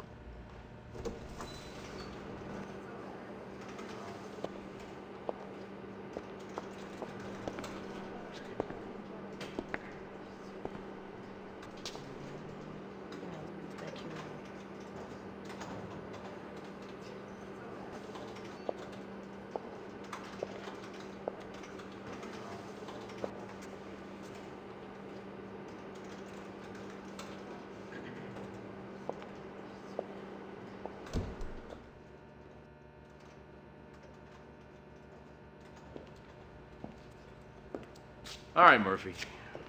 You can go. Your story matches up. Right? There's one more thing. The NSA is getting involved in this. They're interested in that missing box. They're gonna want to talk to you.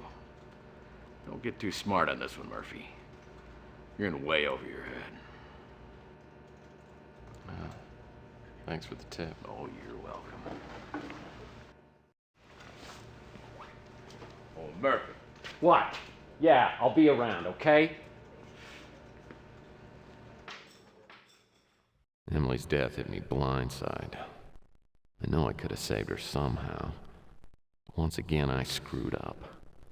Maybe I should get the hell out of this business. And then what? Being a PI is the only thing I know how to do. But if I had the money, then I'd blow this town in a heartbeat. Well, the only thing I can do is work the case and hope for a big payoff. First, I gotta find out about that box Horton stole from Emily's apartment.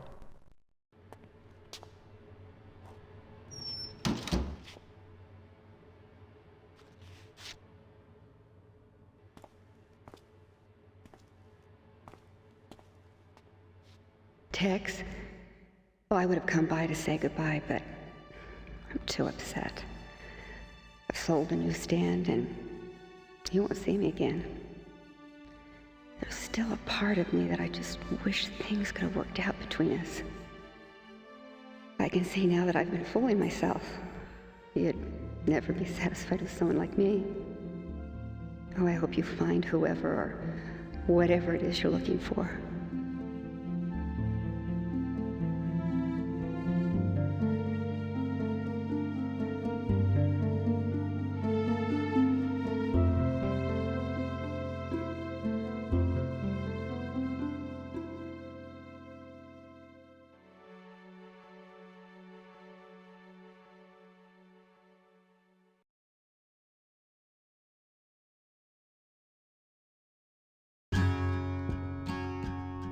The street outside is deadly dark. If you listen, you can hear a million radiated thoughts. And people disappear.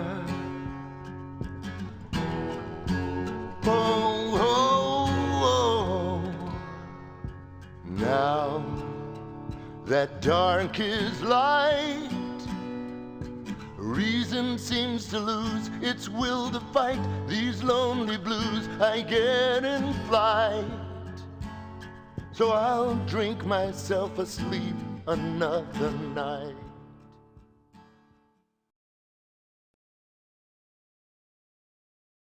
Oh, Lord. My head feels worse today than it did yesterday. Looks like I told her. Now Chelsea knows what a tough guy I am. We know how to get tough with creeps and perverts and even sweet kids looking for a break. I can break them down and send them packing with their pride gone and their dignity shattered. Hell, maybe I'm the one who's got it all wrong. Maybe what I need to do is make one killing, score big, and get the hell out of this. First chance I get, I'm going for the cash and I'm heading south. Just the man I wanted to talk to. I understand the Black Arrow killer struck for the last time. Care to make any comment? Yeah, I've got a name for you. Dag Horton. Thanks for the lead. I'll see what I can find out about this Horton guy. This could be just what I need to top off my story on the Black Arrow killer cover-up. Yeah, I'm sure the NSA's just gonna love it. Yeah, I know. Oh, do I have anything more to ask about? The box, I guess. Can't help you with that. Yeah, I know. Why should know about that? I can't help you, but I'll check my sources. I can't help you, but I'll check my sources. Yeah, you do that. Yeah, I mean, that's it. Doesn't ring a bell. Doesn't know. Well, okay.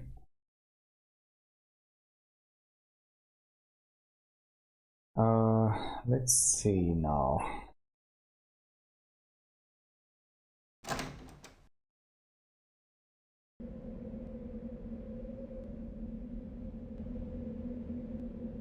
I'm gonna try it, but yeah, you can't speak with him anymore. She's gone, unfortunately. It's all locked up. It's all supposed locked to be up. the back door to the Flamingo. That extendable antenna is still here. Okay, so what was I gonna do? Oh yeah, let's go back to Rusty's roof and get that thing. In fact, I can get it from here. This thing must have fallen out of Horton's pocket. Yeah, it must have. This is a tracking device. Maybe Horton stashed the box he stole from Emily's apartment and was planning on using this to locate the box later. This operates the way most tracking devices do. The sound it emits will speed up the closer I get to the target.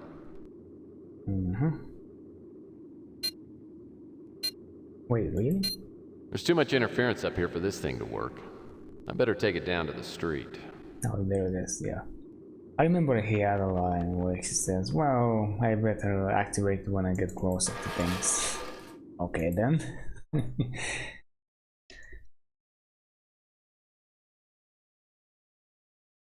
Time to look around. Not too important, but I'm curious. How much money do I have? Not much.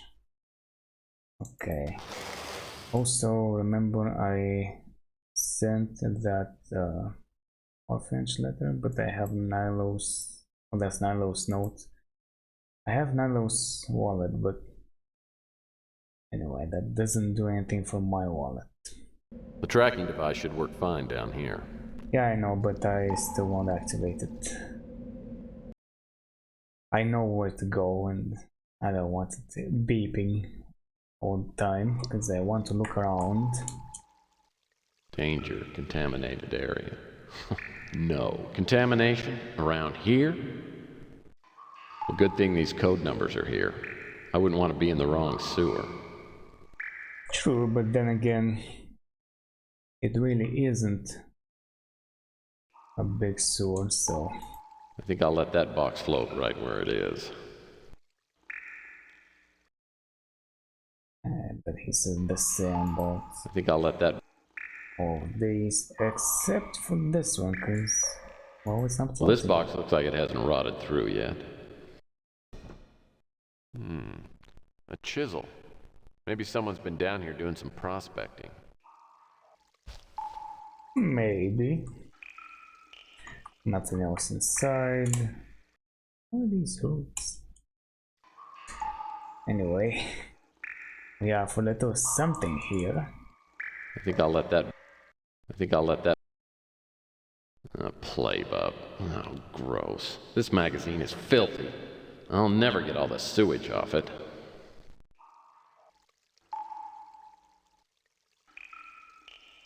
Looks like a cave-in has this area blocked up. How appropriate. I think I'll let that... Yes, that cave-in is part of the reason why the sewer is as big as it is.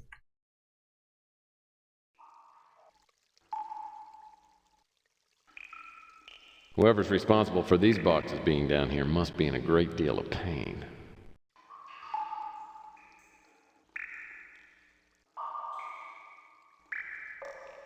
Isn't there something extra here? Or maybe they were movable? I don't know. I guess they're not. Here we have a little something. I mean, this one moves. Oh, great, another empty box. Wasn't anyone in charge of removing these things? Kinda like this. I don't know, is it visible more from this side? I guess so. This looks like the kind of money belt the drug dealers are wearing these days. I think I could put this money to a more productive use than any drug dealer could. Yeah, and now I have a little more. Alright, nothing else. Whoever's responsible for this takes you to, you know, the alley behind Brooks' pawn shop.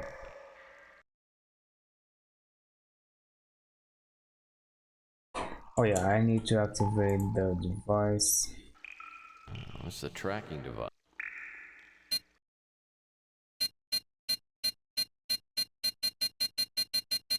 Should be somewhere here. Wonder what's hidden inside this wall. The brick looks like it should come loose, but I can't get my fingers under it to move it.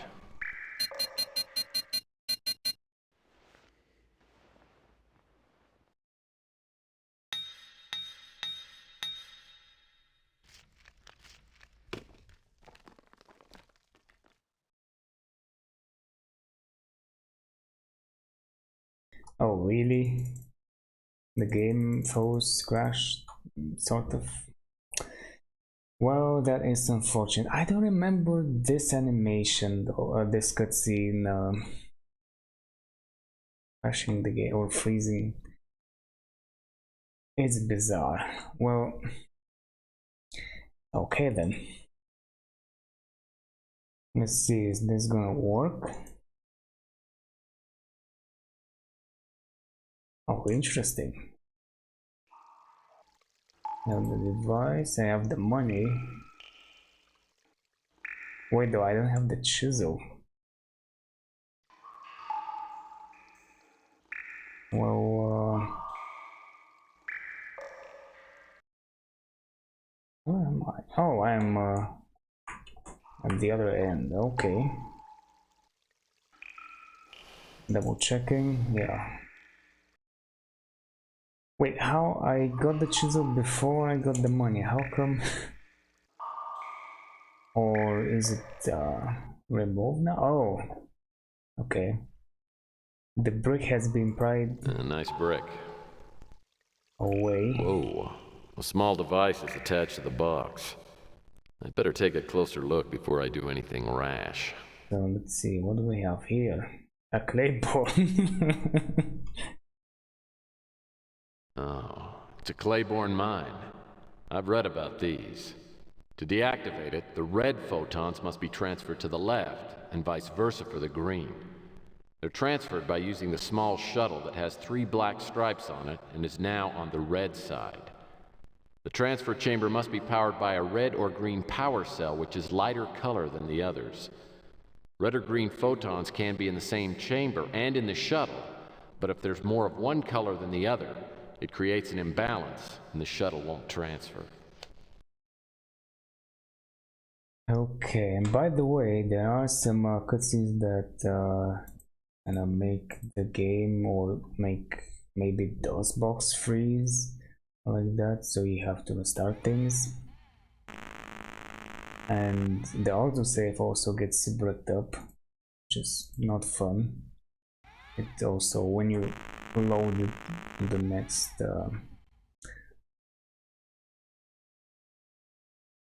time you load the game, it freezes again. So I'm gonna have to be careful to make some saves.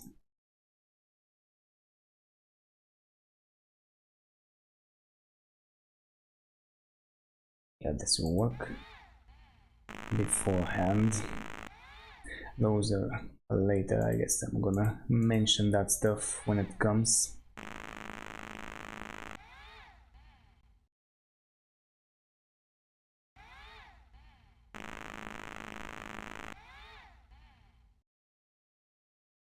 Alright, very nice.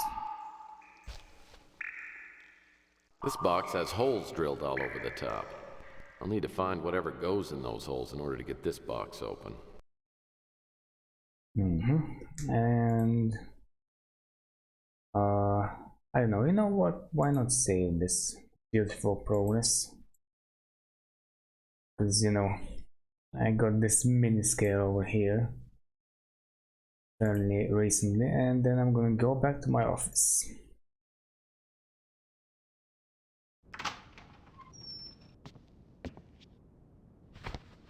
Uncle Sam wants to see you.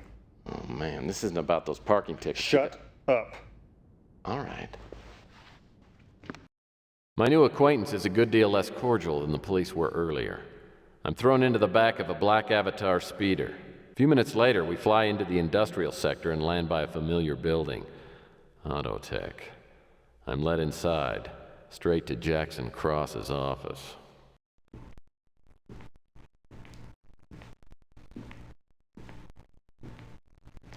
Welcome, Mr. Murphy. Please make yourself comfortable. Do you know where you are? Alright, let's see if I can not die here. Literally or metaphysically? Let me rephrase the question. Do you know who I work for?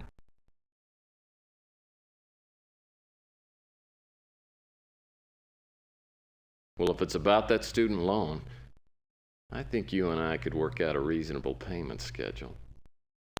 This guy's a real joker, isn't he?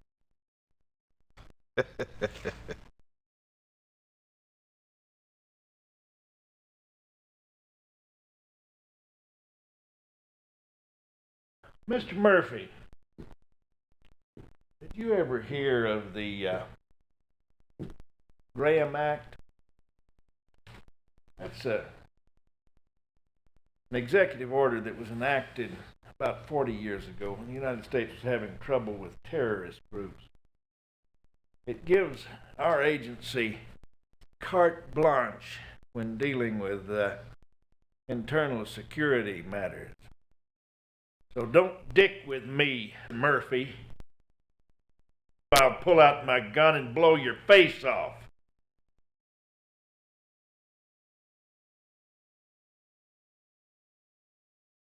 Well then, I guess you work for the NSA. Bravo! Give the man a big cigar. Now to the next question. Do you know why you're here?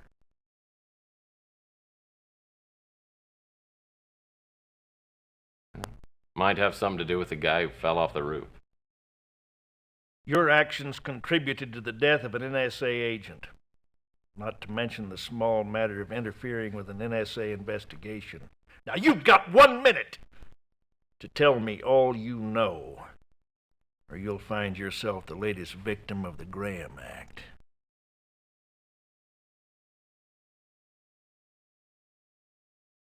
A girl hired me to find out who was stalking her. I kept an eye on her place. I saw your guy in her apartment. I chased him to the roof. He pulled out a gun. He tried to shoot me. We struggled and he fell. We've known for some time that high-level drug deals were going on at the Fuchsia Flamingo. That night, a shipment of euphoria was to be delivered. We had our agent at the girl's apartment to make the bust. Her life was never in any danger. You screwed up.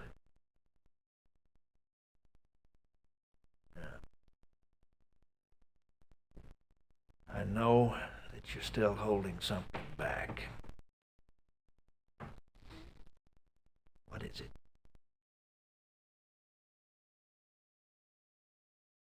Geez, I've told you everything I know and then some. So that's it. There's nothing more you want to tell me about. Oh, well, there is one more thing.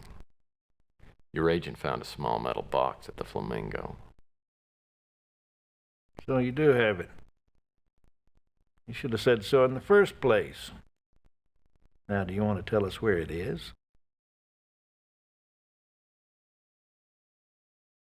I've got it right here. Take it. So you beat us to the box.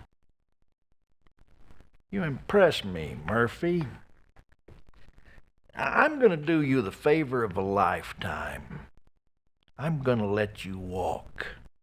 But if I catch you meddling in NSA affairs one more time, I'm going to put a bullet right in your eyeball. Is that clear? Get this pukehead out of my office. I'll be watching you, Murphy.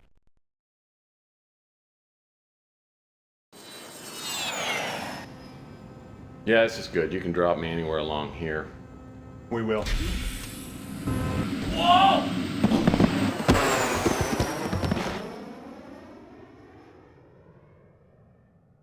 The NSA thugs are courteous enough to drop me off back at the Ritz.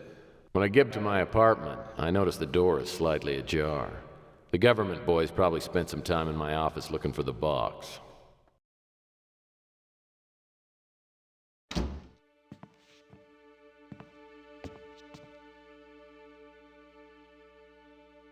Hello. I hope you don't mind. The door was open. Well, I hope I didn't keep you waiting too long. Nice place you got here. Decorate it yourself? No. My housekeeper just started on Prozac. Have a seat. Well, thank you. So, aren't you gonna thank me? You pulled my chestnuts out of the fire the other night, didn't you? I didn't get a chance to thank you because you left so quickly. I want to know why you did it. Oh, I'm sure you have women doing all kinds of crazy things just to get your attention. You don't know me very well, do you? When a woman pays attention to me, generally I'm so stunned, I don't do anything about it. I doubt that very much. So you drink bourbon, huh? Yeah, I can afford it. Yamas. Yamas. Sounds Greek to me. That's Greek to everybody. I knew that. Mm-hmm. So, Ms. Madsen. Regan Madsen. But I'd prefer you call me Regan. Okay, Regan. You can call me Tex. That's not your real name. What is it? You wouldn't believe me if I told you. Try me. Sorry. I gotta know somebody pretty thoroughly before I come clean on that one. Well, then, maybe you should get to know me pretty thoroughly. So where's the box? Box. Yeah, I got lots of boxes. What size do you need? You know what I'm talking about. I do not. You like to play games, Tex. So do I. What's your angle? I don't have an angle, Miss Madsen. My business is my own. I don't have a partner, and I don't like small talk. You're a very beautiful woman. Extremely beautiful woman. But that doesn't make any difference as far as I'm concerned. Tough, too. I have a proposition for you.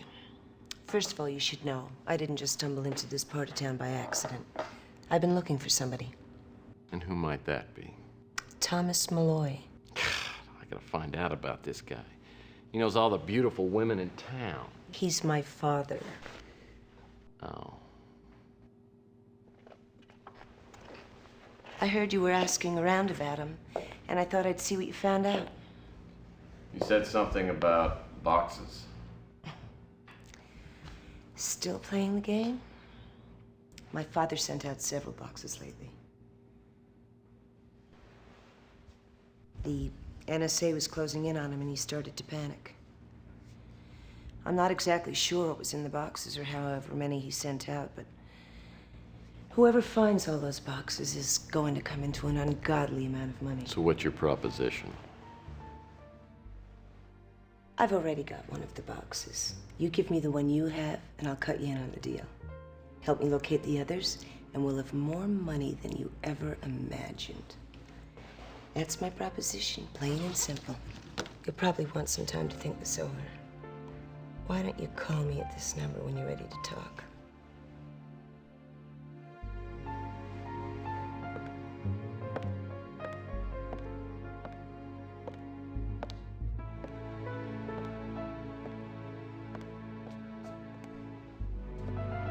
Don't lose that number, Tex. I think we'd make a perfect fit. Regan Madsen's not only beautiful, she told me exactly what I wanted to hear. And she wants me to be her partner. The question is, where does Fitzpatrick fit into all of this? Regardless, feels like fate has given me a chance to score big. And at this point, that's all I'm asking for.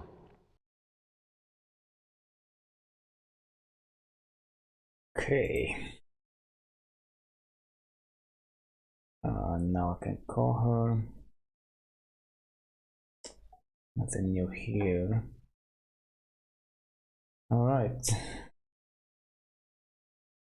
Cannot talk to Emily anymore about something I'm gonna need because she's not here anymore, unfortunately. But I know where to go. What can I do for you, Murphy?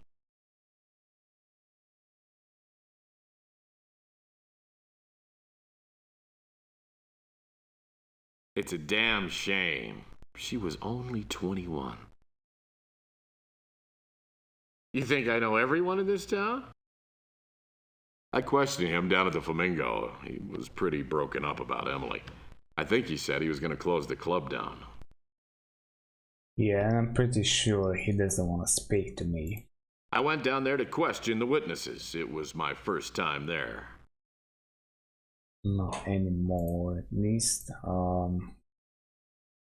We've had the NSA push us out of the way a couple of times. When they say jump, we start jumping and don't stop until they say so. Yeah, I guess we haven't spoken about that. She's a crime reporter for the Bay City Mirror. If anything, she's more irritating than you are. Well then. No can do, Murphy. The only thing I hate about that paper is that they always get my quotes wrong. Of course, so does every other paper. Can't help you with that. You think I know everyone? She came down to the station and asked about you. It's a good thing she vouched for you, too, or you might still be a guest here. We confirmed his identity before the NSA showed up. I don't know anything else about him. Don't know anything about him. We haven't found the box, but when we asked Leach about it, he said it came through the mail wrapped in brown paper.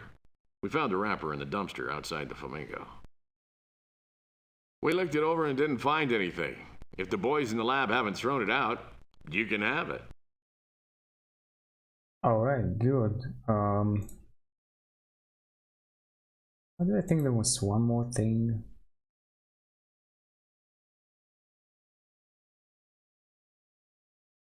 Nope, there isn't. I'm out. This I guess doesn't matter too much, but I guess why not? How you doing, Mike? You holding up okay?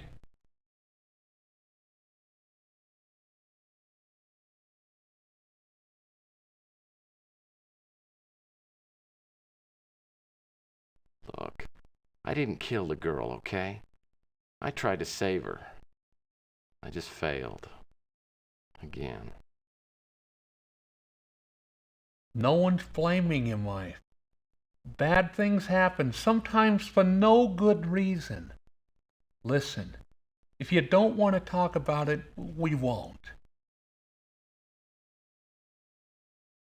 Okay. I'm pretty sure I've never heard that name. Sorry, Mike. I can't help you there. Crazy Gary's trying to start some kind of feud with me. Says I'm killing all my customers with my food. Good thing no one takes him too serious. I'm pretty sure I've never heard that name.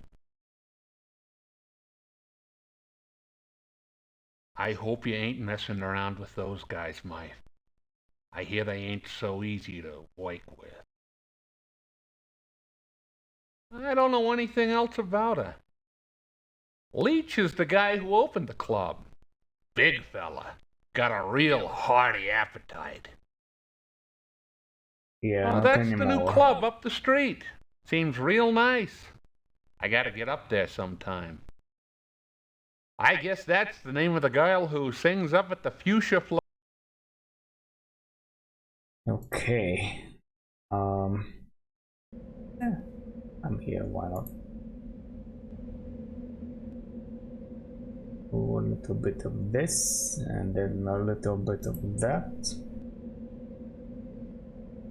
So, the microdot on the wrapper contains a PB meter number.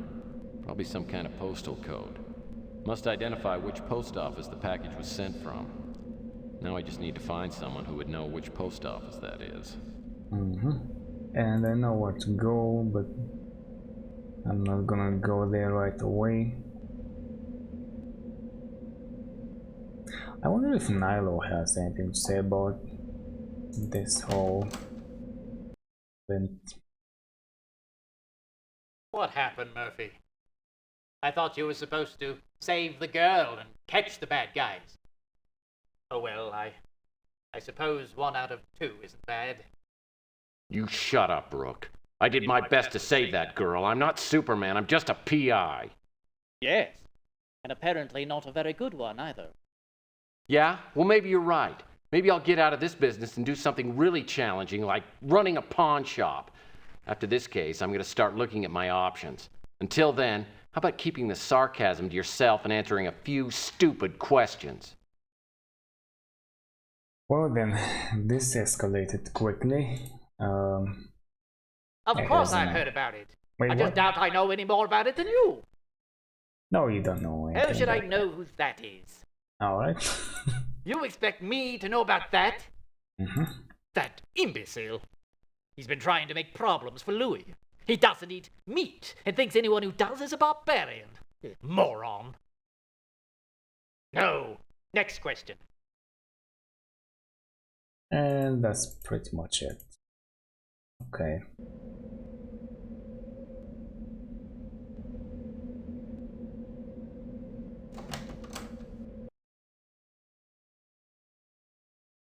Saw that little senorita came by to visit you.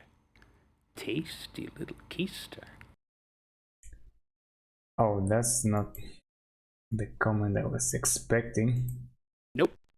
Nope. Don't know a thing about it. I'm getting tired of you asking about things I ain't never heard of.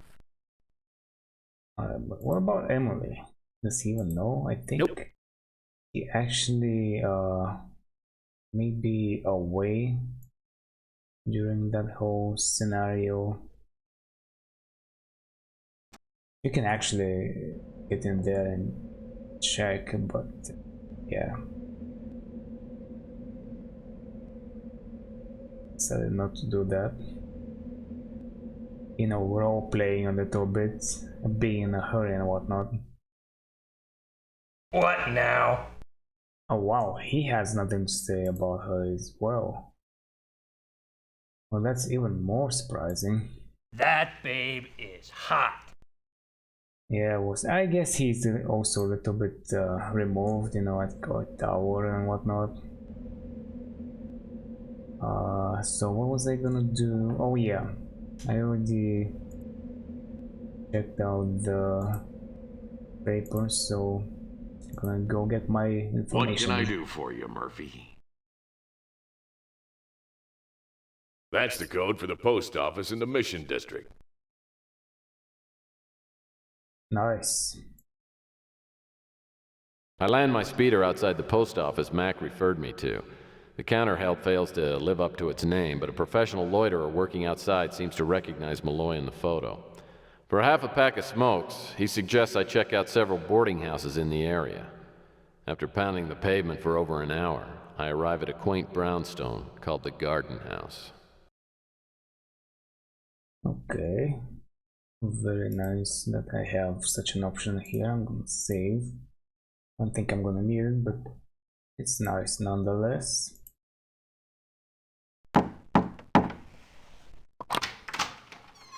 Hello there. What can I do for you? I'm looking for my Uncle Thomas. You see, we lost him last week. I'm so sorry. No. What I mean is, we actually lost him. As in, we can't find him. You say his name is Thomas? No, there's no one by the name of Thomas staying here. He might be using the name Tyson Matthews. Oh, heavens, yes. He moved in last week. Such a nice man. Well, I need to take him home now. He's only rowing with one paddle, if you catch my drift. It's his, Murphy Bar Syndrome. My goodness, he seems so lucid. Yes, it's a strange illness. The only symptoms are an irresistible attraction to boarding houses, and of course, compulsive lying. When he has a relapse, it's like pulling teeth to get a straight answer out of it. I'm so sorry.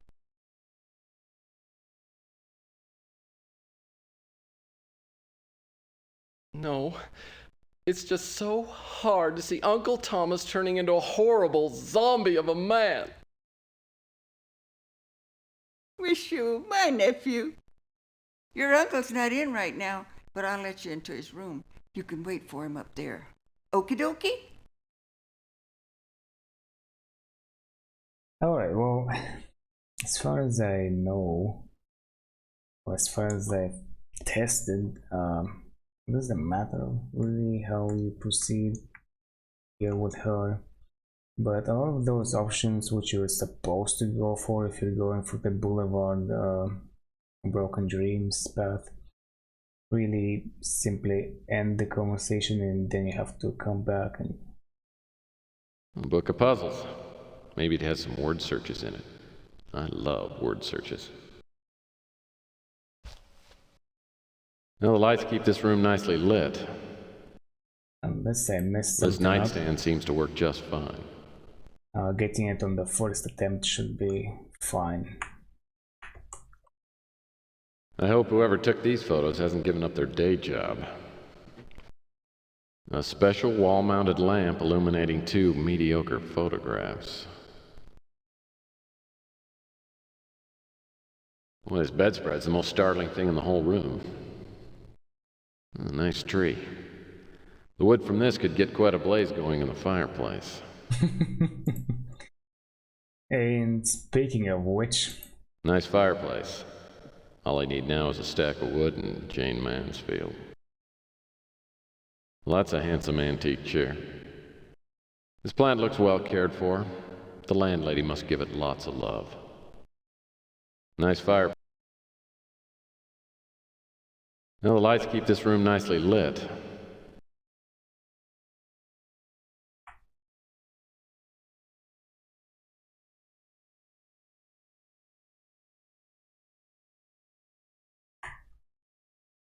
Looks like the closet door. It's all locked up. Nice painting, if you go for dull landscapes. A solid maple roll-top desk. I'd kill for a desk like this. Well, maybe I just maim somebody. Yeah, it's just a basic desk lamp.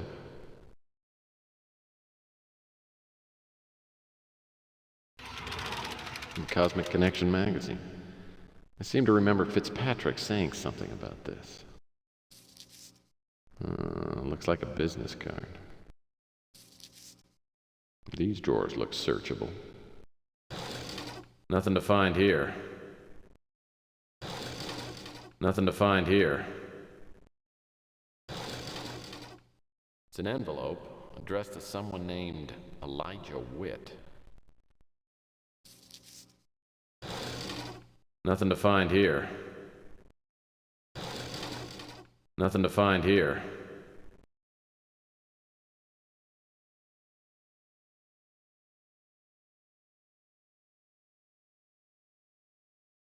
A disc. I'll bet whatever's on here will get me a lead.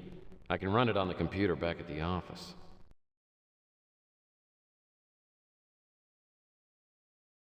And there's this clue for the safe. I remember Fitzpatrick telling me about the Cosmic Connection magazine. Looks like a sci-fi rag to me. A collection of the Bay City Mirror's daily anagram puzzles. If I ever really get stuck on an anagram, at least I've got a connection at the newspaper. The combuster kind of helps you out, figure out what's what. Alright, well, that's pretty much it. Go back to my office.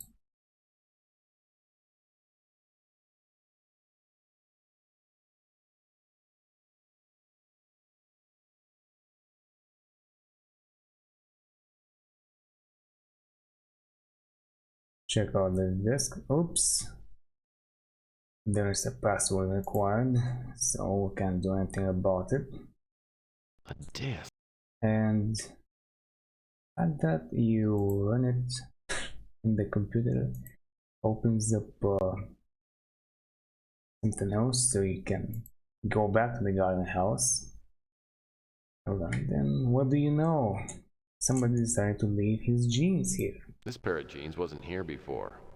I guess Malloy must have come back and then left again.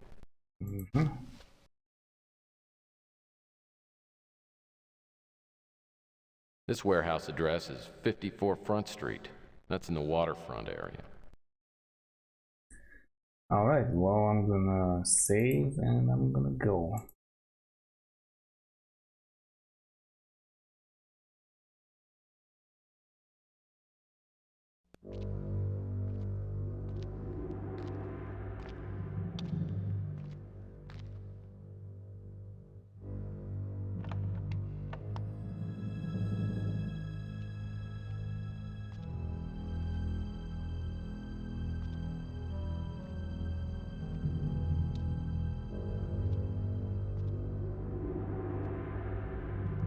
Dr. Thomas Malloy, I presume. You're NSA, aren't you? No, sir, I'm not NSA. My name's Tex Murphy, and I'm a private investigator. I was hired by a friend of yours. I don't have any friends. I have nothing now, nothing but my work. Are you married, Mr. Murphy? Not anymore, thank God. Most people never have a happy marriage. I've been lucky enough to have two of them. I lost my first wife long ago, and I just found out that my second wife died yesterday. Murdered. I can't tell you how sorry I am. She's dead because of me. Damn it! It was stupid to think I could hide her from the NSA. What the hell have I got to live for?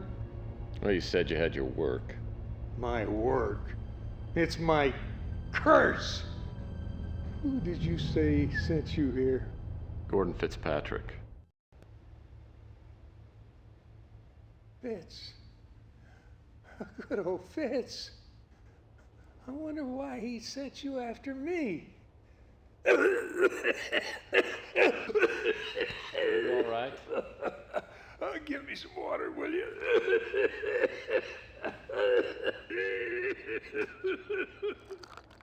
Oh, Thanks.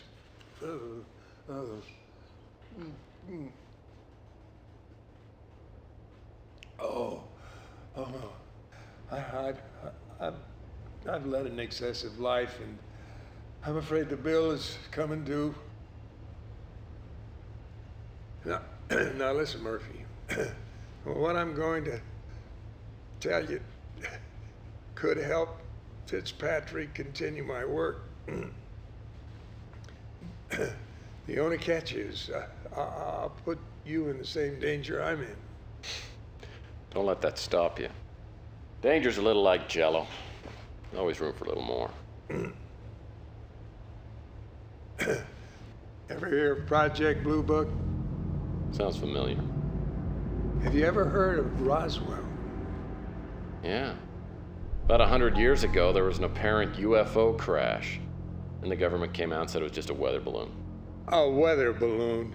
It was no damn weather balloon.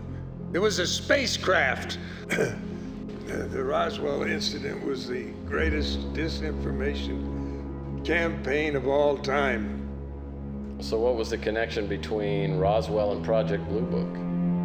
Well, Roswell is where Project Blue Book became Project Blueprint.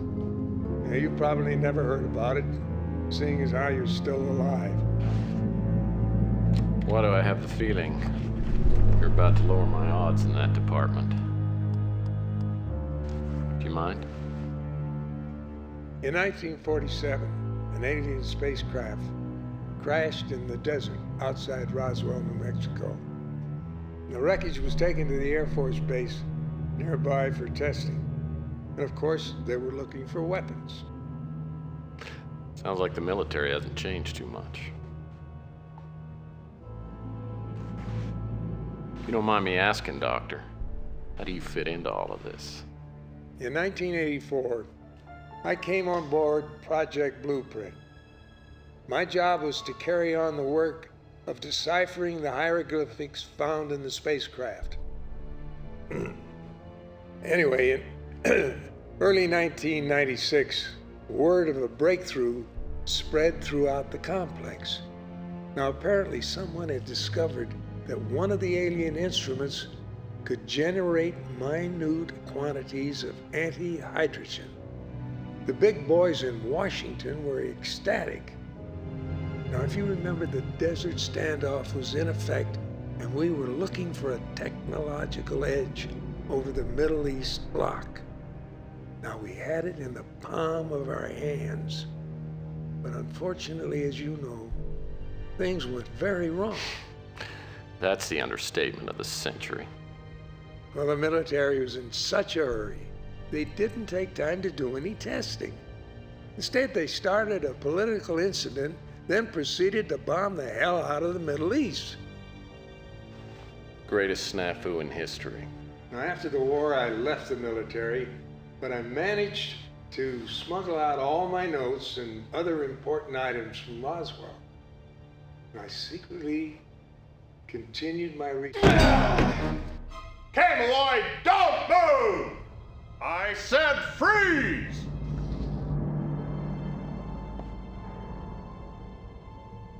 Don't be stupid. Put it down! Look, I'm supposed to bring you back alive, not in a body bag. Say so.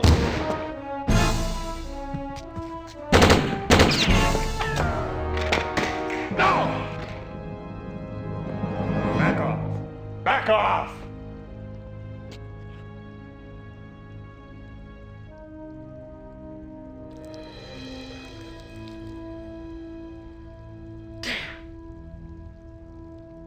My orders were to bring in Malloy alive.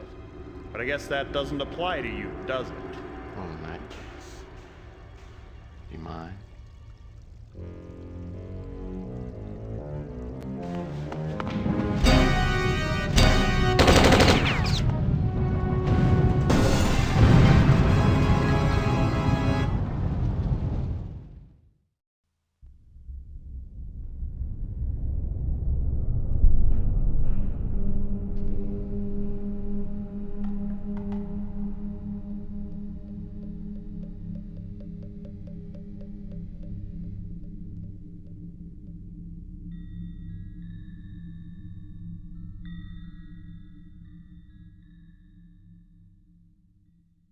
I get away from the warehouse with a few bruises and singed hairs, but generally intact. On the way home, I stop at a convenience store and buy a couple of packs of cigarettes. Malloy had been gunned down and I barely escaped, but life goes on and I'm out of smokes. I'm not sure if Fitzpatrick's gonna pay me, even though technically I did find Malloy. What I really want from Fitzpatrick is information. I'm certain now that Regan wasn't exaggerating about the value of her father's work. I figure it'll be to my advantage to stay in touch and on good terms with Fitzpatrick. Second agent opened fire. No! Killed him. I barely got out of it alive. So for the next few minutes, I relate the events that led up to finding Malloy. But it's clear that his death is only part of the reason for Fitzpatrick's reaction. He's been withholding information from me since the beginning. Now it's time to find out what he knows about Malloy's work. An unfortunate turn of events. Extremely unfortunate. Well, I guess this brings our partnership to an end. What do I owe you?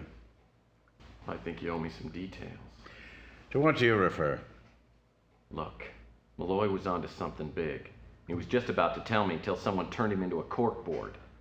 I want to know what happened, but most of all, I want to know what's going on here.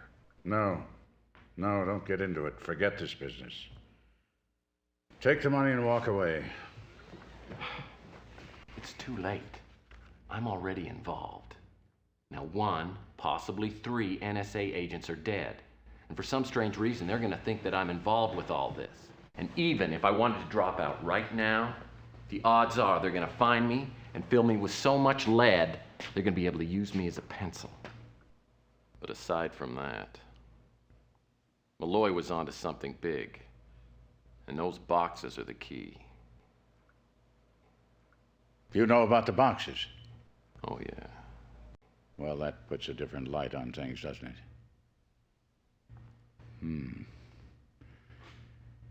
Well, if you insist on staying with this, becoming involved, as you say, I've got to be able to be sure that I can rely on you, trust you.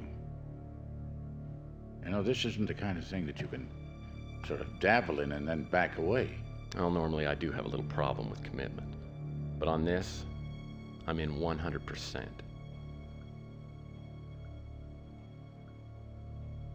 All right.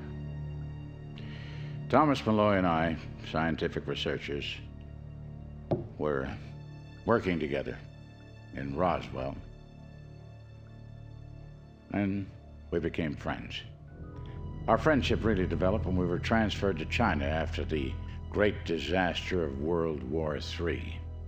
After some time, Malloy took me into his confidence and showed me what he'd been secretly working on, translating ancient alien hieroglyphics, taken from the crash of that Roswell spacecraft. So you know what it is he was going to tell me? No, I don't think so. Not really. I knew that he'd been, deciphering these ancient hieroglyphics, some of the symbols that were found there. The dominating symbol seemed to be, or the dominating information seemed to be, that there was a second spacecraft approaching the Earth. And there was a continuing, recurring symbol of a black sun. Mysterious. He didn't get that at all. That really bugged him. Well, this is all really interesting. But it's not the kind of information somebody kills for. Tex, screw your head on straight! I'm ready to believe there is a second spacecraft down somewhere on this planet Earth unfound. Now, imagine that spacecraft filled with a technology that none of us have ever dreamed of. Imagine what someone would do to obtain that technology. Imagine what the government would do. Wouldn't it be worth killing for? You've got one of the boxes, don't you? I do. Receiving it led me to believe that my friend's life was in danger. Well, then you probably know more about the boxes than I do. Variations on a Chinese puzzle box. Tom had maybe 4, 5, or 6 of them made to his specifications while he was in China. Just some kind of a novelty, I think. Do you know how to open them? No. Never occurred to me to ask. Now, what do you know about the boxes? Well, I had one, and the NSA picked me up. They gave me a choice between giving them the box or having my brains blown out. Recovering that box has got to be our first priority. Otherwise, I doubt we can continue. That's not going to be easy. I'll see what I can do.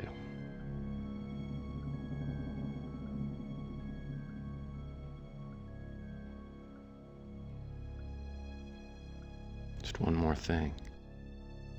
You talked a lot about trusting me. Why should I trust you? Mr. Murphy, I have more money and other vanities than I could possibly ever use. My purpose in being here, at the center, if there is a center to all this, is to follow the trail towards which my old friend pointed me. I don't know where it will lead, but I intend to reach that end. I guess we're in business.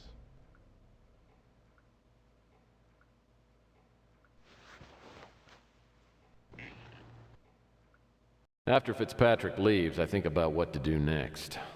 I told the old man I was on his side, but that's not exactly the truth. I'm on my own side, no one else's. Before he died, Malloy was going to tell me what he discovered. I really want to know what it was, and how much it might be worth. If Fitzpatrick can help me along those lines, fine. If he can't, then I'll rely on Regan's help. Either way, I have a pretty good feeling this is all going to pay off big, and I want a hefty slice of that pie. Before I start counting my money, though, I have some work to do. And the first priority is to recover the box the NSA took from me. Do you have a fax?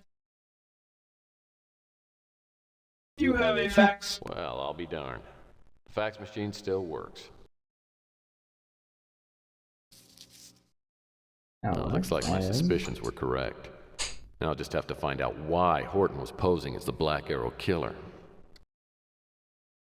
From Lucia Parnell. Text, or from the desk of Lucia Parnell. Text, I have it on good authority that Doug Horton was an NSA agent and worked under a supervisor named Jackson Cross.